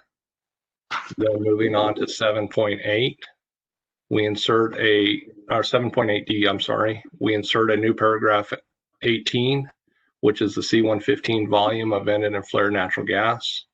We adjust the numbering of subsequent paragraphs, and we insert new paragraphs 57 and 58 to add new forms to accommodate OCD's previous adoption of changes to 1915-34 NMAC, which is the produced water, drilling fluids, and liquid oil filled waste. Next slide. Now we're moving into 7.24B, Operator's Monthly Report. We identify a specific form and clarify the language in the rule.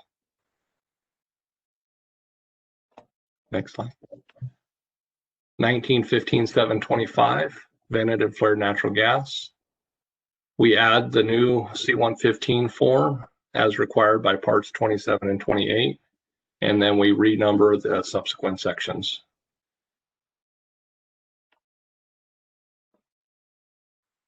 1915-737, application for exception to no flare. We identify correct references and then again renumber the sections.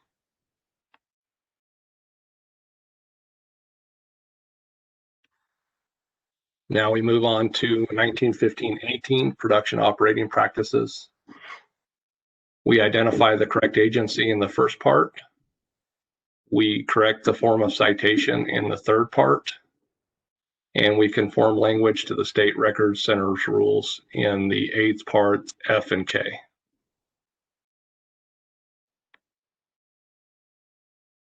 In the 11th and 12th parts, we remove sections replaced by parts 27 and 28, and then reserve these sections to avoid need to renumber subsequent sections. In the 14th part, we conform title to current usage. In 16B, we conform language to current use.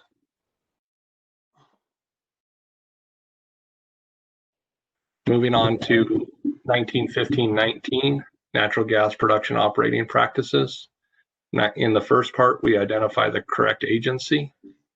In the third part, we correct the form of citation.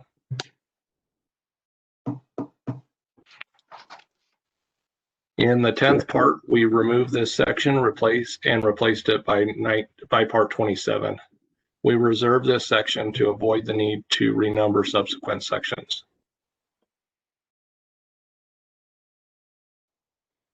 That concluded all the different rule sections.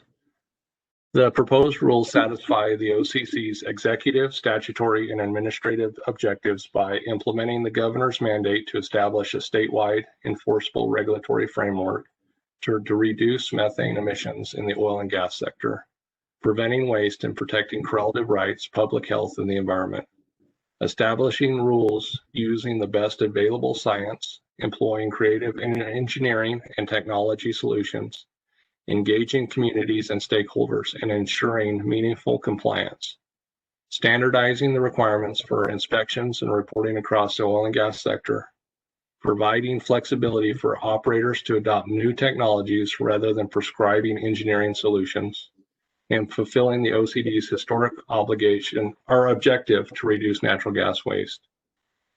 To end with, we feel these changes create a strong regulatory framework which is enforceable, allowing the state of New Mexico to secure substantial reductions in preventing waste in New Mexico due to venting and flaring. We feel these changes could very well be used as a national role model for other states. And with that, I am done with my presentation. Thank you, Brandon. Brandon, are exhibits 55 and 56 accurate copies of OCC orders R 4070 and 4382? They are. Move their admission. Let me pause for a moment to see if there are objections. The exhibits are admitted. Thank you, Madam Hearing Officer. Pass the witness. Let's take a 10-minute break, and when we return, I will ask Mr. Feldeward if he has any questions of Mr. Powell. 10 minutes.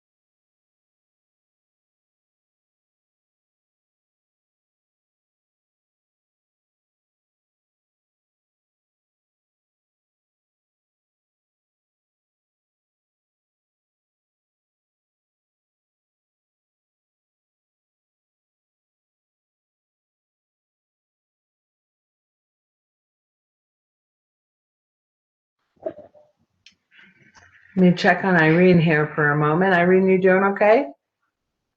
I'm still with you. Terrific. Now we just need Mr. Ames. There I am. All righty. Thank you. We are back after a 10-minute break. We had just completed Mr. Powell's direct presentation. Mr. Felderwart, do you have questions of Mr. Powell?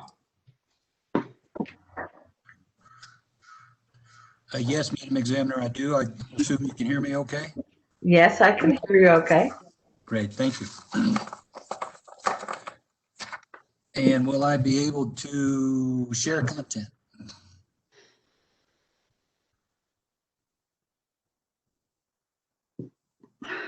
Looks like I can now, yes. Great. Good afternoon, Mr. Powell.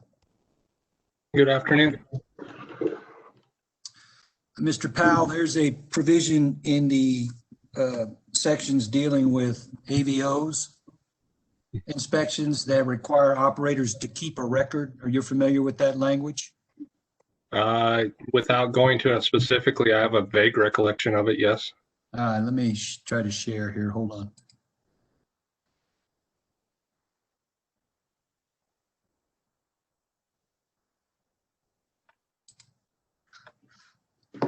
I believe I'm sharing OCD Exhibit 2A now. Can you see that, Mr. Powell? Not yet. Not yet.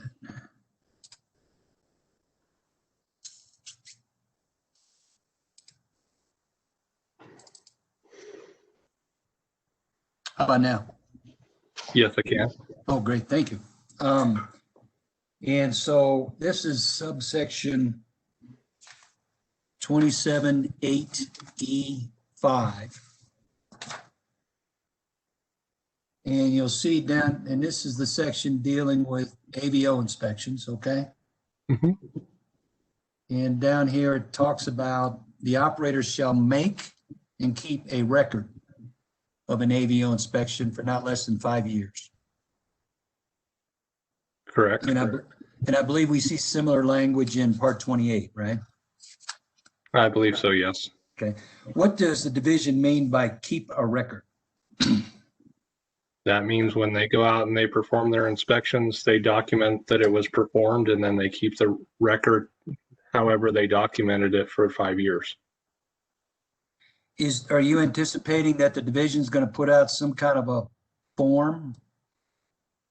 That is not our intent. Our intent is to let the operators identify how they want to keep those records, be it through their standard processes that they employ today, a new process that they may be bringing up, a process that they may develop with the NMED.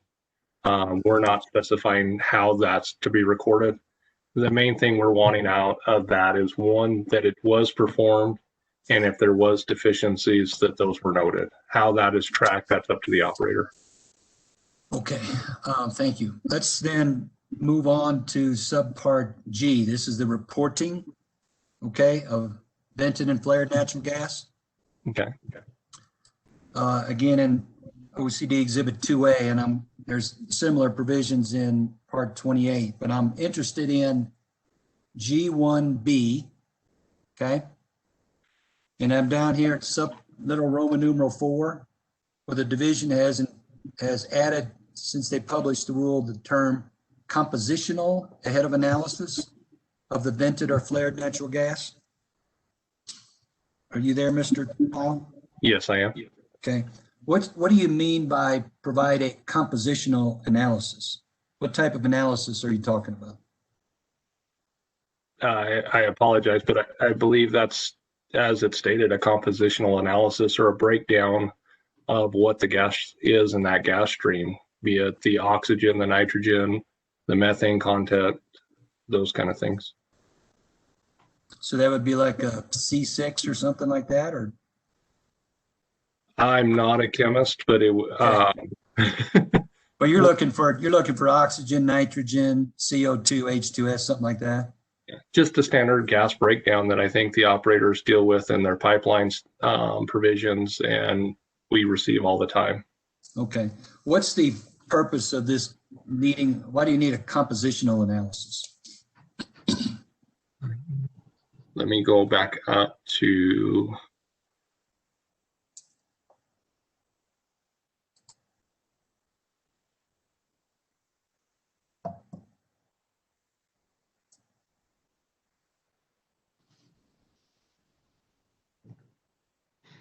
I think it's just for that to explain what kind of gas was vented. So we know, is it all methane? Is it a mixture of methane and H2S? Is there any additional safety concerns that we need to be looking at? Okay. Do you, would you expect the operator to obtain that type of analysis, for example, during a venting or flaring event? As far as during a venting or flaring event, I would say if they could. If not, they may have that compositional analysis for their gas stream on record for that well or the facility.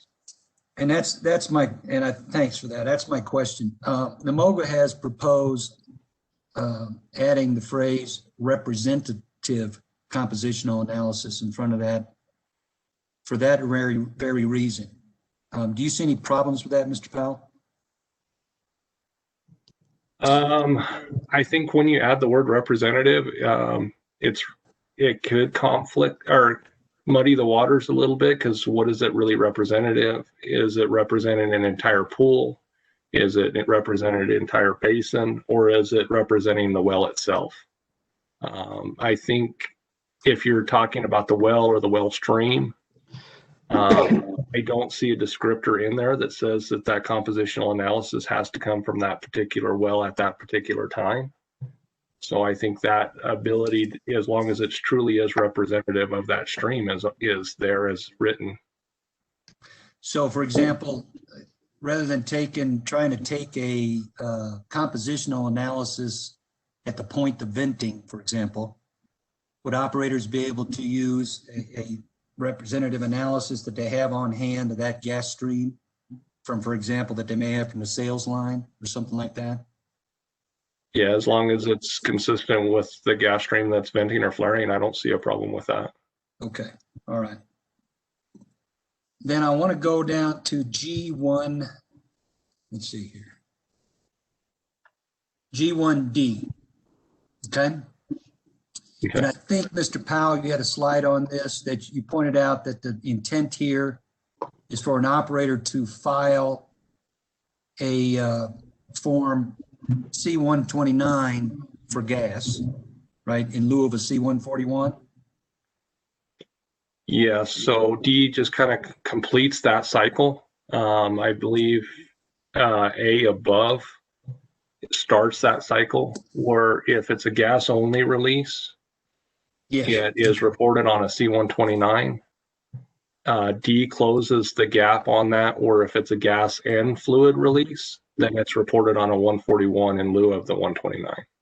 Okay, and I agree with you that subpart D communicates that to an operator that you are to use a C-141 for the release of liquid. Mm-hmm. The questions that has come up is whether you also have to file under Rule 29 a C-141 for the release of gas in addition to the C-129.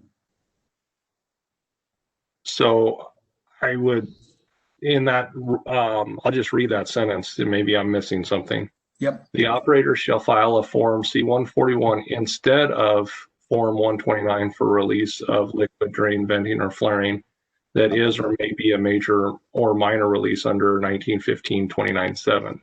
Mm-hmm. So let's say if it includes fluids and it qualifies as a major or minor release under 29, that they file the 141 instead of the 129. So it's that singular form.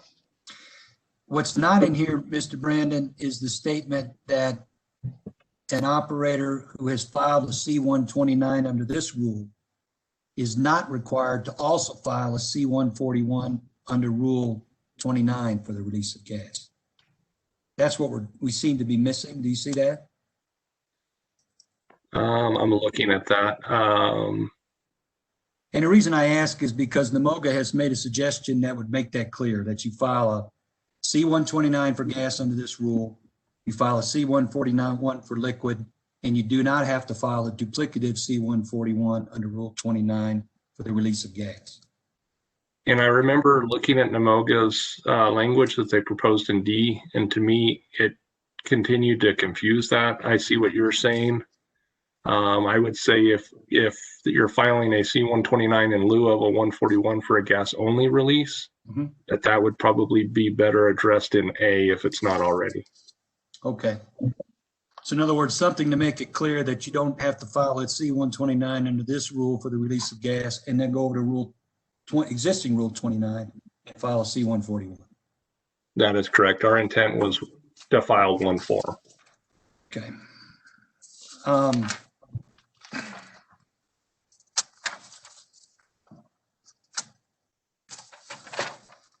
I have a question then also about subpart D2.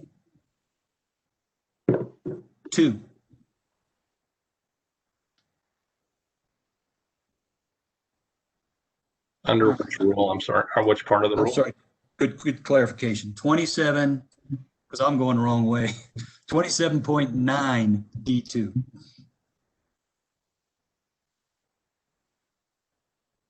Okay. All right, so we're in 27.9. I'm going down here to D2. All right, here we go. And I see the division has made some changes here that were previously discussed, and there was something we noticed that I just wanted to talk to you briefly about, okay? Okay. There was a discussion about under D2 how the phrase "for the previous year" was added to make it clear what gas capture requirement is applicable.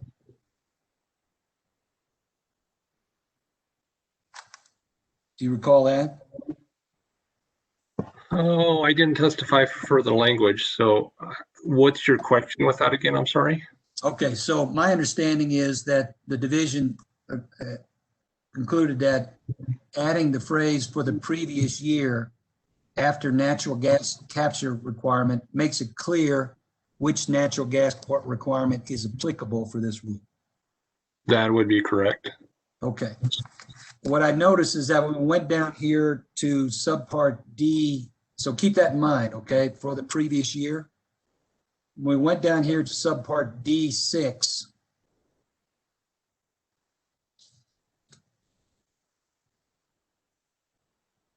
that similar phrase "for the previous year" was missing after the phrase "natural gas capture requirement." Can we have a question, Madam Hearing Officer? And so my question is, would you agree that to likewise make it clear that if the operator becomes clear that it has cumulatively for the year become out of compliance with its baseline natural gas capture rate or natural gas capture requirement for the previous year, that would assist in making it clear as we did in the previous paragraph? I see where you're looking at it. I'm not sure that I agree that that's needed. I think that's the intent, because once the previous year's natural gas requirement then becomes the baseline requirement for the following year. So by calling it the previous year's requirement, I don't know if that's really needed, as it's the new baseline requirement for that year as well. But I guess but it would have the same intent, would it not, as we see up here in subpart 2? Yes, I believe that's the same intent. Okay, that's what I thought. That's what I thought.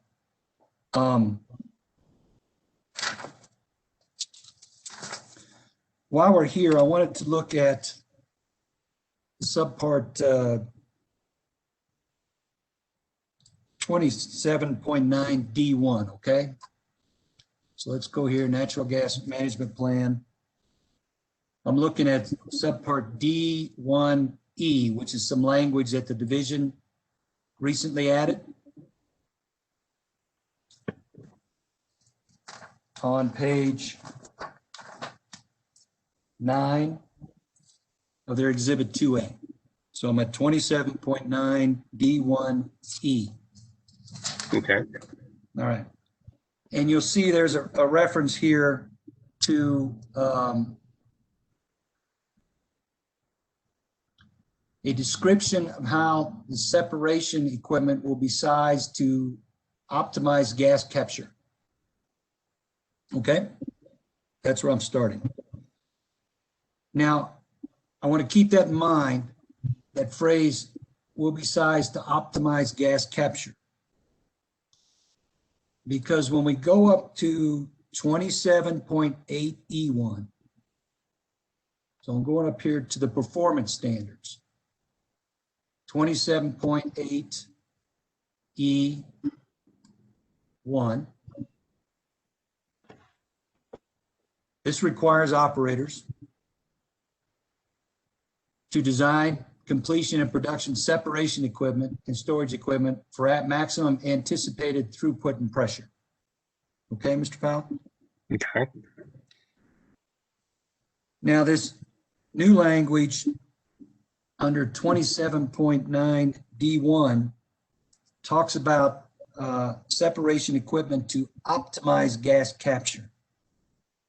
Is there a difference? Did you intend a difference in terms of the standard?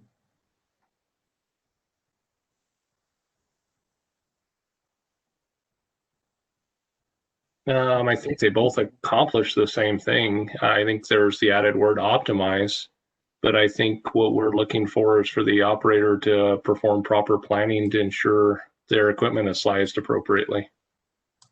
Which should be under E1 would be based on the maximum anticipated throughput and pressure, right?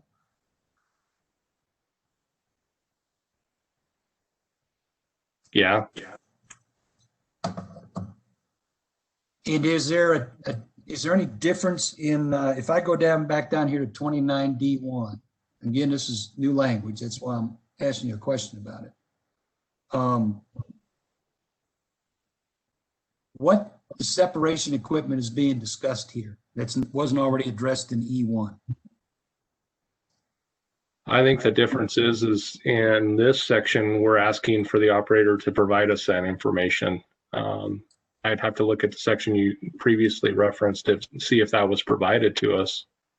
To make it consistent, you could add in E the maximum anticipated volumes in liquids and natural gas production and description on how separation equipment will be properly sized for throughput to make it consistent. I think the difference is this section we're asking for that planning side to be provided to us. Okay.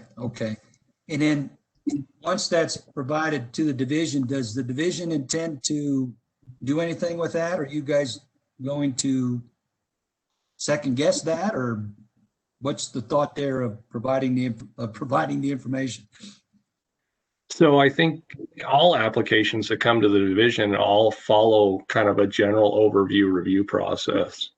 We get those applications, we get those submittals, we look at them, we make sure there's no glaring errors, make sure the process is being applied to conform with our rules, that it, for lack of a better word, it passes the smell test, and then we file it. And then if there's an issue up front, then we go back and look at it. We work with the operator for that plan. You know, if they filed a plan that says their maximum anticipated volumes were 8,000 barrels a day, and then they're getting 20,000 barrels a day back, then we would go back to the operator and say, you know, why are the anticipated volumes so much different than the volumes you were actually seeing? So there's no intent here, for example, to receive this, spend a period of time deciding if you're going to approve it, and then approve it. No, we're just asking for information to be included, showing that. Okay. All right, that's what I thought.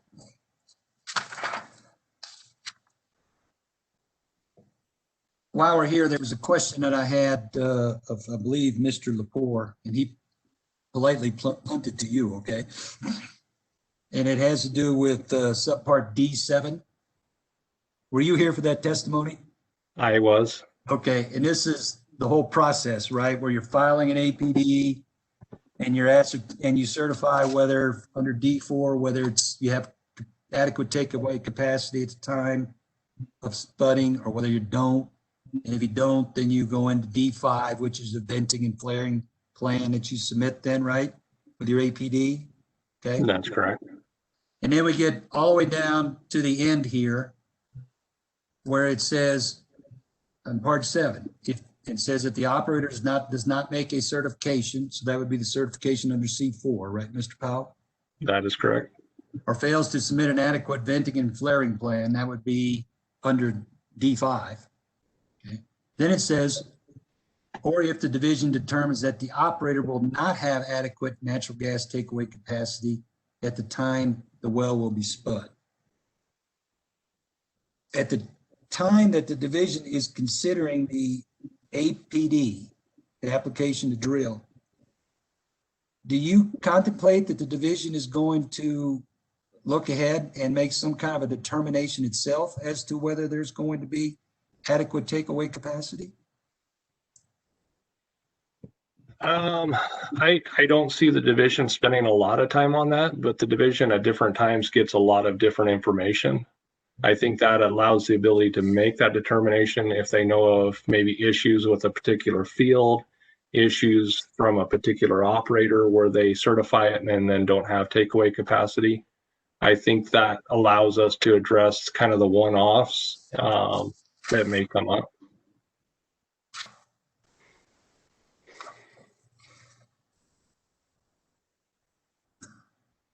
And I would say that that provision, if we determine they don't have adequate takeaway, more than likely would fall probably under 7B, where we would maybe conditionally grant an APD. Okay, because one would assume a lot of times at this point the operator will have certified to the division that it's going to have takeaway capacity, right? Mm-hmm. Okay, and I guess if that's the scenario, you don't normally anticipate that the division is going to do its own analysis, for example, and second guess that, or is that what you envision? Yeah, I don't envision the division doing an analysis. What I envision is, one, we look at the operator's analysis, and two, if something else comes up. Like I said, we've seen a variety of different things. We've seen information come from the BLM where they're not granting specific right-of-way approvals, or state land office where right-of-way approvals are being held for a specific reason for a specific operator. So this would address all of those. Okay. All right, now there was an issue that came up, Mr. Powell, okay, just recently. And as you know this rule, it's even though you know it, it can be a little confusing, right? Certainly. All right. And let's start then with this 27.8 D4, okay? So I'm going back up here. It's going to be on page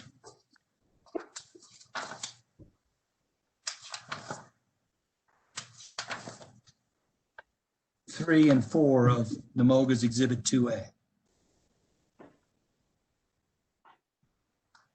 Okay, now NMOGA's Exhibit 2A or OCD's Exhibit 2A?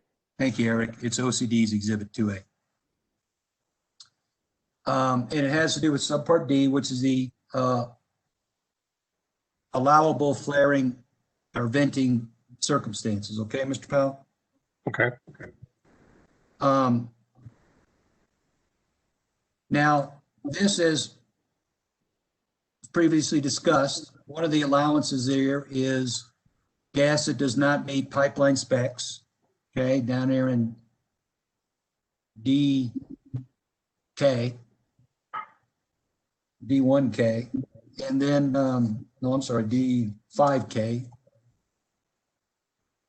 And then the other one that was talked about was the, under subparagraph L, the commissioning of pipeline equipment or facilities for as long as necessary to purge introduced impurities, okay? Correct. Were you here for that discussion? I was. All right. Now this section addresses the subject of what is authorized to or what flaring and or venting event is authorized. Mr. Powell, isn't that right? That is correct. Okay. This does not come into play when you're calculating the gas capture. Correct. All right. Because as I understand it, when we get down to part 27.9, and we're dealing with the natural gas capture requirements, and we're into the accounting section, that what comes into play for the natural gas capture requirements are the reporting categories that are identified in subpart G2. Correct. Is that how you understand it? Yes. And in fact, when you look here, I see references not to 27.8D, but to subsection G in various reporting categories there.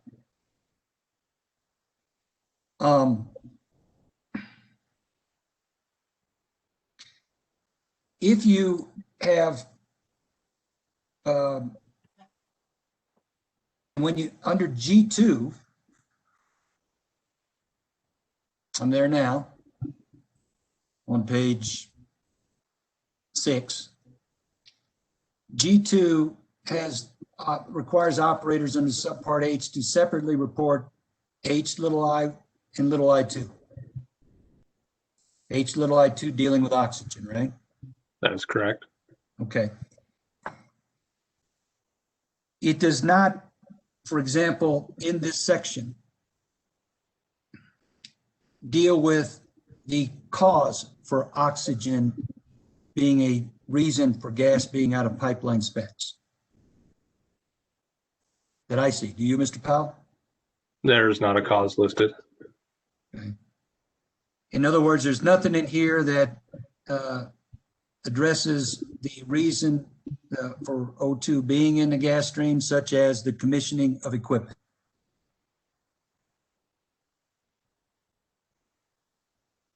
That I see, right, Mr. Powell? That is correct. There's not the causes aren't listed. Okay.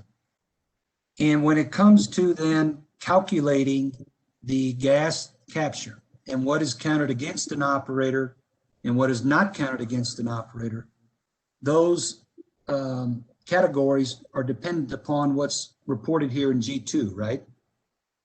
Correct. Okay. And when we go down here to the calculation method, under B, we see down here in your new B3 that what's excused from the gas capture requirement and thereby not held against an operator is volume of natural gas vented or flared to pursuant to subparts H little I1, which would be the failure to meet pipeline specs, right? Correct. For nitrogen, CO2, and H2S. So that you understand it? So what's that? Yes. Okay. Right. It does not have any excuse in here for failure to meet pipeline specs based on oxygen content.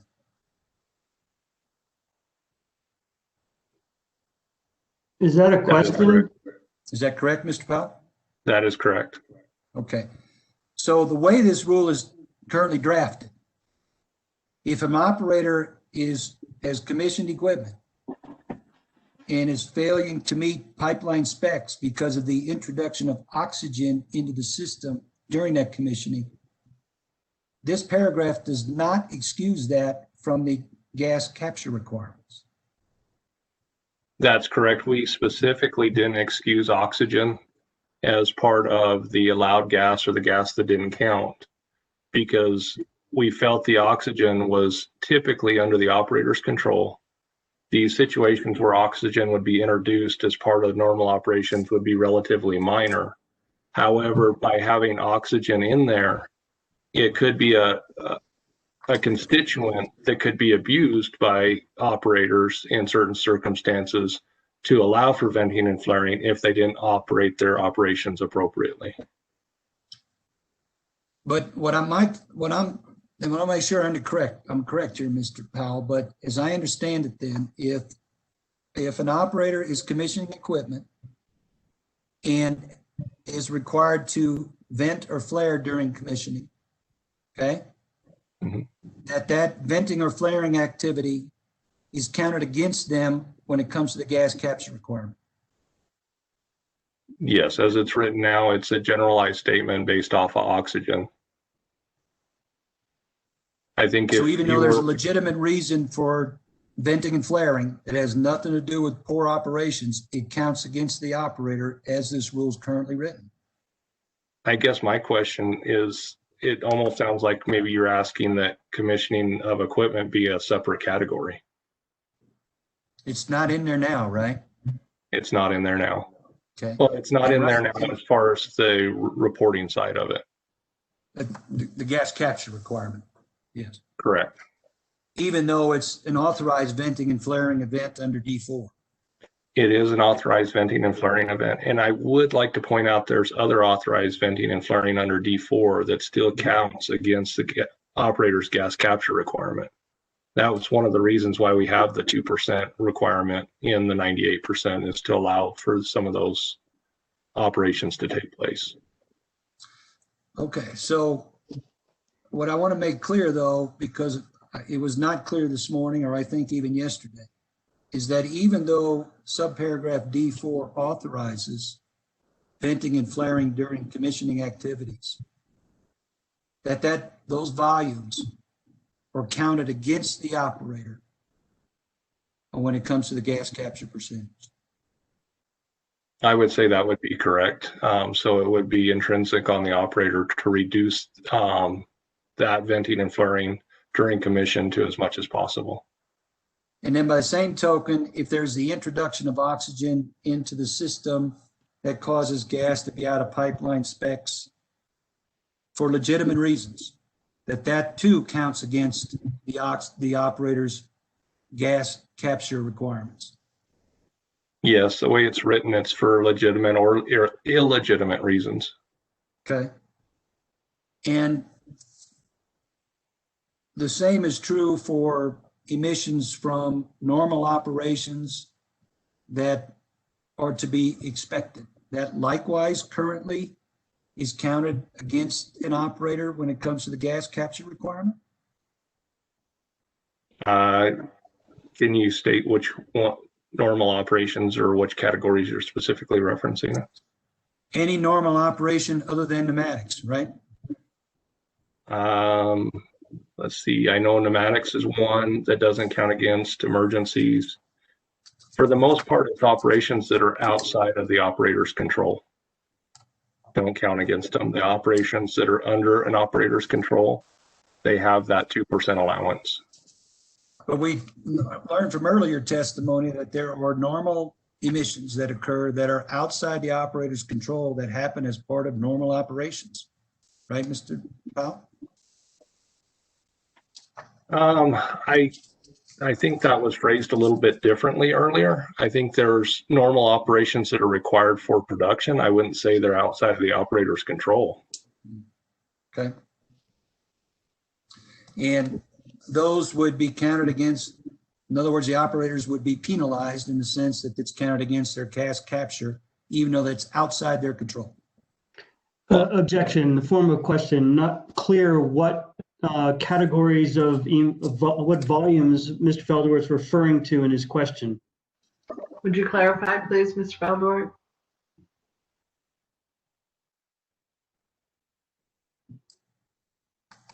Mr. Powell, this is back to subpart D, right? Okay, allow authorized venting and flaring events. Normal operation of storage tank and other low pressure production vessels. Those are counted against an operator's gas capture, right? That is correct. Normal operation dehydration units, amine treatment units, counted against the gas operator's gas capture. I would, if we're going to go one by one, I would have to compare with the reporting criteria to see if each and every one is in the reporting criteria. I would, I understand Eric objected earlier, but your statement that an operator would be penalized by reporting that production, I would say that they're not penalized for reporting that production unless they report that production in excess of their allowed gas capture percentage. Because there's that percentage that's allowed in there. And as long as that percentage isn't exceeded, and that percentage starts with the 5-year process, as long as that percentage isn't exceeded, there's not a penalized area for that, because they would still be in compliance. I guess it's how you, I think it's, you and I could differ on how you look at it, right?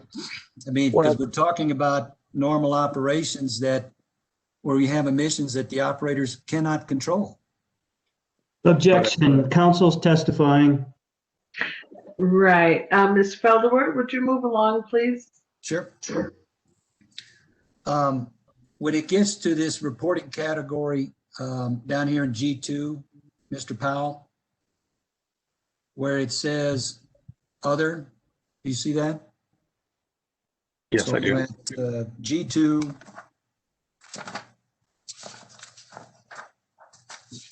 27.8 G2, and right now it's labeled subparagraph M as in Mary. Correct. What is included in other? Venting and flaring that's not included in the categories above.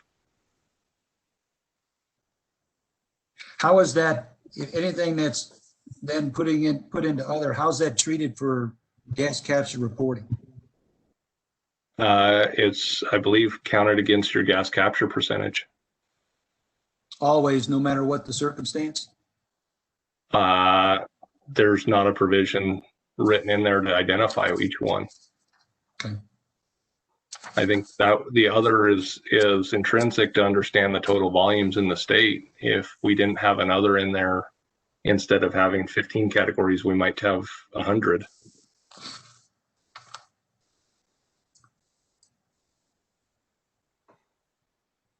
I want to ask you about the request to report to overriding royalty interest owners on a monthly basis. Okay, Mr. Powell? Okay. So I'm down here in G4. Can you tell me when this monthly reporting is supposed to start under this rule? There's not a specific time frame, so I would say as written with the adoption of the rule. Okay, not when operators are to begin monthly reporting to the division, which I think is January of 2022. Correct. This would come into effect immediately upon the adoption of the rule. That's correct. Okay. And how does the division anticipate operators are to provide this information to royalty interest owners, and by definition, overriding royalty interest owners? I would say as written, we haven't defined exactly how that's to happen. We imagine the operators are already in communication with those royalty owners through royalty payments, those kind of things. So whatever means it's currently used to give them the information they're getting otherwise, I would assume operators would use that same process. But if they wanted to develop a separate process to inform them, that would be between the operator and the royalty owner. So actually, it'd be more on the operator's end to develop that. As part of this, your assumption is that an operator is communicating with each and every royalty and overriding royalty interest owner on a monthly basis? I would, yes. Okay. What do you expect the operators to provide to the each royalty and overriding royalty interest owner reference to? I think it states it in the rule, a volumetric and percentage basis of their mineral estate that was vented or flared. And I believe you mentioned, and well, the rule says by the well on a monthly basis, right, Mr. Powell? That's correct, by the well. So it's to be broken down for each royalty and overriding royalty interest owner on a monthly basis for each well in which they have an interest. That's what you're suggesting? That's what's written. The intent is for you to inform the royalty owner of any wasted vented or natural gas that would normally be due. What if an operator does not pay royalty and overriding royalty interest owners?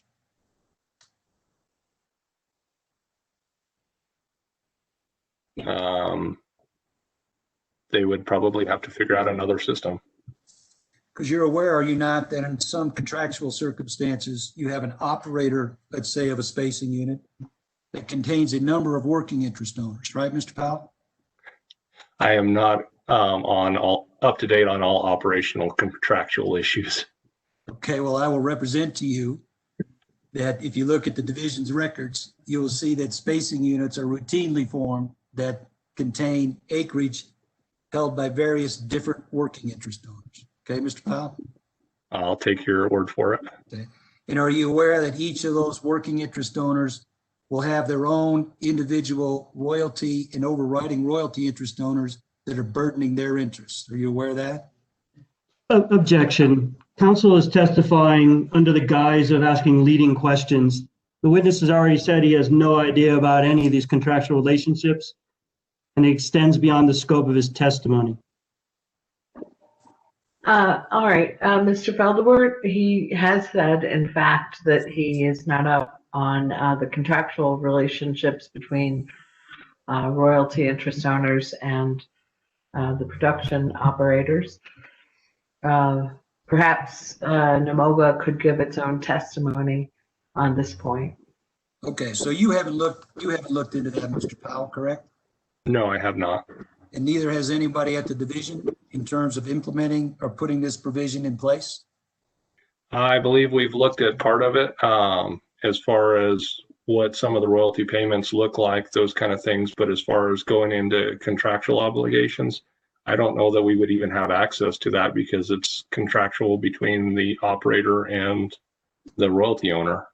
Or actually, to be more specific, it would be between the working interest owner and the royalty owner, right, Mr. Powell? I would assume, I am assuming you're correct because I don't know. Okay, that's, I believe, all the questions that I have. Thank you. Thank you very much, Mr. Feldewart. Mr. Biernoff, are you with us? Yes, I am here, Madam Hearing Officer. Thank you. I have a few questions for you, Mr. Powell. Mr. Powell, are you able on your screen to call up Oil Conservation Division exhibits? I can. Okay, I would appreciate your assistance with that, and I'm specifically interested in OCD Exhibit 2A.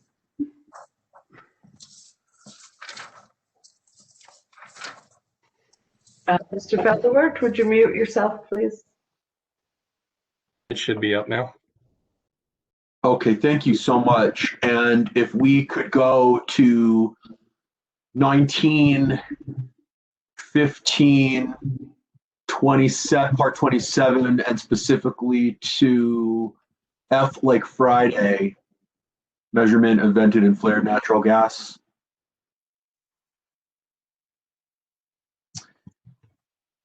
Thank you. And I want to ask you, Mr. Powell, in F like Friday 2, there's language at the end of that provision limiting the requirements of this provision to facilities or wells with certain production volumes, right?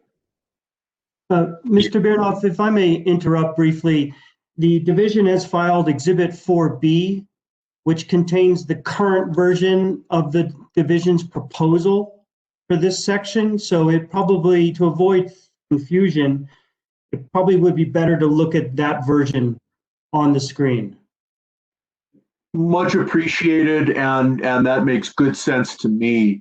Mr. Powell, if I can trouble you to switch over to Exhibit 4B, you've done that, thank you.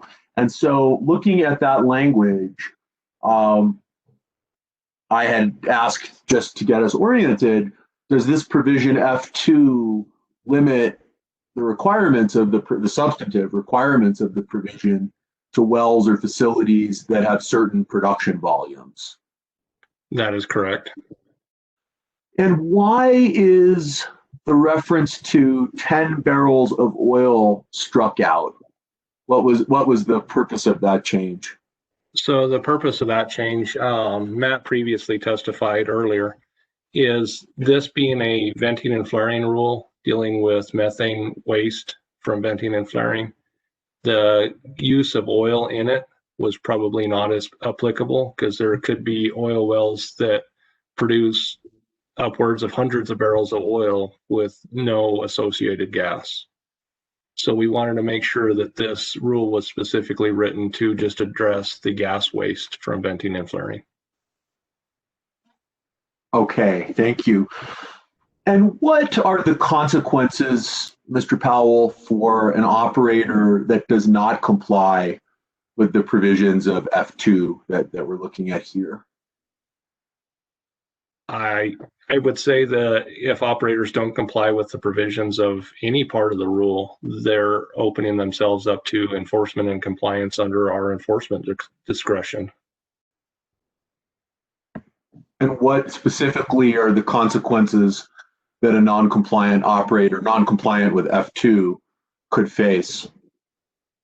I think the provisions under our enforcement rule are we can revoke APDs, we can shut in wells, we can curtail production, we can issue penalties. So I would say those would all apply to any compliance, whether it be F2 or any other provision. Is the Oil Conservation Division prepared to take the sort of enforcement action that you just described against non-compliant operators? I would say yes. If there's an issue with non-compliance, that it's our duty to start looking at our enforcement capabilities and what we need to do to enforce those. It's something that we have built in our process for other compliance issues. How did the Oil Conservation Division decide the appropriate cutoff in terms of production volume of production of gas for purposes of compliance with F2? So where this volume comes from, and it actually started with a stripper well provision as part of tax and royalty and tax incentives. So it's a statewide established threshold where the 10 barrels and 60,000 MCF of gas, or 60 MCF of gas, 60,000 cubic feet are used. So it's already a standard volume used to identify wells in the state, both by the OCD and by tax and rev, and possibly even SLO. So we started with that provision, and that's where the 10 barrels of oil actually got crossed over and brought into this rule, is we just grabbed the whole provision as far as volume and put it in this rule, and then later determined that the oil probably isn't as applicable as the gas in this scenario. Let me ask my question in a different way. Why is it that the Oil Conservation Division determined that wells or facilities that are producing 60,000 cubic feet of natural gas or less should not be subject to the requirement of F2? Oh, okay. I see your question now. So the reason why we use that is those wells historically are been deemed where they're marginal or on the verge of being uneconomic. So by bringing them into the higher standard, it could force them to be uneconomical and be prematurely plugged. Okay, when you say that it could force them to become uneconomical, what kind of analysis did Oil Conservation Division do to support that inference or that assumption? We didn't do a full economic analysis. When it refers to 60 cubic feet of natural gas, per daily average. That could be anywhere from 2 MCF a day. MCF is 2,000, or MCF is 1,000. It could be from very minor production to up to that 60,000. So we didn't do an economic analysis specific to that 60,000. Okay. And has the Oil Conservation Division determined the range of costs for installing the equipment that's called for in F2? No, because first off, I would say no, we haven't. And I would say it'd be very hard to do as far as range of cost, because it would depend on the particular well and how many different streams or lines that are running through there. I would also say typically the stripper wells that are referenced here are the low volume, low production wells that were previously testified by Jim on, that are very hard to reasonably meter because of that low volume or low flow. Okay, so I guess I'm a little bit confused. Is the reason for the exemption from the metering equipment requirement that these lower producing wells or facilities are hard to meter, or is it that it's not economical to do it? I would say it's probably both. 50-50? I hate to give a percentage because I haven't ran any analysis, but I would say a majority of the these low flow wells, or stripper wells, if you want to call them that, would be in the low flow, low volume capacity. There may be some that you could economically put a meter on, but I haven't done that analysis. Okay, has anyone else at Oil Conservation Division that you know of done that analysis? Not that I'm aware of. I think just to reference, I think the original 10 barrels, 60,000 was probably related to a historical analysis, because at one point there was tax incentives because of economics for wells that produced under those thresholds. Has Oil Conservation Division conducted any analysis of the methane emissions that are specifically linked to wells or facilities that are exempt from the requirements of F2? We have not. Specifically, we haven't done any reviews of emissions themselves. We did it more from a waste perspective instead of an air quality perspective.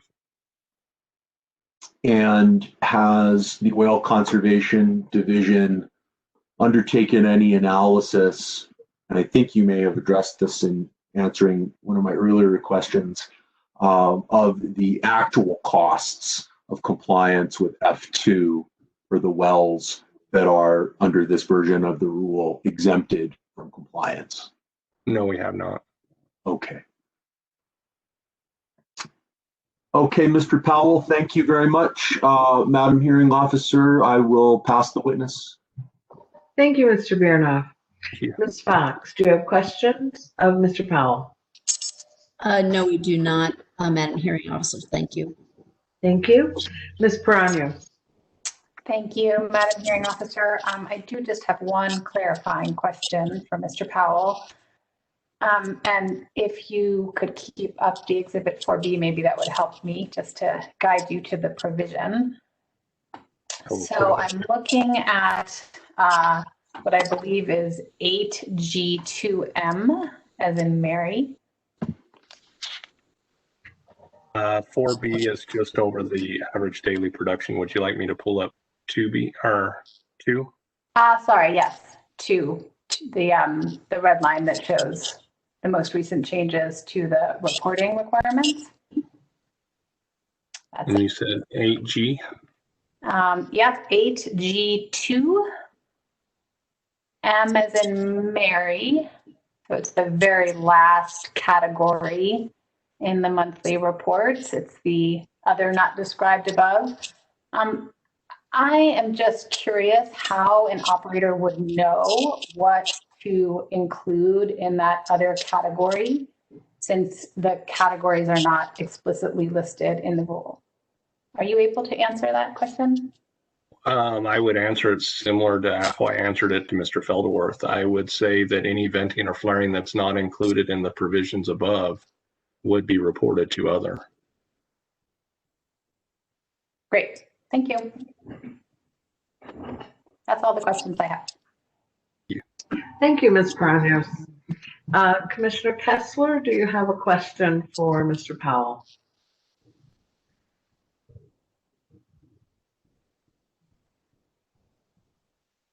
Commissioner Kessler?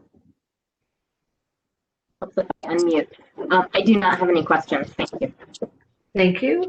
Commissioner Engler, do you have a question for Mr. Powell? No, I do not. Thank you. Thank you. And Madam Chair? I only have a couple. One, do you support this rule? I do. Do you feel like it was a collaborative process? I do, and I would even elaborate on that a little bit. I've been with the division for probably 15 years, or almost 15 years, and I would say this is probably a more collaborative overall effort than I've ever seen in a rulemaking. Thank you. I actually don't have too many questions. They have been answered in one way or another. And I know this doesn't come up yet, and maybe rebuttal testimony will be a more appropriate place. Hold on, Madam Chair. Ms. Fox, would you please mute yourself?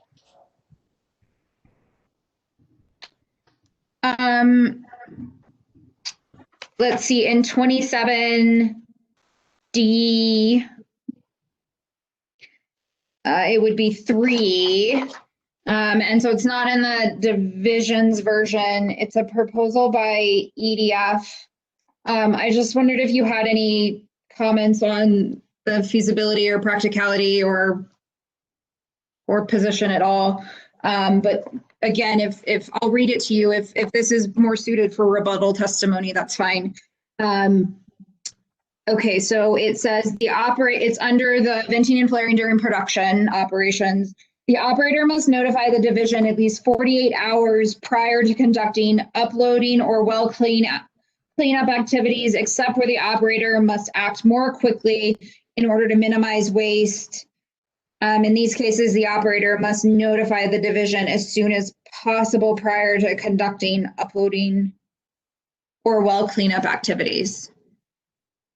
Do you have any comments on that? I did review that. We did look at it. We did not look to adopt it.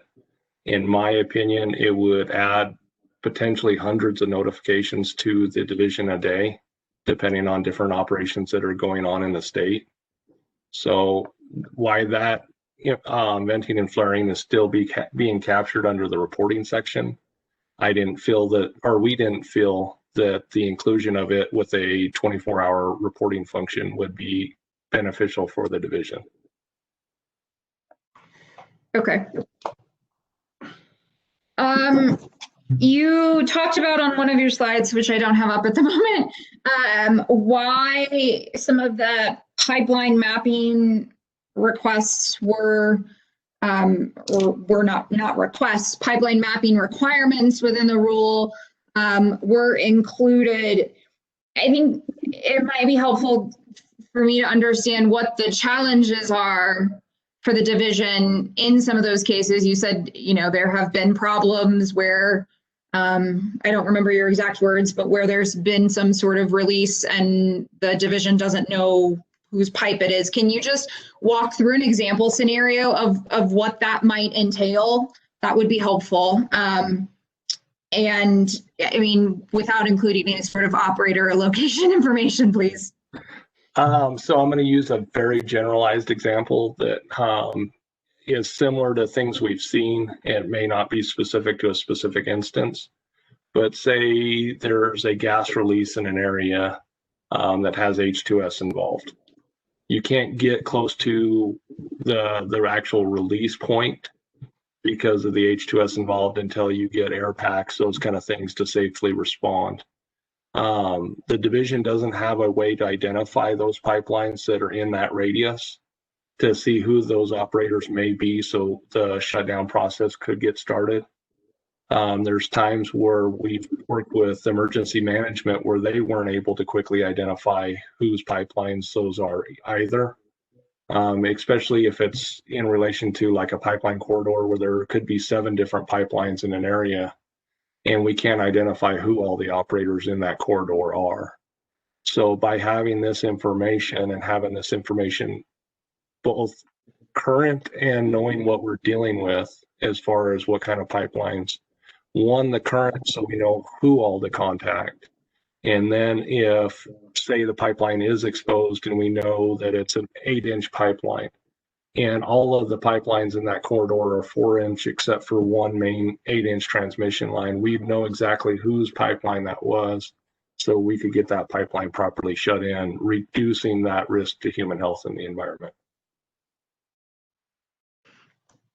So do you feel like the provision prevents waste? I do. And it would also protect human health and the environment?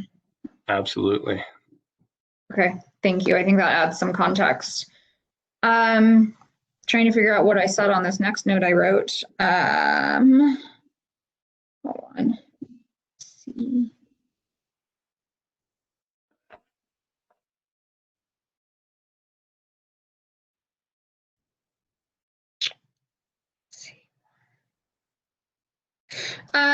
Okay, and 28, part 28, 8, C1, in part of 1, towards the end, it says the plan should include procedures to reduce leaks and releases, such as routine maintenance, catalytic protection, blah, blah, blah. I'm wondering if leaks and releases is a little duplicative, or if something different is intended by those 2 terms. I think they are duplicative. I think some people refer to them as leaks and some people refer to them as releases. In our rules, we always refer to them as releases in part 29, which is our spill rule. So I think it probably is duplicative. Okay. Thank you. And then I just had a question on stripper wells, or the wells that are exempted that are over, or I'm sorry, under the 60 MCF. Other than the exemptions for metering and flaring, are they covered by the rule? And AVO, there's a different time frame. Are they completely covered by this rule? They are, and I would say that the areas where you mentioned exemptions, they're not specific exemptions. Under the meter, it is an exemption for meter, but they still have to provide the estimations and the accounting that go along with that. For the flares, if they go out to retrofit that flare, they have to bring it to current design. So I would say it's more of allowing a different method than it would be a straight exemption because they're still covered by the rules. Okay. In some of those low flow, low pressure instances, and maybe this would have been more appropriate for Mr. Bolander, but is the measurement, it sounds like not feasible? So Mr. Bolander would be better assessed to answer this, but I will answer it based on the information I've gained from him through this process. Measurement of the low flow, low pressure is more infeasible, correct?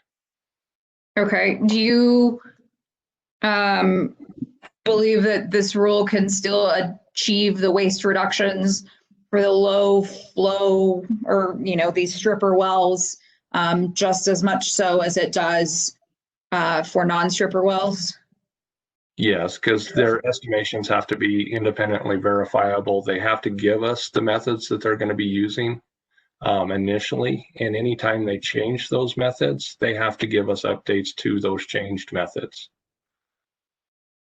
So we're still getting, in my opinion, competent information of the venting and flaring from those wells. Okay, thank you. I think that is my last question. Thank you, Mr. Powell. Thank you, Madam Chair. Thank you, Madam Chair. Mr. Ames, do you have any follow-up for Mr. Powell? Madam Hearing Officer, I have no redirect, and I'd ask that Mr. Powell be excused. Thank you very much, Mr. Powell, for your testimony, and you're excused. Thank you very much. Madam Hearing Officer, that concludes OCD's direct case. Thank you, Mr. Ames. So we've been going just for an hour. Let's talk about what happens next. As I remember it, Mr. Felderwart has already offered his opening statement. So I believe, Mr. Felderwart, that we would go directly into your witnesses.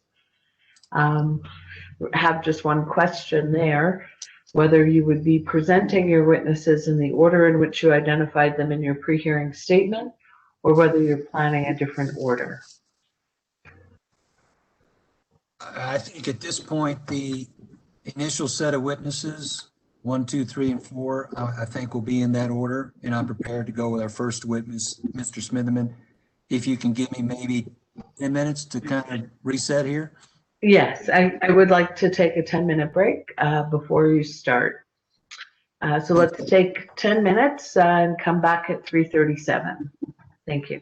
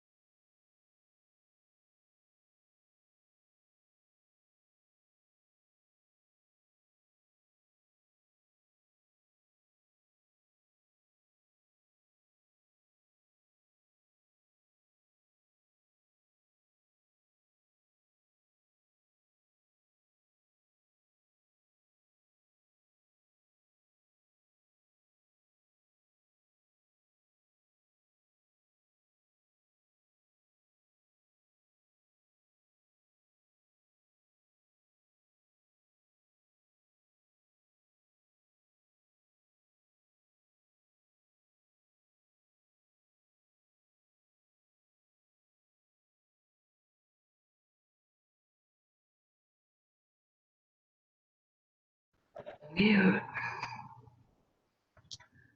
Okay. I'm here. All right. Oh, hi, Irene. Thank you for speaking up. Thank you for speaking up. You doing okay?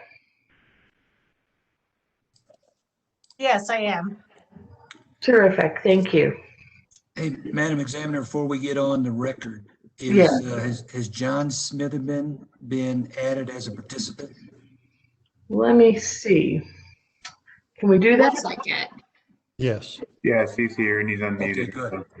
Thank you. Thanks, Sure. Bailey. All right. We are back after a break. Having finished the direct presentation of the Oil Conservation Division, we move now to the direct presentation of the New Mexico Oil and Gas Association. Mr. Felderwert, if you would, please. Yes, thank you, Madam Hearing Officer. The first witness we'll recall is Mr. John Smitherman, who I believe is on the screen. All right, thank you. Mr. Smitherman, if you would please raise your right hand. Do you swear or affirm that the testimony you're about to give will be the truth, the whole truth, and nothing but the truth? Yes, ma'am, I do. Thank you, and if you would please spell your name for the record. Last name is Smitherman, Smitherman.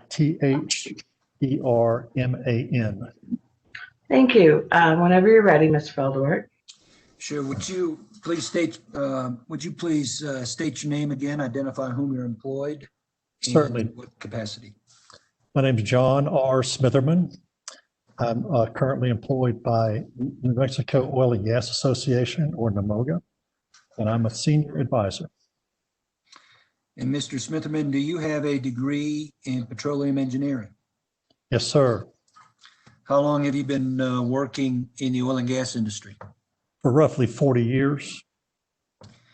If I turn to what's been marked as NMOGA Exhibit C, which, Madam Chair, members of the commission, it should be in a large black binder that was provided to the commissioners. There's NMOGA exhibits, it has NMOGA's pre-hearing statement at the beginning of it. And then NMOGA's exhibits C through M. If you all have that out in front of you, I intend to largely utilize that along with their other notebooks rather than trying to maneuver around the screen. So if we turn to NMOGA Exhibit C, Mr. Smitherman, do the first two pages, C1 and C2, accurately summarize your educational background and your work experience? Yes. This indicates that your work experience has been focused on the Permian Basin of New Mexico and Texas, right? It has, almost all of it. About 6 years before that, it was mostly Texas and Louisiana Gulf Coast. But other than that, very much focused on the Permian Basin in Texas and New Mexico. And it indicates that over time you began to manage various operations. But do you have, field experience, Mr. Smitherman? Oh, I've got a tiny bit of field experience and actual hands-on, mostly summers while I was in college. But as basically an operations manager of both production operations and drilling, I was in the field a lot. And did you manage a number of field workers? Oh, yes. I probably had hundreds under my responsibility for my career. And eventually, as you moved through your career, you became vice president of operations, right? That's correct. Okay. Does your 40 years of experience include New Mexico vertical and horizontal well development? It does, vertical, horizontal, oil and gas. So have you have actual experience then in drilling wells? Yes. I mean, I've actually sat wells from spud to completion, but that was in my training phases. I have been the drilling supervisor, so managed a group of drilling engineers and oversaw drilling operations. And that would then part of my career. That would then include completing and startup operations. It did. As our company grew, we did finally split the drilling and completions away from production operations. But for most of my career, production operations included regular operations, normal day-to-day production, but also drilling and completions. And do you intend to draw on that experience in conducting or in addressing each of these different phases with the commissioners? Certainly. Do you also then have, as a result of your employment, actual experience in operating and maintaining wells for their productive life? Yes, absolutely. And have you become, as a result of your work experience, familiar with the infrastructure for oil and gas operations? Absolutely. We, in fact, owned infrastructure from both upstream infrastructure and midstream, if you will. When you say Go ahead. midstream, does that include gathering systems? Yes, specifically gas gathering, water gathering, if you will, and even oil gathering systems. And in fact, Mr. Smitherman, did you manage gathering operations for a period of time? We did. Okay. Or I should say I did, yes. So you're familiar with the challenges that are involved? Yes. Your resume indicates that you're a member of the Society of Petroleum Engineers? Yes, sir. Is that what type of organization is that? It's a professional development organization. It's worldwide.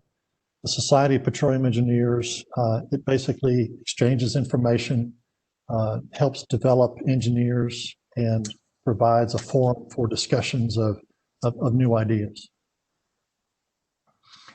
And have you been honored as being a distinguished lecturer for that organization? I am. In fact, I'm in my distinguished lecture season right now. Okay. Mr. Smitherman, are you familiar with NMOGA's proposed modifications to the division's rules? Yes, I'm very much familiar with them. And those are contained in separate binders that we have provided to the commissioners, correct? That's correct. That the small white binder that's been provided would contain the proposed modifications to part 27, I mean? That's correct. That would be Exhibit A, I believe. Okay. And then NMOGA's Exhibit B would be in a black binder, and that would contain NMOGA's proposed modifications to part 28. That's correct. Okay. Do you intend to walk through those changes with the division? I do. I'll give an overall summary of all of the modifications. Okay. Can you essentially discuss the reason for these changes? Certainly. Let's back up a second here. When the informal proposed rule came out last summer, NMOGA and IPAM basically put together a team of experts from many, many disciplines to review these rules. When you say IPAM, you mean that's IPA New Mexico? It's IPA in New Mexico. That's correct. Okay. So when in fact, if you will, commissioners and others, when I say NMOGA, also think IPAM, IPA in New Mexico, because they have collaborated with us in reviewing these rules and crafting these suggested modifications. Okay, now on these suggested modifications, when I look at these notebooks, these modifications, we got them paginated for easy reference, right? Exactly. Okay. And then the changes are reflected in red additions or black strikeouts, correct? That's correct. Okay. When you look through this and you see blue text on these exhibits, what does all of the blue text indicate? All of the blue text is, in essence, narrative. It's explanations for any kind of modifications that NMOGA has offered. And those the blue text should not be considered part of the rule. We only intend for the rule to be modified by either strikeouts or by the additional red font. Okay, so none of the blue language is proposed language itself. Those are just discussions of the reasons for the proposed language. That's correct. Okay.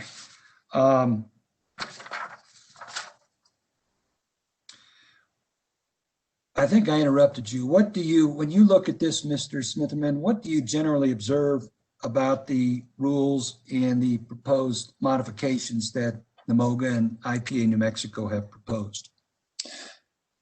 Sure. Thank you, Mr. Felderworth. I would like to first off begin by thanking the Commissioner, Madam Chair, Commissioners, and Madam Hearing Examiner. Thank you for this opportunity to represent almost all of the oil and gas industry in New Mexico on this important matter. So thank you in advance for your kind attention. As for my observations, first and most importantly, the division has proposed a requirement on operators of upstream oil and gas wells and facilities and operators of gathering pipelines and facilities to achieve a nation-leading gas capture rate of at least 98% by the end of 2026, separately in both the North and the South producing regions. This would be an unprecedented accomplishment by this very important industry to New Mexico. As I think you've heard in testimony earlier this week, no other producing state in the U.S. has accomplished such a stringent gas capture requirement. In fact, North Dakota just celebrated a 93% capture rate for the single month of September, 6 years after they put rules in place. This 98% gas capture requirement is one that NMOGA and IPAM support, even while we recognize the challenge that it represents. We share the goal of responsible oil and gas operations. And as we do, we also recognize that there are events that are truly out of the control of operators, and those should be viewed appropriately. We have offered modifications to this proposed rule in that regard. We've also offered modifications to the proposed rule that seek to recognize the realities of oil and natural gas operations in hopes of avoiding the creation of incentives which could lead to unintended consequences or unsafe behaviors while we focus on efforts to reduce high pressure flaring. We also note instances where the division's proposed rules, I'm going to skip that section. We've already talked about that a lot.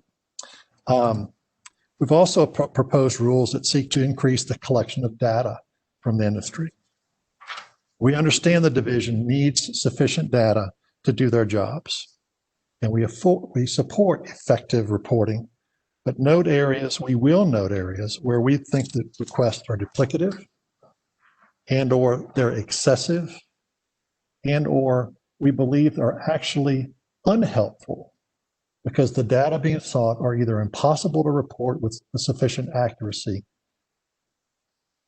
NMOGA has therefore offered modifications, one, to improve reporting of episodic gas venting and flaring events, two, to make routine monthly reporting more comprehensive, and number three, to ensure the quality of reported volumes. By eliminating reporting of data that cannot be measured or even estimated with sufficient accuracy for production accounting reporting, NMOGA's modifications will actually improve the value of the data that industry reports, and that will be relied upon by the division and others. Bad data is inappropriate to inform current enforcement or future policy.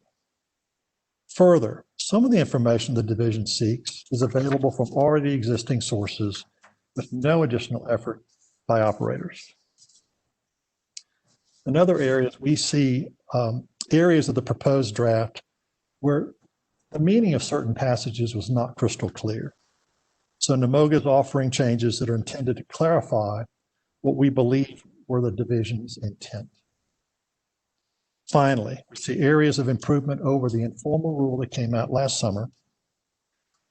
This includes reduction of some of the prescriptive measures and relies more on setting goals and letting operators have flexibility to meet those goals.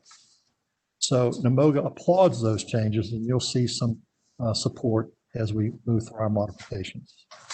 So thank you again for this opportunity to address the commission today.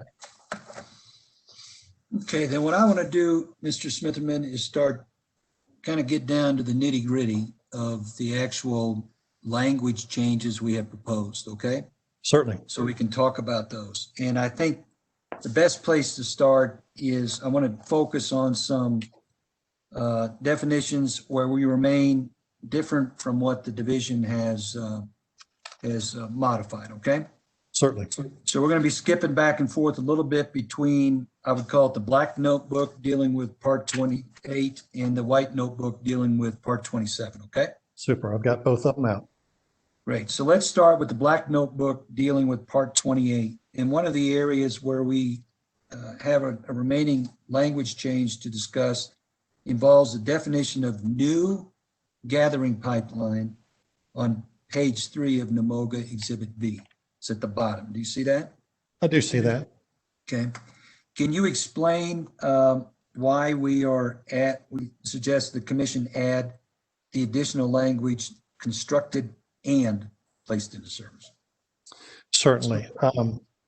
There's a distinction between pipe that might be already in the ground and is idle and sections of pipe that would be newly constructed. And we wanted to make sure that this rule applied to those newly constructed pieces or sections, if you will. Okay. Then if I look at the definition of malfunction, if we go back maybe a page or two, definition of malfunction is found on, I'm sorry, it's on that page right above Sure, where you I see it. Apologize. Now, when we deal with a definition like this of malfunction, it's essentially the same both in part 27 and in part 28, right, Mr. Smitherman? That's correct. Okay. Can you explain why the NMOGA believes that the word substantially should be removed, as well as the word reasonable? Yes, certainly. Both of those two words take what should be, in essence, clear and makes them subjective. For example, you say an operator, control of an operator that disrupts operations and requires correction. Who's going to decide what is substantial? I mean, it seems to us that if you've got a malfunction, you shouldn't have the ability to kind of Monday morning quarterback whether that was quote unquote substantial enough. And same thing for reasonable control. The operator either kind of has control of a situation or he doesn't. And putting the word reasonable in there creates a subjectivity to it that makes it unclear. So this would, in your opinion, this would assist in providing some regulatory certainty to operators? Absolutely, certainty and clarity. Okay. And would cover disruptions that would otherwise meet these rather high threshold language that we see here. That's correct. Okay. Now I want to talk about the definition of emergency. Okay. Certainly.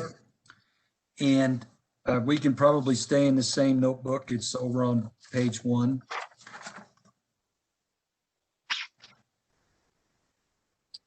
Carries over to page 2 of NMOGA Exhibit B. Now this is set up where you have the basic definition of emergency and then a number of exceptions, Mr. Smitherman, okay? Yes. Again, we see that in the basic definition, NMOGA seeks to strike the word substantial. That's correct. Okay, and it's for the same, is that for the same reasons you just discussed? For the exact same reason. Okay. This creates a subjectivity to it that reduces certainty and clarity. All right.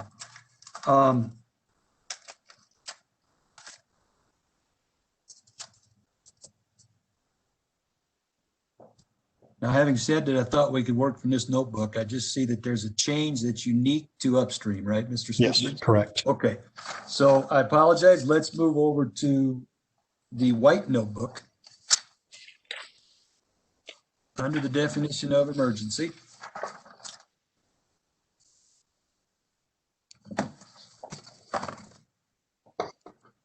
Which is on page 3 of NMOGA Exhibit A. Yes.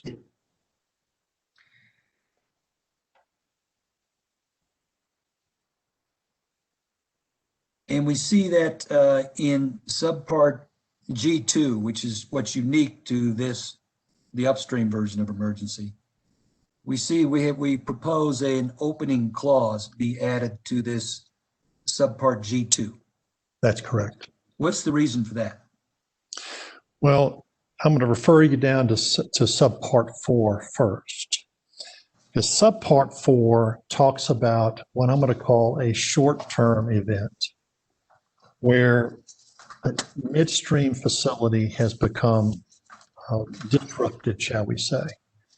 And so as you deal with the realities that subpart 4 are aimed at, you've got a situation where the gas takeaway, the gas gathering system has limited capacity.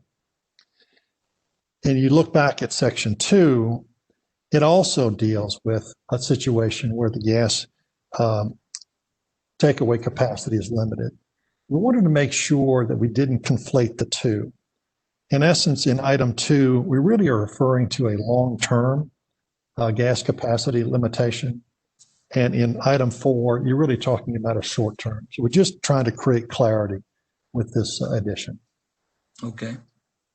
Then I'm looking at towards the end of G2, we strike the phrase or exceeds sales contract volume of natural gas. Do you see that? I do. What's the purpose of that? Well, clearly there was a desire from the division to, in essence, avoid the definition of an emergency if an operator exceeded some, maybe some contractual limitation in how much gas an operator could produce. I've never seen such a limitation. And in all of the people that were on our team, literally it was over 80 people on our team reviewing these rules over the past 6 months. We have not seen that. And quite frankly, that included both upstream and midstream representatives. So in essence, I don't see the purpose for that. I don't think it'll ever come up. It certainly hasn't come up in my career. And if that being the case, well, then it wouldn't be an issue at all. But it also suggests then that the division may have the right to review private contracts. And we're concerned about that. So we see no purpose. We see no benefit to the division to have that language in there. And we see some danger, if you will, in it. So we thought best just strike it. Based on your experience, Mr. Smitherman, do these gas sales contracts, do they sometimes reference a minimum volume? Well, they can reference a minimum volume. They can also reference, I'll call it a short-term minimum and a long-term minimum, if you will. You can have a minimum volume that you start having to pay a penalty because you've dropped below a certain volume. But mostly they will refer to a minimum volume that an operator has to produce to the gas gatherer so that that gas gatherer can, in essence, recoup the capital that they've invested. And there'll be a period of time that the operator has to produce that volume. And if he doesn't by that particular time, there are consequences for that. But in your experience, they don't, for example, impose a maximum value? No, I've never seen that. All right. Now I want to talk a little bit about some of the limitations, additional limitations to the exception from emergency, which are important, right? Because that means that if they fall within these exceptions, it's counted against operators for the gas capture purposes. That's correct. And those are very important. Okay. And when you look at these exceptions to emergency that the division has put forth, based on your 40 years of experience, what should the commission keep in mind when they look at these exceptions? Well, let me give you a little background. I'm here today, at least partly because I've completed this 40-year career in the oil and gas industry, mostly focused on operations. That means I've had 40 years of experiences that give me perspective that others may not possess. That includes understanding how to communicate priorities within a company so that employees' efforts are aligned, and also understanding employees don't always make the correct decisions, even as they're trying to do right by their employer.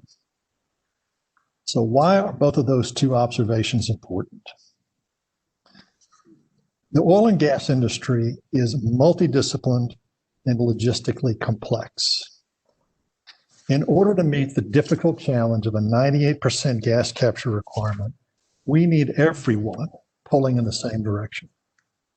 We need those employees managing drilling schedules, facilities engineers working with reservoir engineers, designing proper facilities, gas marketing professionals doing what they need to do to ensure that adequate takeaways are available when needed.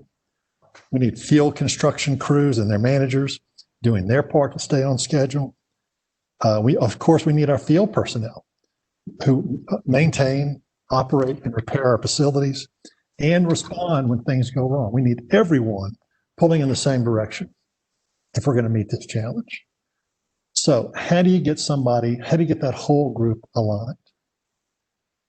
When this rule's passed, operators will make gas capture an even more prominent theme in their communications with their employees. It'll be a message to everyone in the company involved in New Mexico. It'll involve incident reviews so that the company can improve their performances. There'll be progress reports to be communicated on a routine basis. It'll be included in reminders at staff meetings, morning field crew meetings. Gas capture performance will likely be a part of compensation reviews, just as other EH&S metrics are today. It'll be a repeated message because that's what it'll take to create the aligned team effort needed to be successful in meeting this challenge. The goal of this communication campaign will be to have gas capture on the minds of every employee as they perform their tasks every day. So let's look at emergencies kind of from a top level. There are two main categories of emergencies here. Emergencies at midstream facilities that cause upsets at upstream facilities, and emergencies within a single operator's facilities. So let's start by looking at how the proposed rules address the first category. As is clear from the proposed rules, when a midstream operator has an upset that could cause venting or flaring at upstream facilities, they want that midstream operator to not only address their issue, but also to communicate with all affected upstream operators so that they can respond to any venting or flaring events at their sites. Further, the division wants those upstream operators to respond to those events quickly. In fact, I think Mr. Lepore said with alacrity, urgently, in fact, I think were the words he used, so that venting and flaring can be minimized.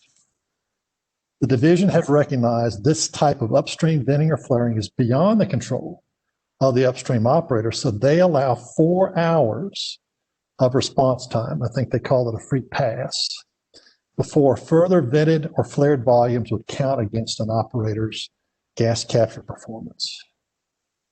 While we agree with the concept, we do not believe that 4 hours is adequate to safely and effectively respond. I want you to think about something. Consider that many of these events are going to be caused by extreme weather events, winter storms, spring and summer thunderstorms. So that in essence, our field workers are going to be responding to these events in extreme weather. Now, we have great employees team players who work hard for the company. That's their team, right? These workers, because of these communications that we've been talking about, will know that beyond a certain time, this lost gas is going to count against their company. Without adequate time, some of our workers may take it upon themselves, maybe drive a little too fast when you've got ice and snow on the ground, or maybe drive a little faster than we'd like them to when it's raining cats and dogs. I'm not talking about speeding over the speed limit. I'm just saying going a little faster than they should because they know they need to get there with that alacrity that Mr. Lepore talked about. To be clear, our companies don't want workers to take personal risks, but people are people, and they've heard the messages that we've given them, and they want their company to meet the gas capture target. So personally, I preferred 12 hours for this response time, but we talked to our teams and they talked to their field folks, and they believe that they can get by with 8 hours that we've recommended. So what I'm asking you all to do is let's Objection, give our, Madam Hearing Officer. excuse me. Objection. Okay, Ms. Fox? Mr. Smitherin keeps referring to his team and their opinion. Hearsay objection. In their opinion. I'm sorry. What is the nature of the objection? Hearsay. Mr. Smitherin keeps referring to the opinion of his team of 80. That is hearsay. I see. Mr. Feldwart? Well, if I had known that we were going to follow hearsay objections, we would have been, made a similar objection. As you know, Third degrees.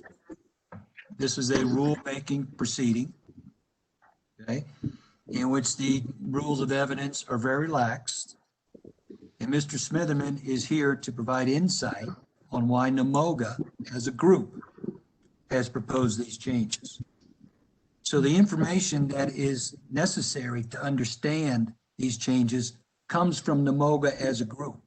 And you can't have that understanding unless you have communications with the members. So I'd ask you to overrule the objection so he can move on here. Madam Hearing Officer? Ms. Fox?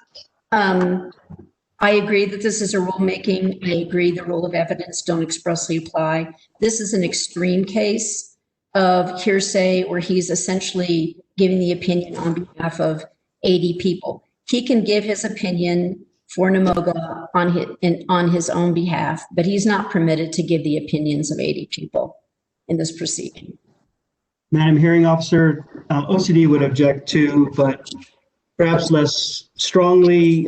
It is clearly hearsay. The rules, but as Mr. Felderwood said, the rules of evidence don't apply, so we need to be careful not to go too far.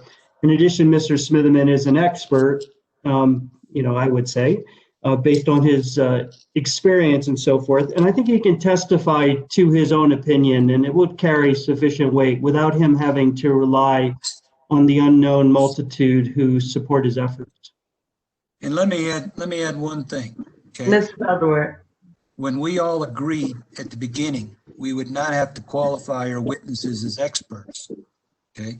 I have not qualified him as an expert. I can if I need to. A witness who is qualified as an expert is authorized to rely on hearsay as part of his expert opinion. So this objection does not apply here for a lot of reasons. Madam Hearing Officer, perhaps the witness can disclose the other missing 79 members of this August panel, and having that information might help the rest of us understand who exactly is providing this opinion testimony. Okay. Ms. Paranos, anything to add on this objection?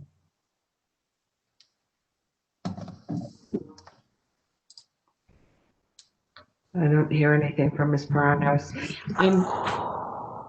So really, I'm inclined to overrule the objection based on all of the reasons given by both Mr. Feldwart and Mr. Ames, acknowledged by Mr. Ames, namely that it's rulemaking, number one, that Mr. Smitherman is an expert, number two. But I do like Mr. Biernoff's suggestion that in fact, if Mr. Smitherman is going to share the opinions of a team, he referenced a team of 80 reviewing this rule, that he should give us some indication of who that team is comprised of. So the objection is overruled, but Mr. Falderword, I will ask you to draw him out on that point. Mr. Smitherman, you mentioned that there was a group of individuals who examined these rules in addition to yourself? I did. I might just restate what I said and maybe make this go away. Yeah, I'd like to move this forward. I mean, these are the people objecting, the same people that were concerned about timing. So whatever you can do to move this forward, go ahead. Let me try it again. I'm going to restart. I actually prefer 12 hours, but NMOGA is recommending 8 hours, as you can see in Exhibit A. So I am urging the commission to please give our neighbors, our field workers, ample time to respond safely and effectively. And if you're on the fence between two numbers, please take the higher number. Please round up. So the second major concept in dealing with emergency events. Hold on. Would you please give us just a little information about the nature of the folks who were on your review team? I'm not asking for age. Just give us some information about the type of folks you had on your review team. I will do my best, Madam Examiner. We had members of NMOGA, and typically those are companies, who created a task force. We created a task force that I helped coordinate that included experts from many, many facets of our business, both midstream and upstream. And they included engineers. They included folks who dealt with gas marketing contracts. They included experts in measurement. They included experts in hydrocarbon fluid properties. They included folks who are experts in operations, both upstream and midstream.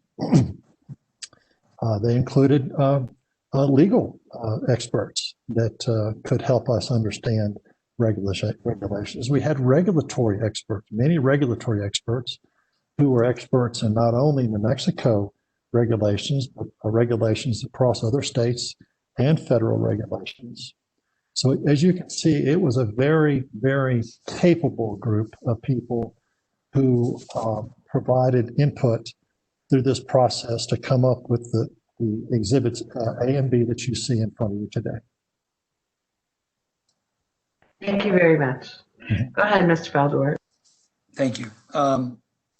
So, Mr. Smitherman, is it your opinion that when you look at something like the 4-hour time frame, that the commission should consider the impact that having too short a frame can have on the ability of operators and their employees to effectively address a situation?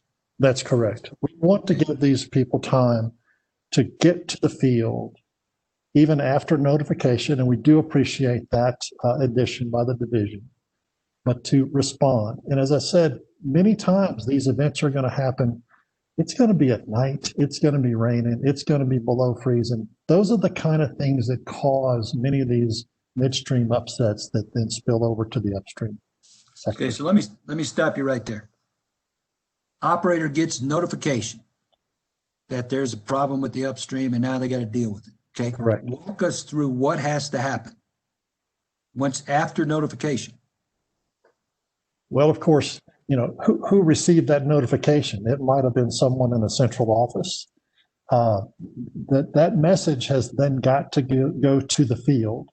Someone has got to decide where is that going to be, have an impact, potential impact on our upstream operations, and then decide not only who, but maybe how many of our lease operators need to physically respond. They are called, maybe woken up in the middle of the night, and they have to get in their vehicles, maybe drive by the office to get some information or swap out to the company vehicle. Then they have to drive to the field. There's also communication that goes on between the upstream company representatives and the midstream. Midstreamers also have to respond here. I've been kind of thinking mentally about how the upstream operator responds, but the midstreamers are responding as well. They're having to send their people out in the middle of the night, perhaps in bad weather, perhaps to whatever site has caused this issue. They need to get out there and assess what was the problem. Is this something that can be handled in 30 minutes, or is this a major event that's going to take a long time? Now, wait a minute, let me stop you right there. You're talking about the midstream. Their evaluation of how long this upset is going to occur. Is that important for downstream operators to understand what they need to do? That's essential. If it's going to be a short term, let's say it's going to be 30 minutes, well, you're probably still going to send your people to the field to make sure that operations are still smooth, even though that it might be resolved before you even get out there. But if it's several hours, you're going to have to decide how to manage that. You may have the opportunity to shut wells in, but you also may have the opportunity, if you've got multiple connections, to be able to send your gas to a different gas gatherer so there's no interruption in production and no flaring or minimize flaring. So you've got to have a communication between those two, which is what the division has talked about. They want to ensure communication between the midstream and the upstream. That's why they basically said you've got a notification requirement on the midstream sector. Okay, so you get your notification, you figure out who the right people are and who you need to get out there. They get themselves ready, they get themselves out of bed or whatever they got to do, get themselves ready to go out to the field. Now they got to go out to the field. What are the challenges that they face going out to the field, whether you're in the Northwest or down in the Permian? Well, it's not like going down the street to the 7-Eleven. It's a long way in many cases. And many of those miles of road are not paved road. You've got gravel leach roads. They may have snow on them. They may have water on them. You can't go very fast on those things because it's just the nature of those bumpy roads. So you drive out to the field. And let's also imagine you've got a midstream operation, midstream malfunction that might have affected several of a company's upstream facilities. That company may decide, I can't just send my normal lease operator out there. I need to send a couple of others because we need to get to all of those facilities quickly. Now, once you're there, you pull up, then what do you got to do? Well, you got to assess, first of all, is it safe to get out of your car? If you've got a lightning storm going on, you better not get out. But you've got to get out. You've got to look at what's going on. You've got to assess the safety of the situation, make sure that it's safe for you. And then you've got to basically see what is going on at your facility and what do you need to do. If you're going to respond by shutting in wells, there's typically communication that needs to go on between you and the home office, if you will. Sometimes that's easy, sometimes it's not. Many places in the field, you pick up your cell phone and you have no bars. You can't communicate. So you've got to assess what you can at the site, and perhaps maybe drive off a little bit and find a little high spot and where you've got to. So it takes a while to assess what is going on. It takes a while to communicate with the midstream to understand the timeframes that you need. And then you've got to make a decision within the company as to how to respond. All the while making sure that you're doing this in a safe fashion. Correct. Okay. In your experience, Mr. Smithman, having been doing this for 40 years, is 4 hours after notification sufficient time for a prudent operator to safely address venting and flaring events caused by gathering system upsets? Many, many times it will not be close to adequate. And in your opinion, is 8 hours a more appropriate time to balance the concerns that the division has and the real real world operational situations that operators face out there? That's exactly what NMOGA recommends. Okay. I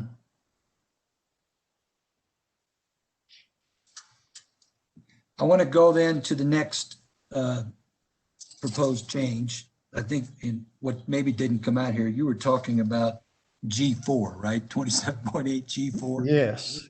Okay. I barely remember that, but yes. And there's a different, okay, and there's a similar, well, no, there's not, because it's an upstream. So let's go to G5, okay, in part 27, which would be on page 4 of our NMOGA Exhibit A. I see that. Okay. Now, this is a circumstance where we are proposing a change to subpart 5, right? Correct. By striking, including a recurring equipment failure. Yes. And there's a similar change to the definition of emergency in part 28. That's correct. Okay. Now, what is the problem with this provision as written if they don't accept our change? The word negligence is a very strong term, number one.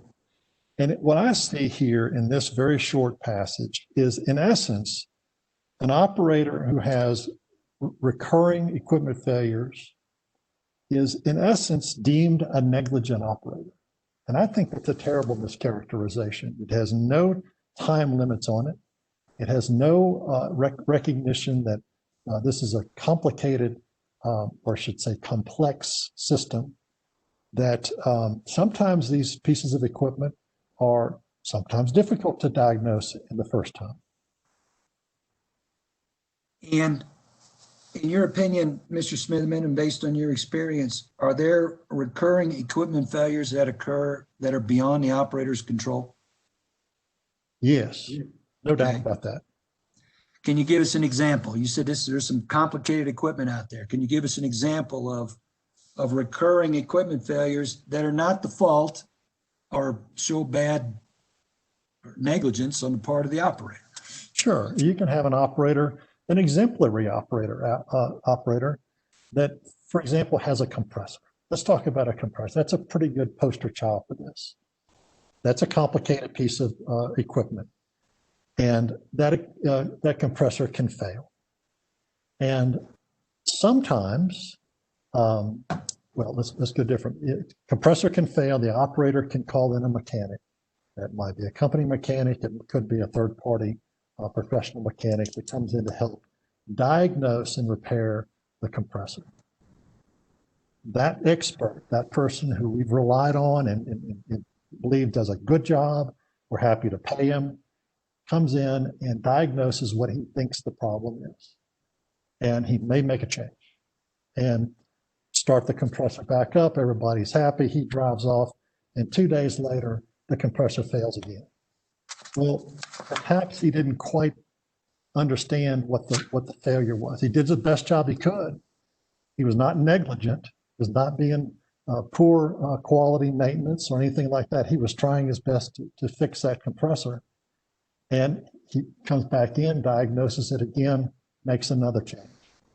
And sure enough, it starts back up again. Everybody's happy, drives off. And a week later, the compressor fails again. Same compressor. And this time, he finally finds something that he hadn't seen before and makes the change and gets it running again. Now, that is not a negligent operator. They've done the best they can. They've hired an excellent mechanic to come fix their compressor, and it simply took some time to find the right solution. So, Mr. Smitherman, when you read this, the way it's written, if you have recurring equipment failure, you are automatically deemed negligent, and therefore the incident flaring and venting incidences are not excused, right? That's correct. It equates anybody that has recurring equipment failure as a negligent operator, and I think that's extreme. Okay. And based on, just to be clear, based on your 40 years of experience, does recurring equipment failure always mean that you got a bad operator out there who's negligent? Clearly not. Okay. Now I want to talk then about the change to subpart 6. Yes. In this, we see both a change in part 28 and I'm sorry, part 27, and then a similar change to the definition in part 28, right? Yes. And subparagraph 6 says, as written, 3 or more emergencies experienced by the operator, this is operator specific, Correct. within the preceding 60 days is deemed not to be excused unless a division determines otherwise. Okay? I see that. All right. Now I want to talk about that last clause in a minute. But let's just talk about the first change that NMOGA proposes. They proposes to add at one site for similar causes. Correct. Okay. Is there 2 components to that? Yes. We have at one site. That's and then correct. we have for similar causes. That's correct. Okay. Can you give us an example of why it would be appropriate to add the phrase at one site? Certainly. In fact, it has come up already in these proceedings this week. You get extreme weather events. You get a thunderstorm, line of thunderstorms that moves through southeast New Mexico, which I've seen many, many times. And that thunderstorm can cause malfunctions at maybe one operator has 5 or 6 locations that are disrupted by that. And in essence, that would mean that only 2 of those events would be considered an emergency, and the rest of the 4 would be held against the operator. In essence, the operator had no control over that event. Okay, and then what would be an example of why you would want the phrase for similar causes? Well, as I've said before, these facilities can be complex. They have lots of moving parts, and even an exemplary company with a top-notch maintenance program can have things go wrong. And to have,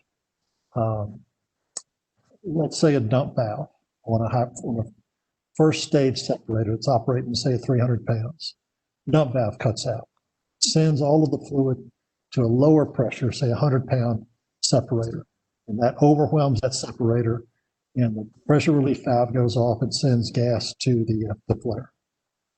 It happens.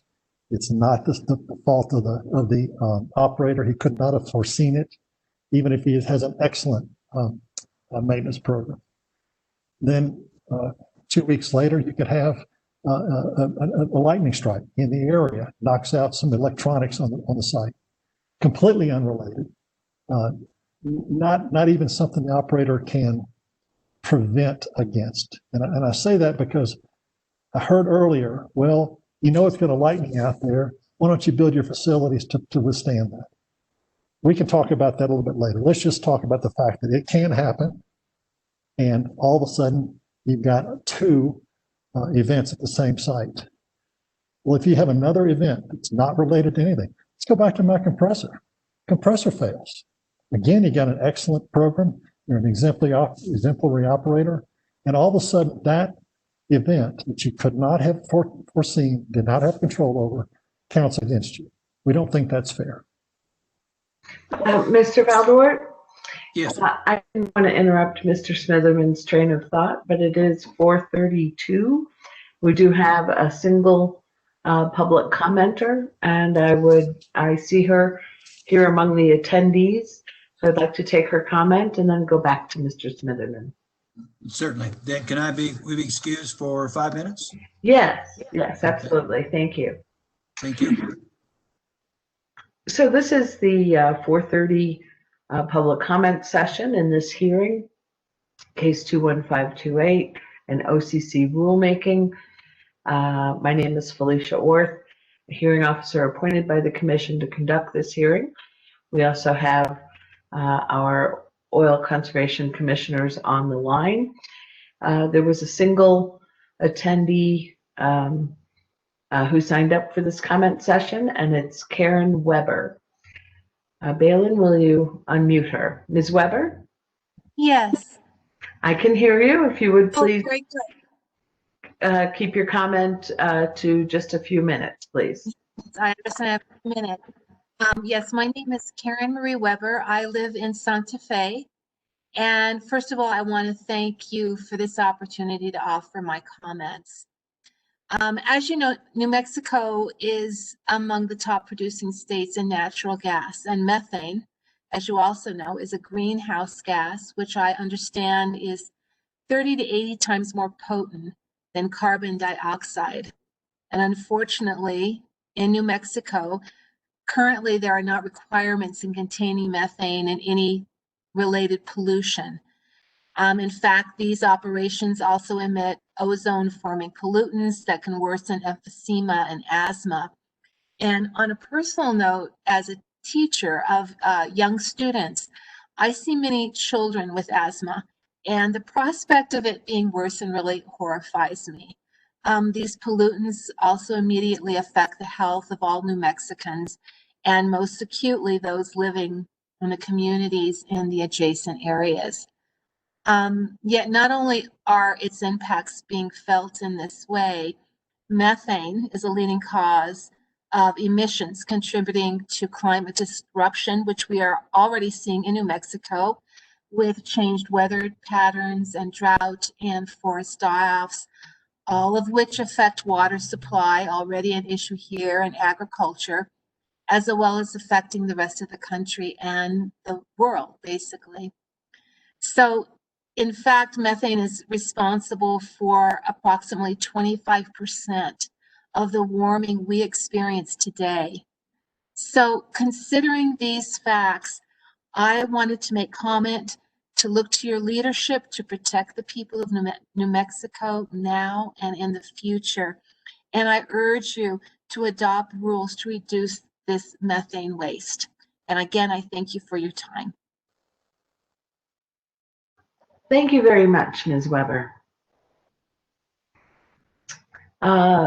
Just in case, let me ask if there's any other member of the public who signed up to make a public comment this week, has not already spoken, and might want to offer it now. No? Dylan, just take notes, and we've got a beep up.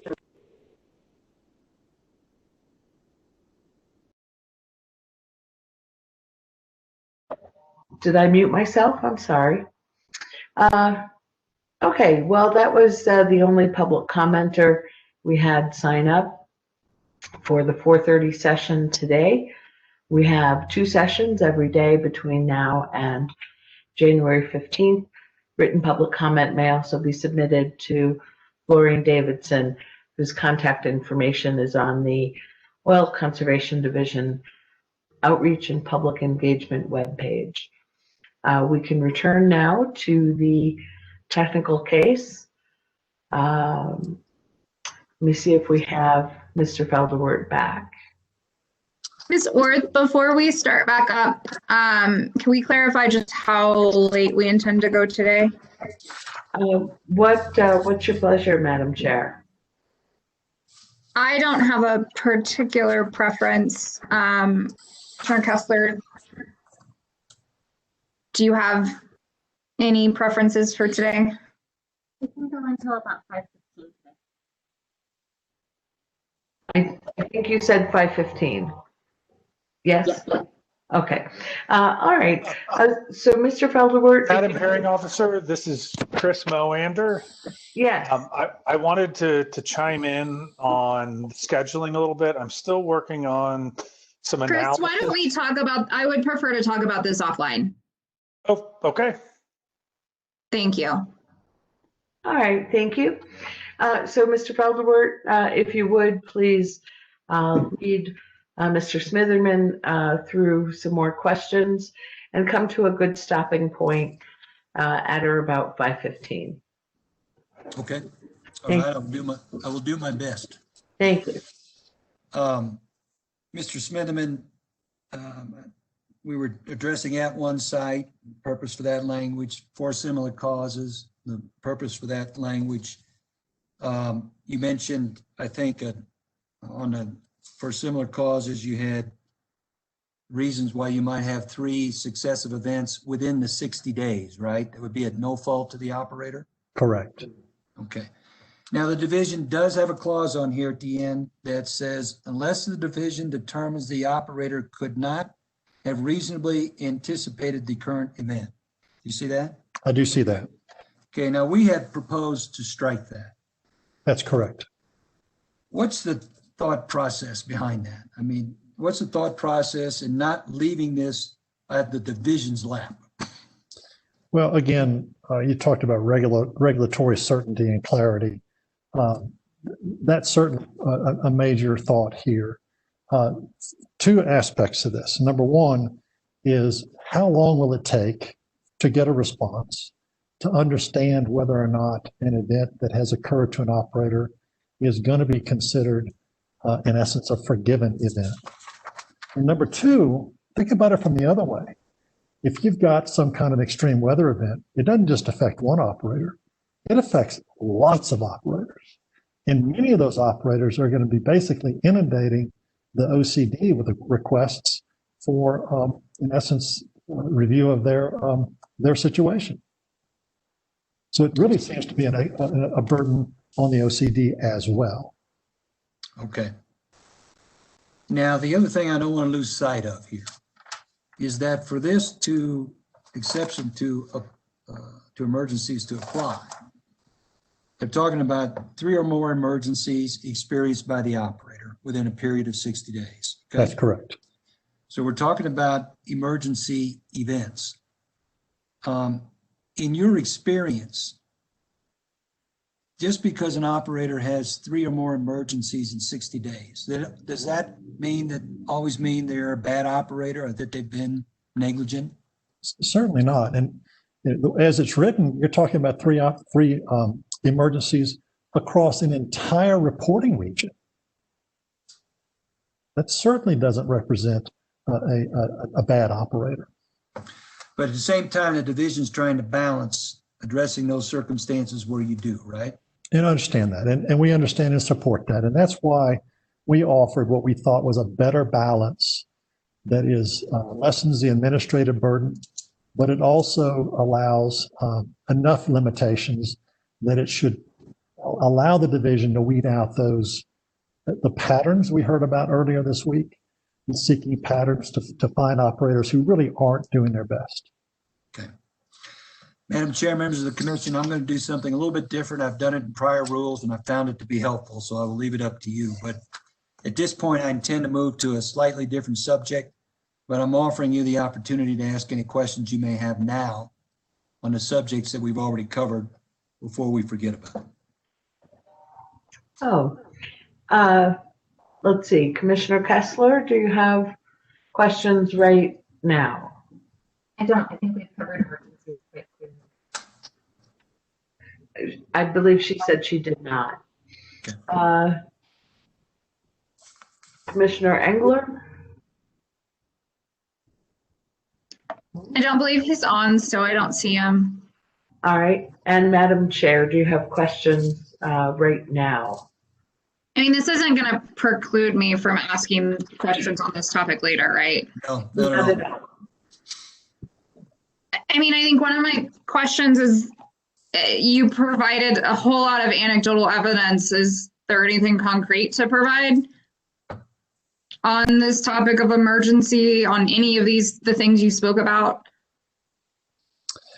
When you say concrete, I'm not exactly sure what you need. Can you help me out with that, please? Do you have any specific examples that you could provide? You know, there was a lot of, I think talking of what that scenario might look like, but is there actually anything concrete, scenarios that have happened, any actual data or evidence that could be provided? Because all of that seemed pretty anecdotal, like a nice story. Yeah, well, and I appreciate that. I guess from my perspective, it is a memory of things that have happened to the company I worked for that I was personally knowledgeable about in one of several roles through, golly, 15 or 20 years of my career. I probably couldn't name an actual chapter and verse, if you will, a date, but I've seen this. I've seen this happen. I've been in New Mexico when it snowed and ice storms come through, and you look across the area, and maybe a particular area sees a lot of flares going on. It's because the midstream compressor has gone down because of really, really cold temperatures, and it affects the upstream facilities. It's not just one facility; it's several. It's several operators and several facilities for each operator. So I'm not sure that I can give you an actual date and location, but I can tell you that I've seen this. It's not just a story. It's relaying what I've seen.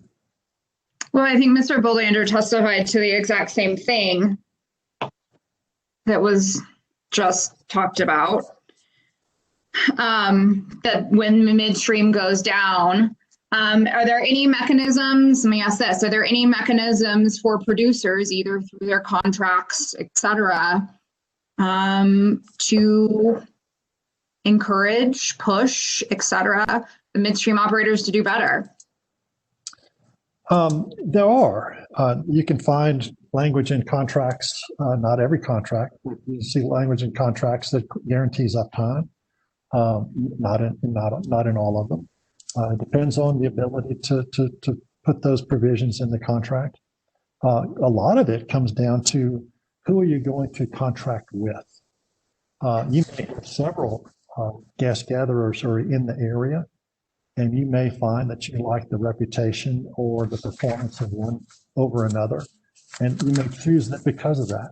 So it's sometimes it's having experience in the area to help you pick the right one and develop relationships and get to the point that they're calling you when they need to.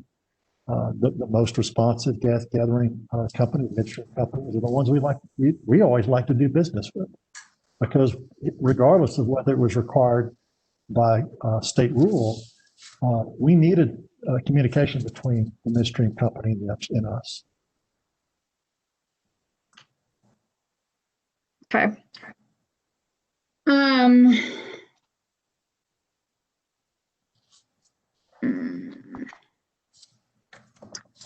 I think that may be all I have for now. All right, thank you. Mr. Feldward, if you would continue, please, with your questions.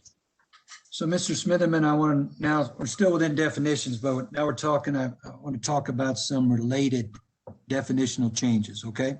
Certainly. And I believe they involve completions, initial flowback, separation flowback, startup of production, and production. Okay.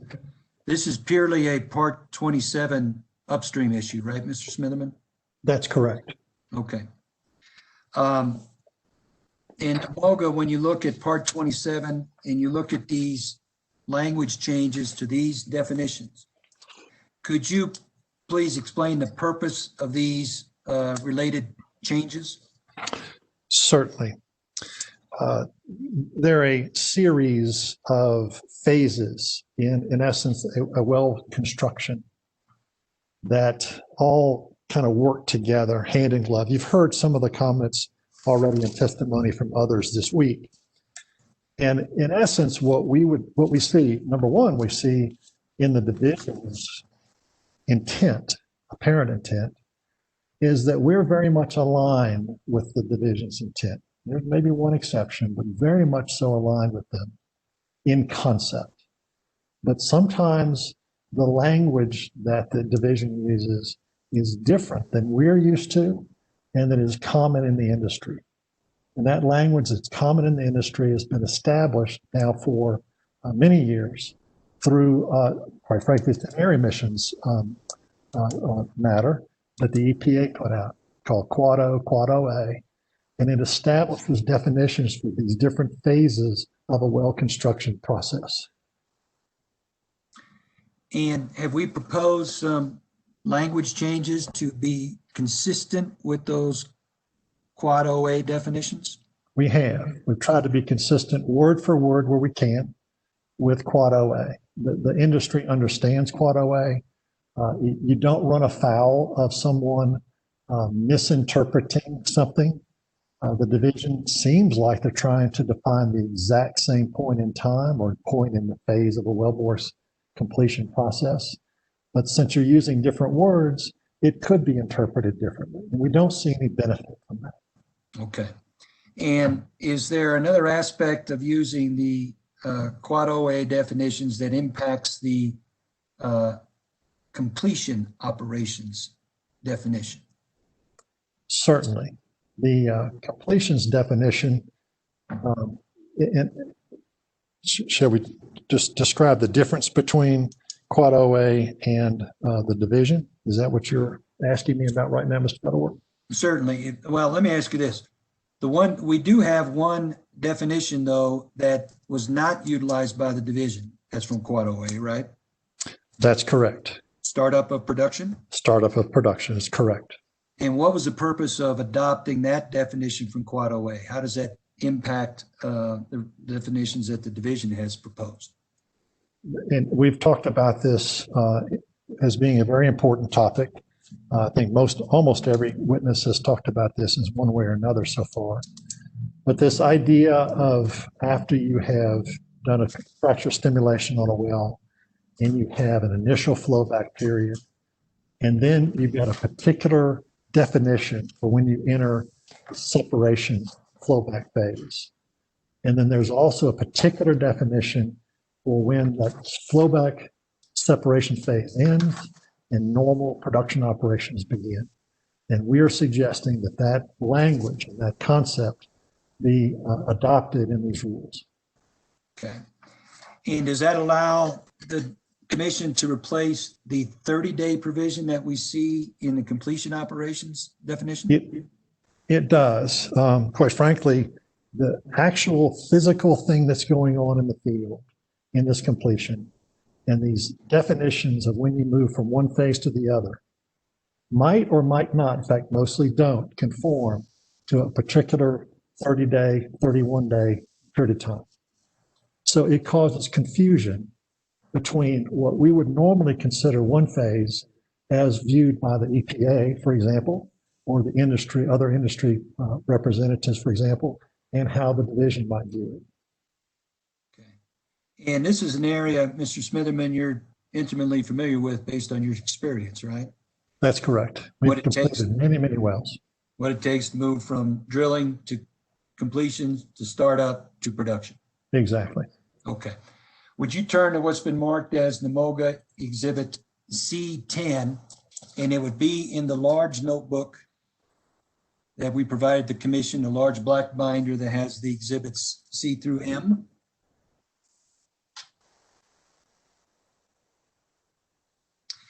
Would you please explain to us what you're showing here on Exhibit C10? Certainly. And C10 is one of a series of exhibits that will walk us through this concept. Okay. In essence, we're going to talk about a well life timeline and basically show you kind of birth to death of what a wellbore looks like. So that's why I talk about drilling, completing, and operating. It's a fairly simple, almost cartoonish look at the life of a single well. Okay, and what are you showing us then with, how do you build on that in C11, the next page? Certainly, certainly. What I've tried to do is try to give some perspective to, in essence, the life of a well. I think maybe Mr. Powell or Mr. Lepore might have said something of the same, that the life of a well, the completion operations is a very, very, very small part of the timeline of a well's life. This timeline is to scale. Now, obviously, it's not every well that's got a 30-year life, but this is a typical life of a well. And the little bitty red bar on the left side of this timeline that moves from spud on the right side to, in essence, plug and abandonment spud on the left side and plug and abandonment on the right. All of that drilling and completion phase happens in that little red bar. And all of the rest of the life is the black bar that takes you to the rest of the 30-year life. Okay, so then move to exhibit C12. Yes. Now, this is the exhibit where we show the division's definition on the left-hand side, right? Correct. And currently they're using a 30-day period. Correct. Yeah, they've actually changed that in their latest version. Okay. But it's in this slide because this is what it was before the last iteration. But I can talk for a minute. It's okay. All right, go ahead. As I mentioned earlier, that little red bar is the drilling and completion life. Part of that is the drilling and the rest of it's completion. So now we're going to focus in on the completion and the phases of that completion. So let's first look at the term completion operations. The division has provided a definition of completion operations, and NMOGA has provided a definition of completion operations. And they're similar, especially now that the division has removed the words on the earlier of 30 days after commencement of initial flowback. They have moved that to a different definition. It's not gone, it's just moved to a different term. Okay. So in essence, what they say, I'm sorry, Mr. Feldworth, their current language says it's the period that begins with the initial perforation of the well in the completed interval and concludes at the end of separation flowback. That's what their current proposed language says. And how are we differing? We use the term startup production as the end term. We also start when the first perforation is, so there's no difference there.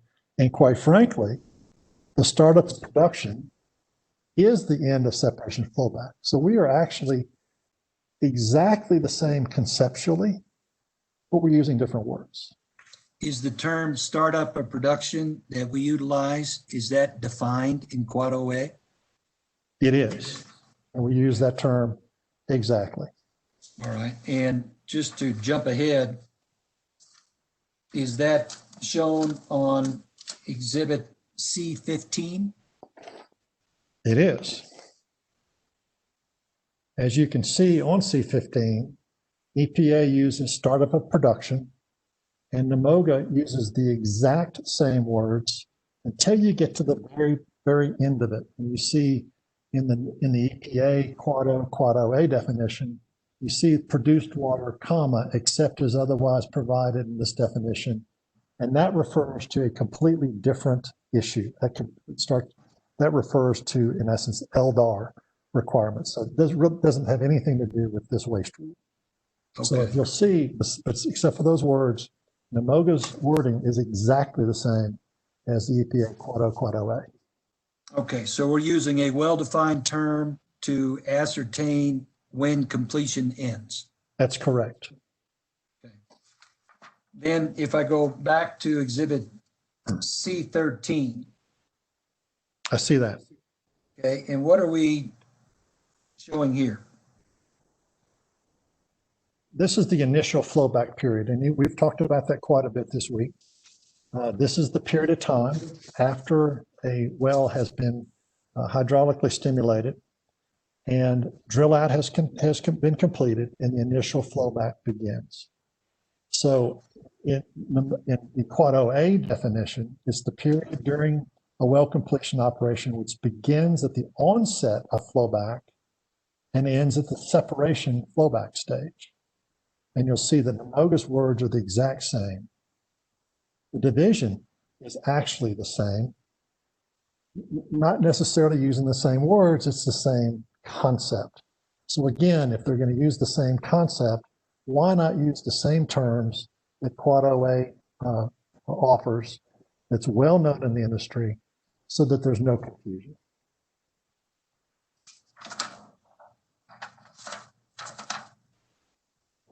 And then we see the term on the next page, exhibit C14. The division has the term separation flowback, correct? That's correct. And we have proposed a change again to line up with Quad OA. That's correct. As you'll see here on this slide, the NMOGA language is exactly word for word the EPA Quad OA language. Now the division has changed their definition, their wording, since this slide was established. And so this is where they moved the 30-day concept. It currently says it means separation flowback means the period during the completion operation that begins when it is technically feasible for a separator to function and concludes no later than 30 days after the commencement of initial flowback. So there's that, and I don't want to be pejorative, but that arbitrary 30-day period that in essence says that's when you have to end separation flowback, and it may or may not conform to the realities on the ground. It certainly doesn't conform to the Quad OA definition. So rather than using an arbitrary time frame, the NMOGA is suggesting use a definition that's well known and is utilized by other agencies to determine when you have separation flowback. That's correct. Okay. And then NMOGA Exhibit C15 we've already addressed, right? That's the start of production. Okay. And then we get to C16, which is the definition of production operations. That's correct. Now you'll notice here EPA doesn't define that because in essence they, I guess, assume that once you start up a production, then you're in production operations. Now NMOGA has offered a modification of this definition, partly because the division had one.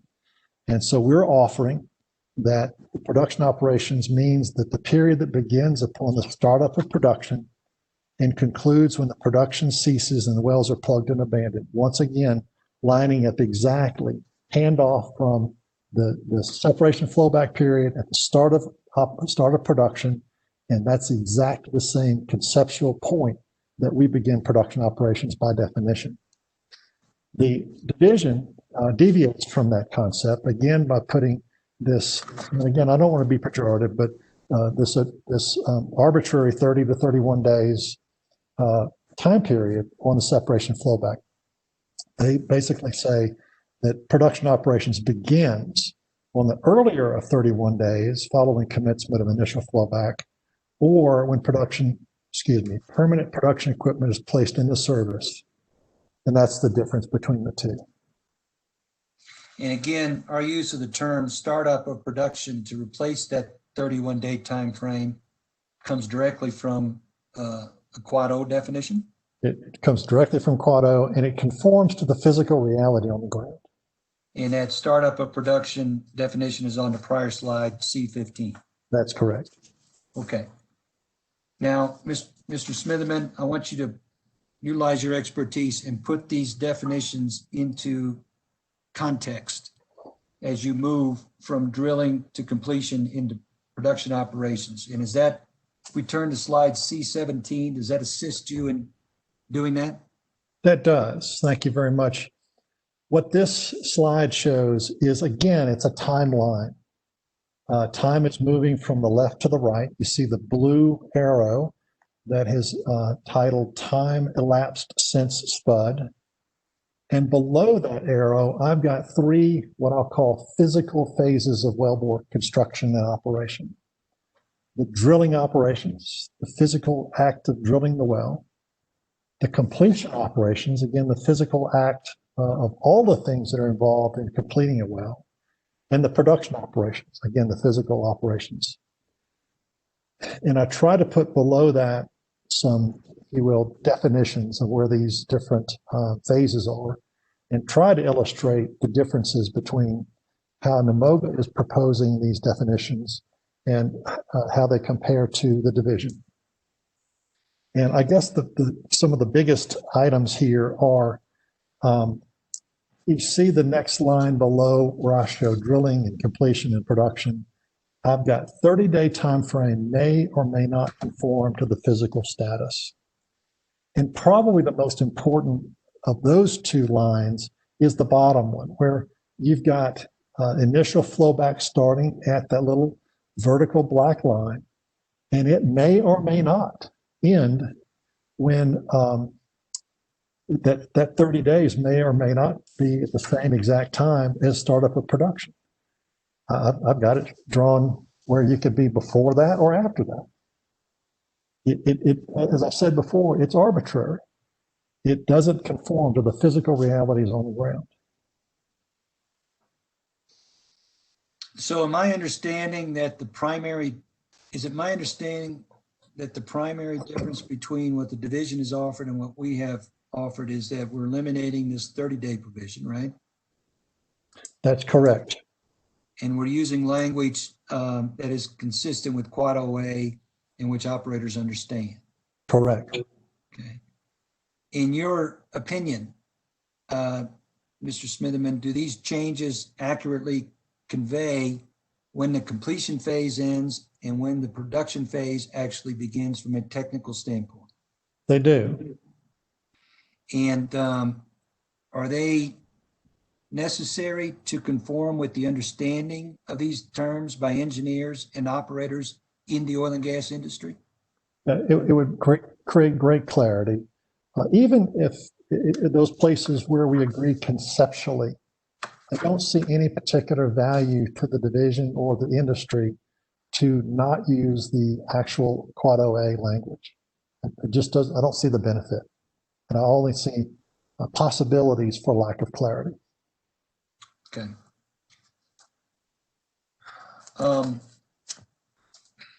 What time do we have to end here, Madam Hearing Officer? In 11 minutes. 11 minutes.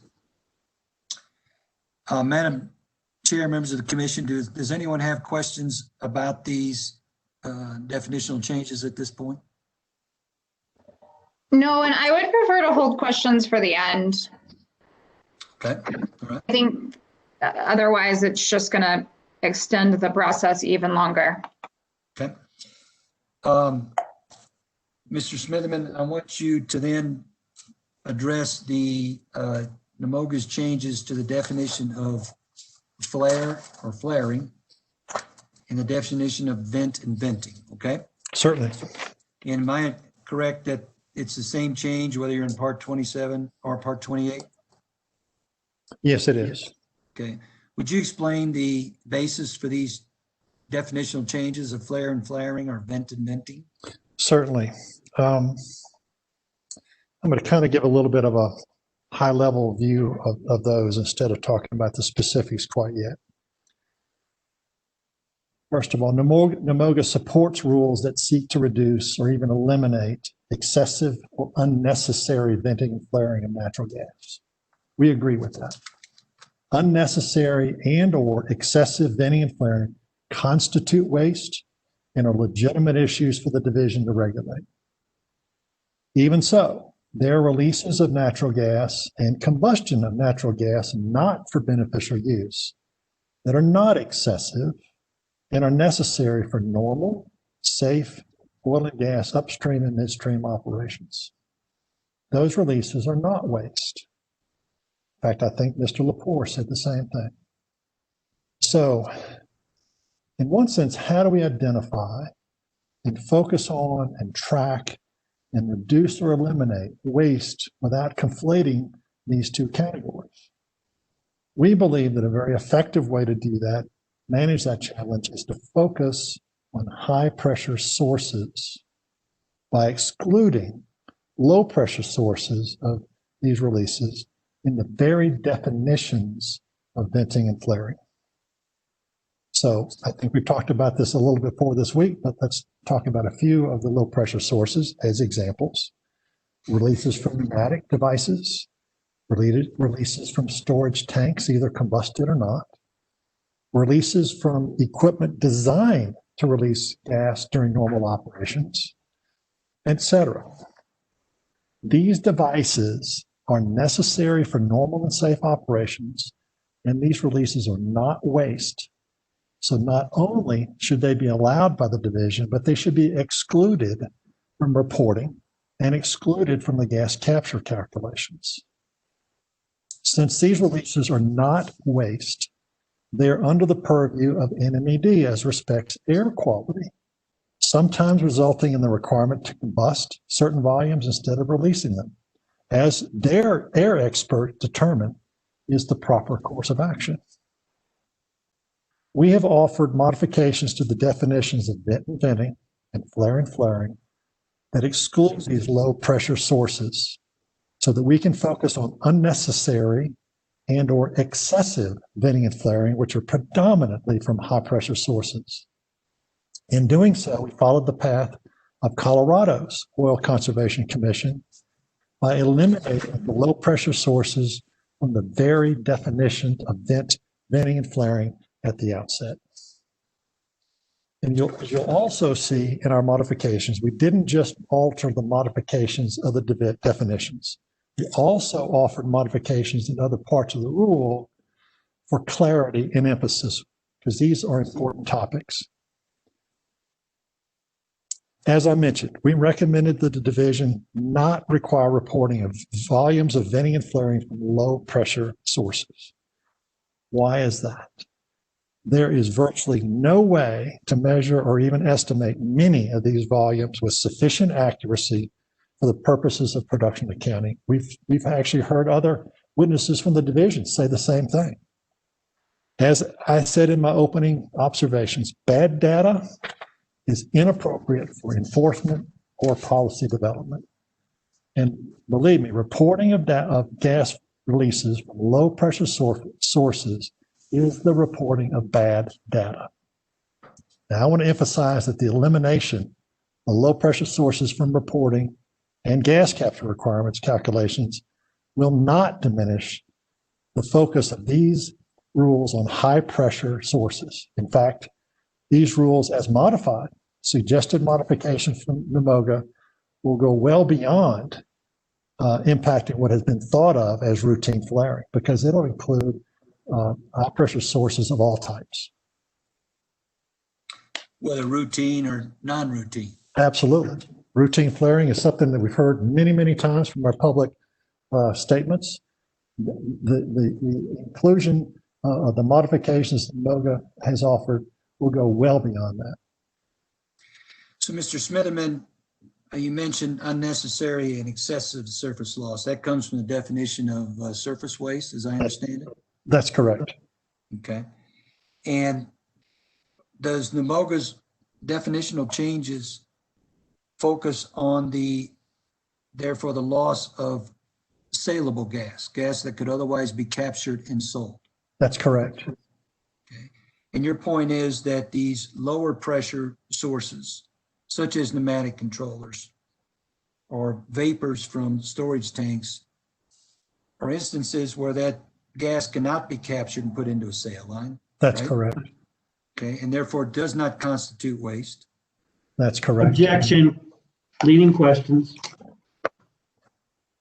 And they are leading, Mr. Felderwarden, and to the extent you're summarizing his testimony, they're duplicative, I think. Okay. And in your opinion, Mr. Smitherman, are these low pressure sources that have been discussed here by a lot of witnesses today and yesterday, is that the type of gas that can be put into a sales line? No, not reasonably. Okay. And in fact, I've heard other witnesses from the division say the same thing. And in your infeasible. Go ahead. And in your experience, do those types of low pressure emissions, do they constitute flaring as people commonly understand that term? No, they do not. And more importantly, do they constitute venting as regulators in industry normally understands those terms? No, and specific the example of Colorado. They clearly take those low pressure sources out of the definition itself. Okay, let's go to what's been marked as NMOGA Exhibit C9.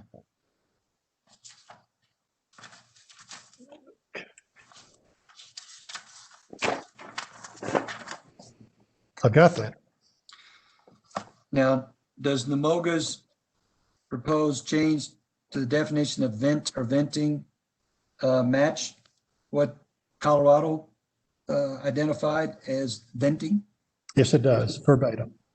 And more importantly, do the exclusions and descriptions of what does not constitute vent or venting match up with what Colorado likewise determined does not constitute vent or venting? Yes, that's correct. Okay. And understand we got a couple minutes here. If you look at C9 and you see the subparagraph 1. Yes.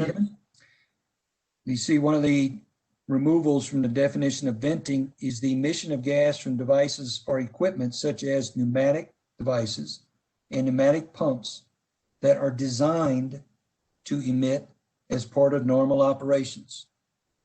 I see that. Those are the low pressure sources you were referencing? Yes, exactly. Some of them. Then we see a subparagraph 2, unintentional leaks that are not the result of inadequate equipment design. What are they talking about there, both in Colorado and in our proposed definition? That term refers to the typically very, very small leaks that you'll get from equipment, maybe brand new equipment, valves and connections and things like that, that are, they may leak a little bit. I'll say leak, they release a little bit of gas, but they are basically, it's not waste, it's not true venting, and in fact falls under the purview of NMED, as this is the type of thing that they look at through LDAR programs. And in subparagraph 3, when they reference tanks there. Correct. What are they talking about? What type of equipment? Well, they start off with an exception. Let's see. Downstream of a tank unless there's no separation occurring at the equipment upstream of a tank. So if you had a situation where you were, and I've seen this before in some, what I'll call poor boy operations, if you take your full well stream to a tank and don't separate the gas before you do so, in essence, you'd be releasing the gas from the well. And that would not be, if you will, that would not be excluded from the definition of venting. Second part, the separation equipment is not sufficiently sized to capture the entrained gas. I think that speaks for itself.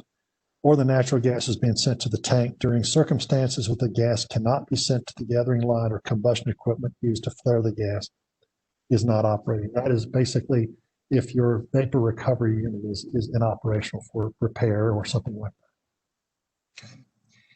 In your opinion, does the MOGA's proposed changes to the definitions of flaring and venting conform with the common understanding of those terms by oil and gas engineers and operators? It does. And does it properly focus the effort on the activities that actually constitute surface waste? It does. Okay. Madam Hearing Officer and Madam Chair, members of the Commission, I think we are at the time you wanted to end, right? Yes. Thank you very much, gentlemen, for bringing us to this time. We will adjourn for the evening. I'd like to reconvene at 8 a.m. We will accept the one public commenter that we have signed up at 8:30. But I'd like to see you at 8, and we'll proceed through tomorrow. So thank you all and have a good evening. Thank you.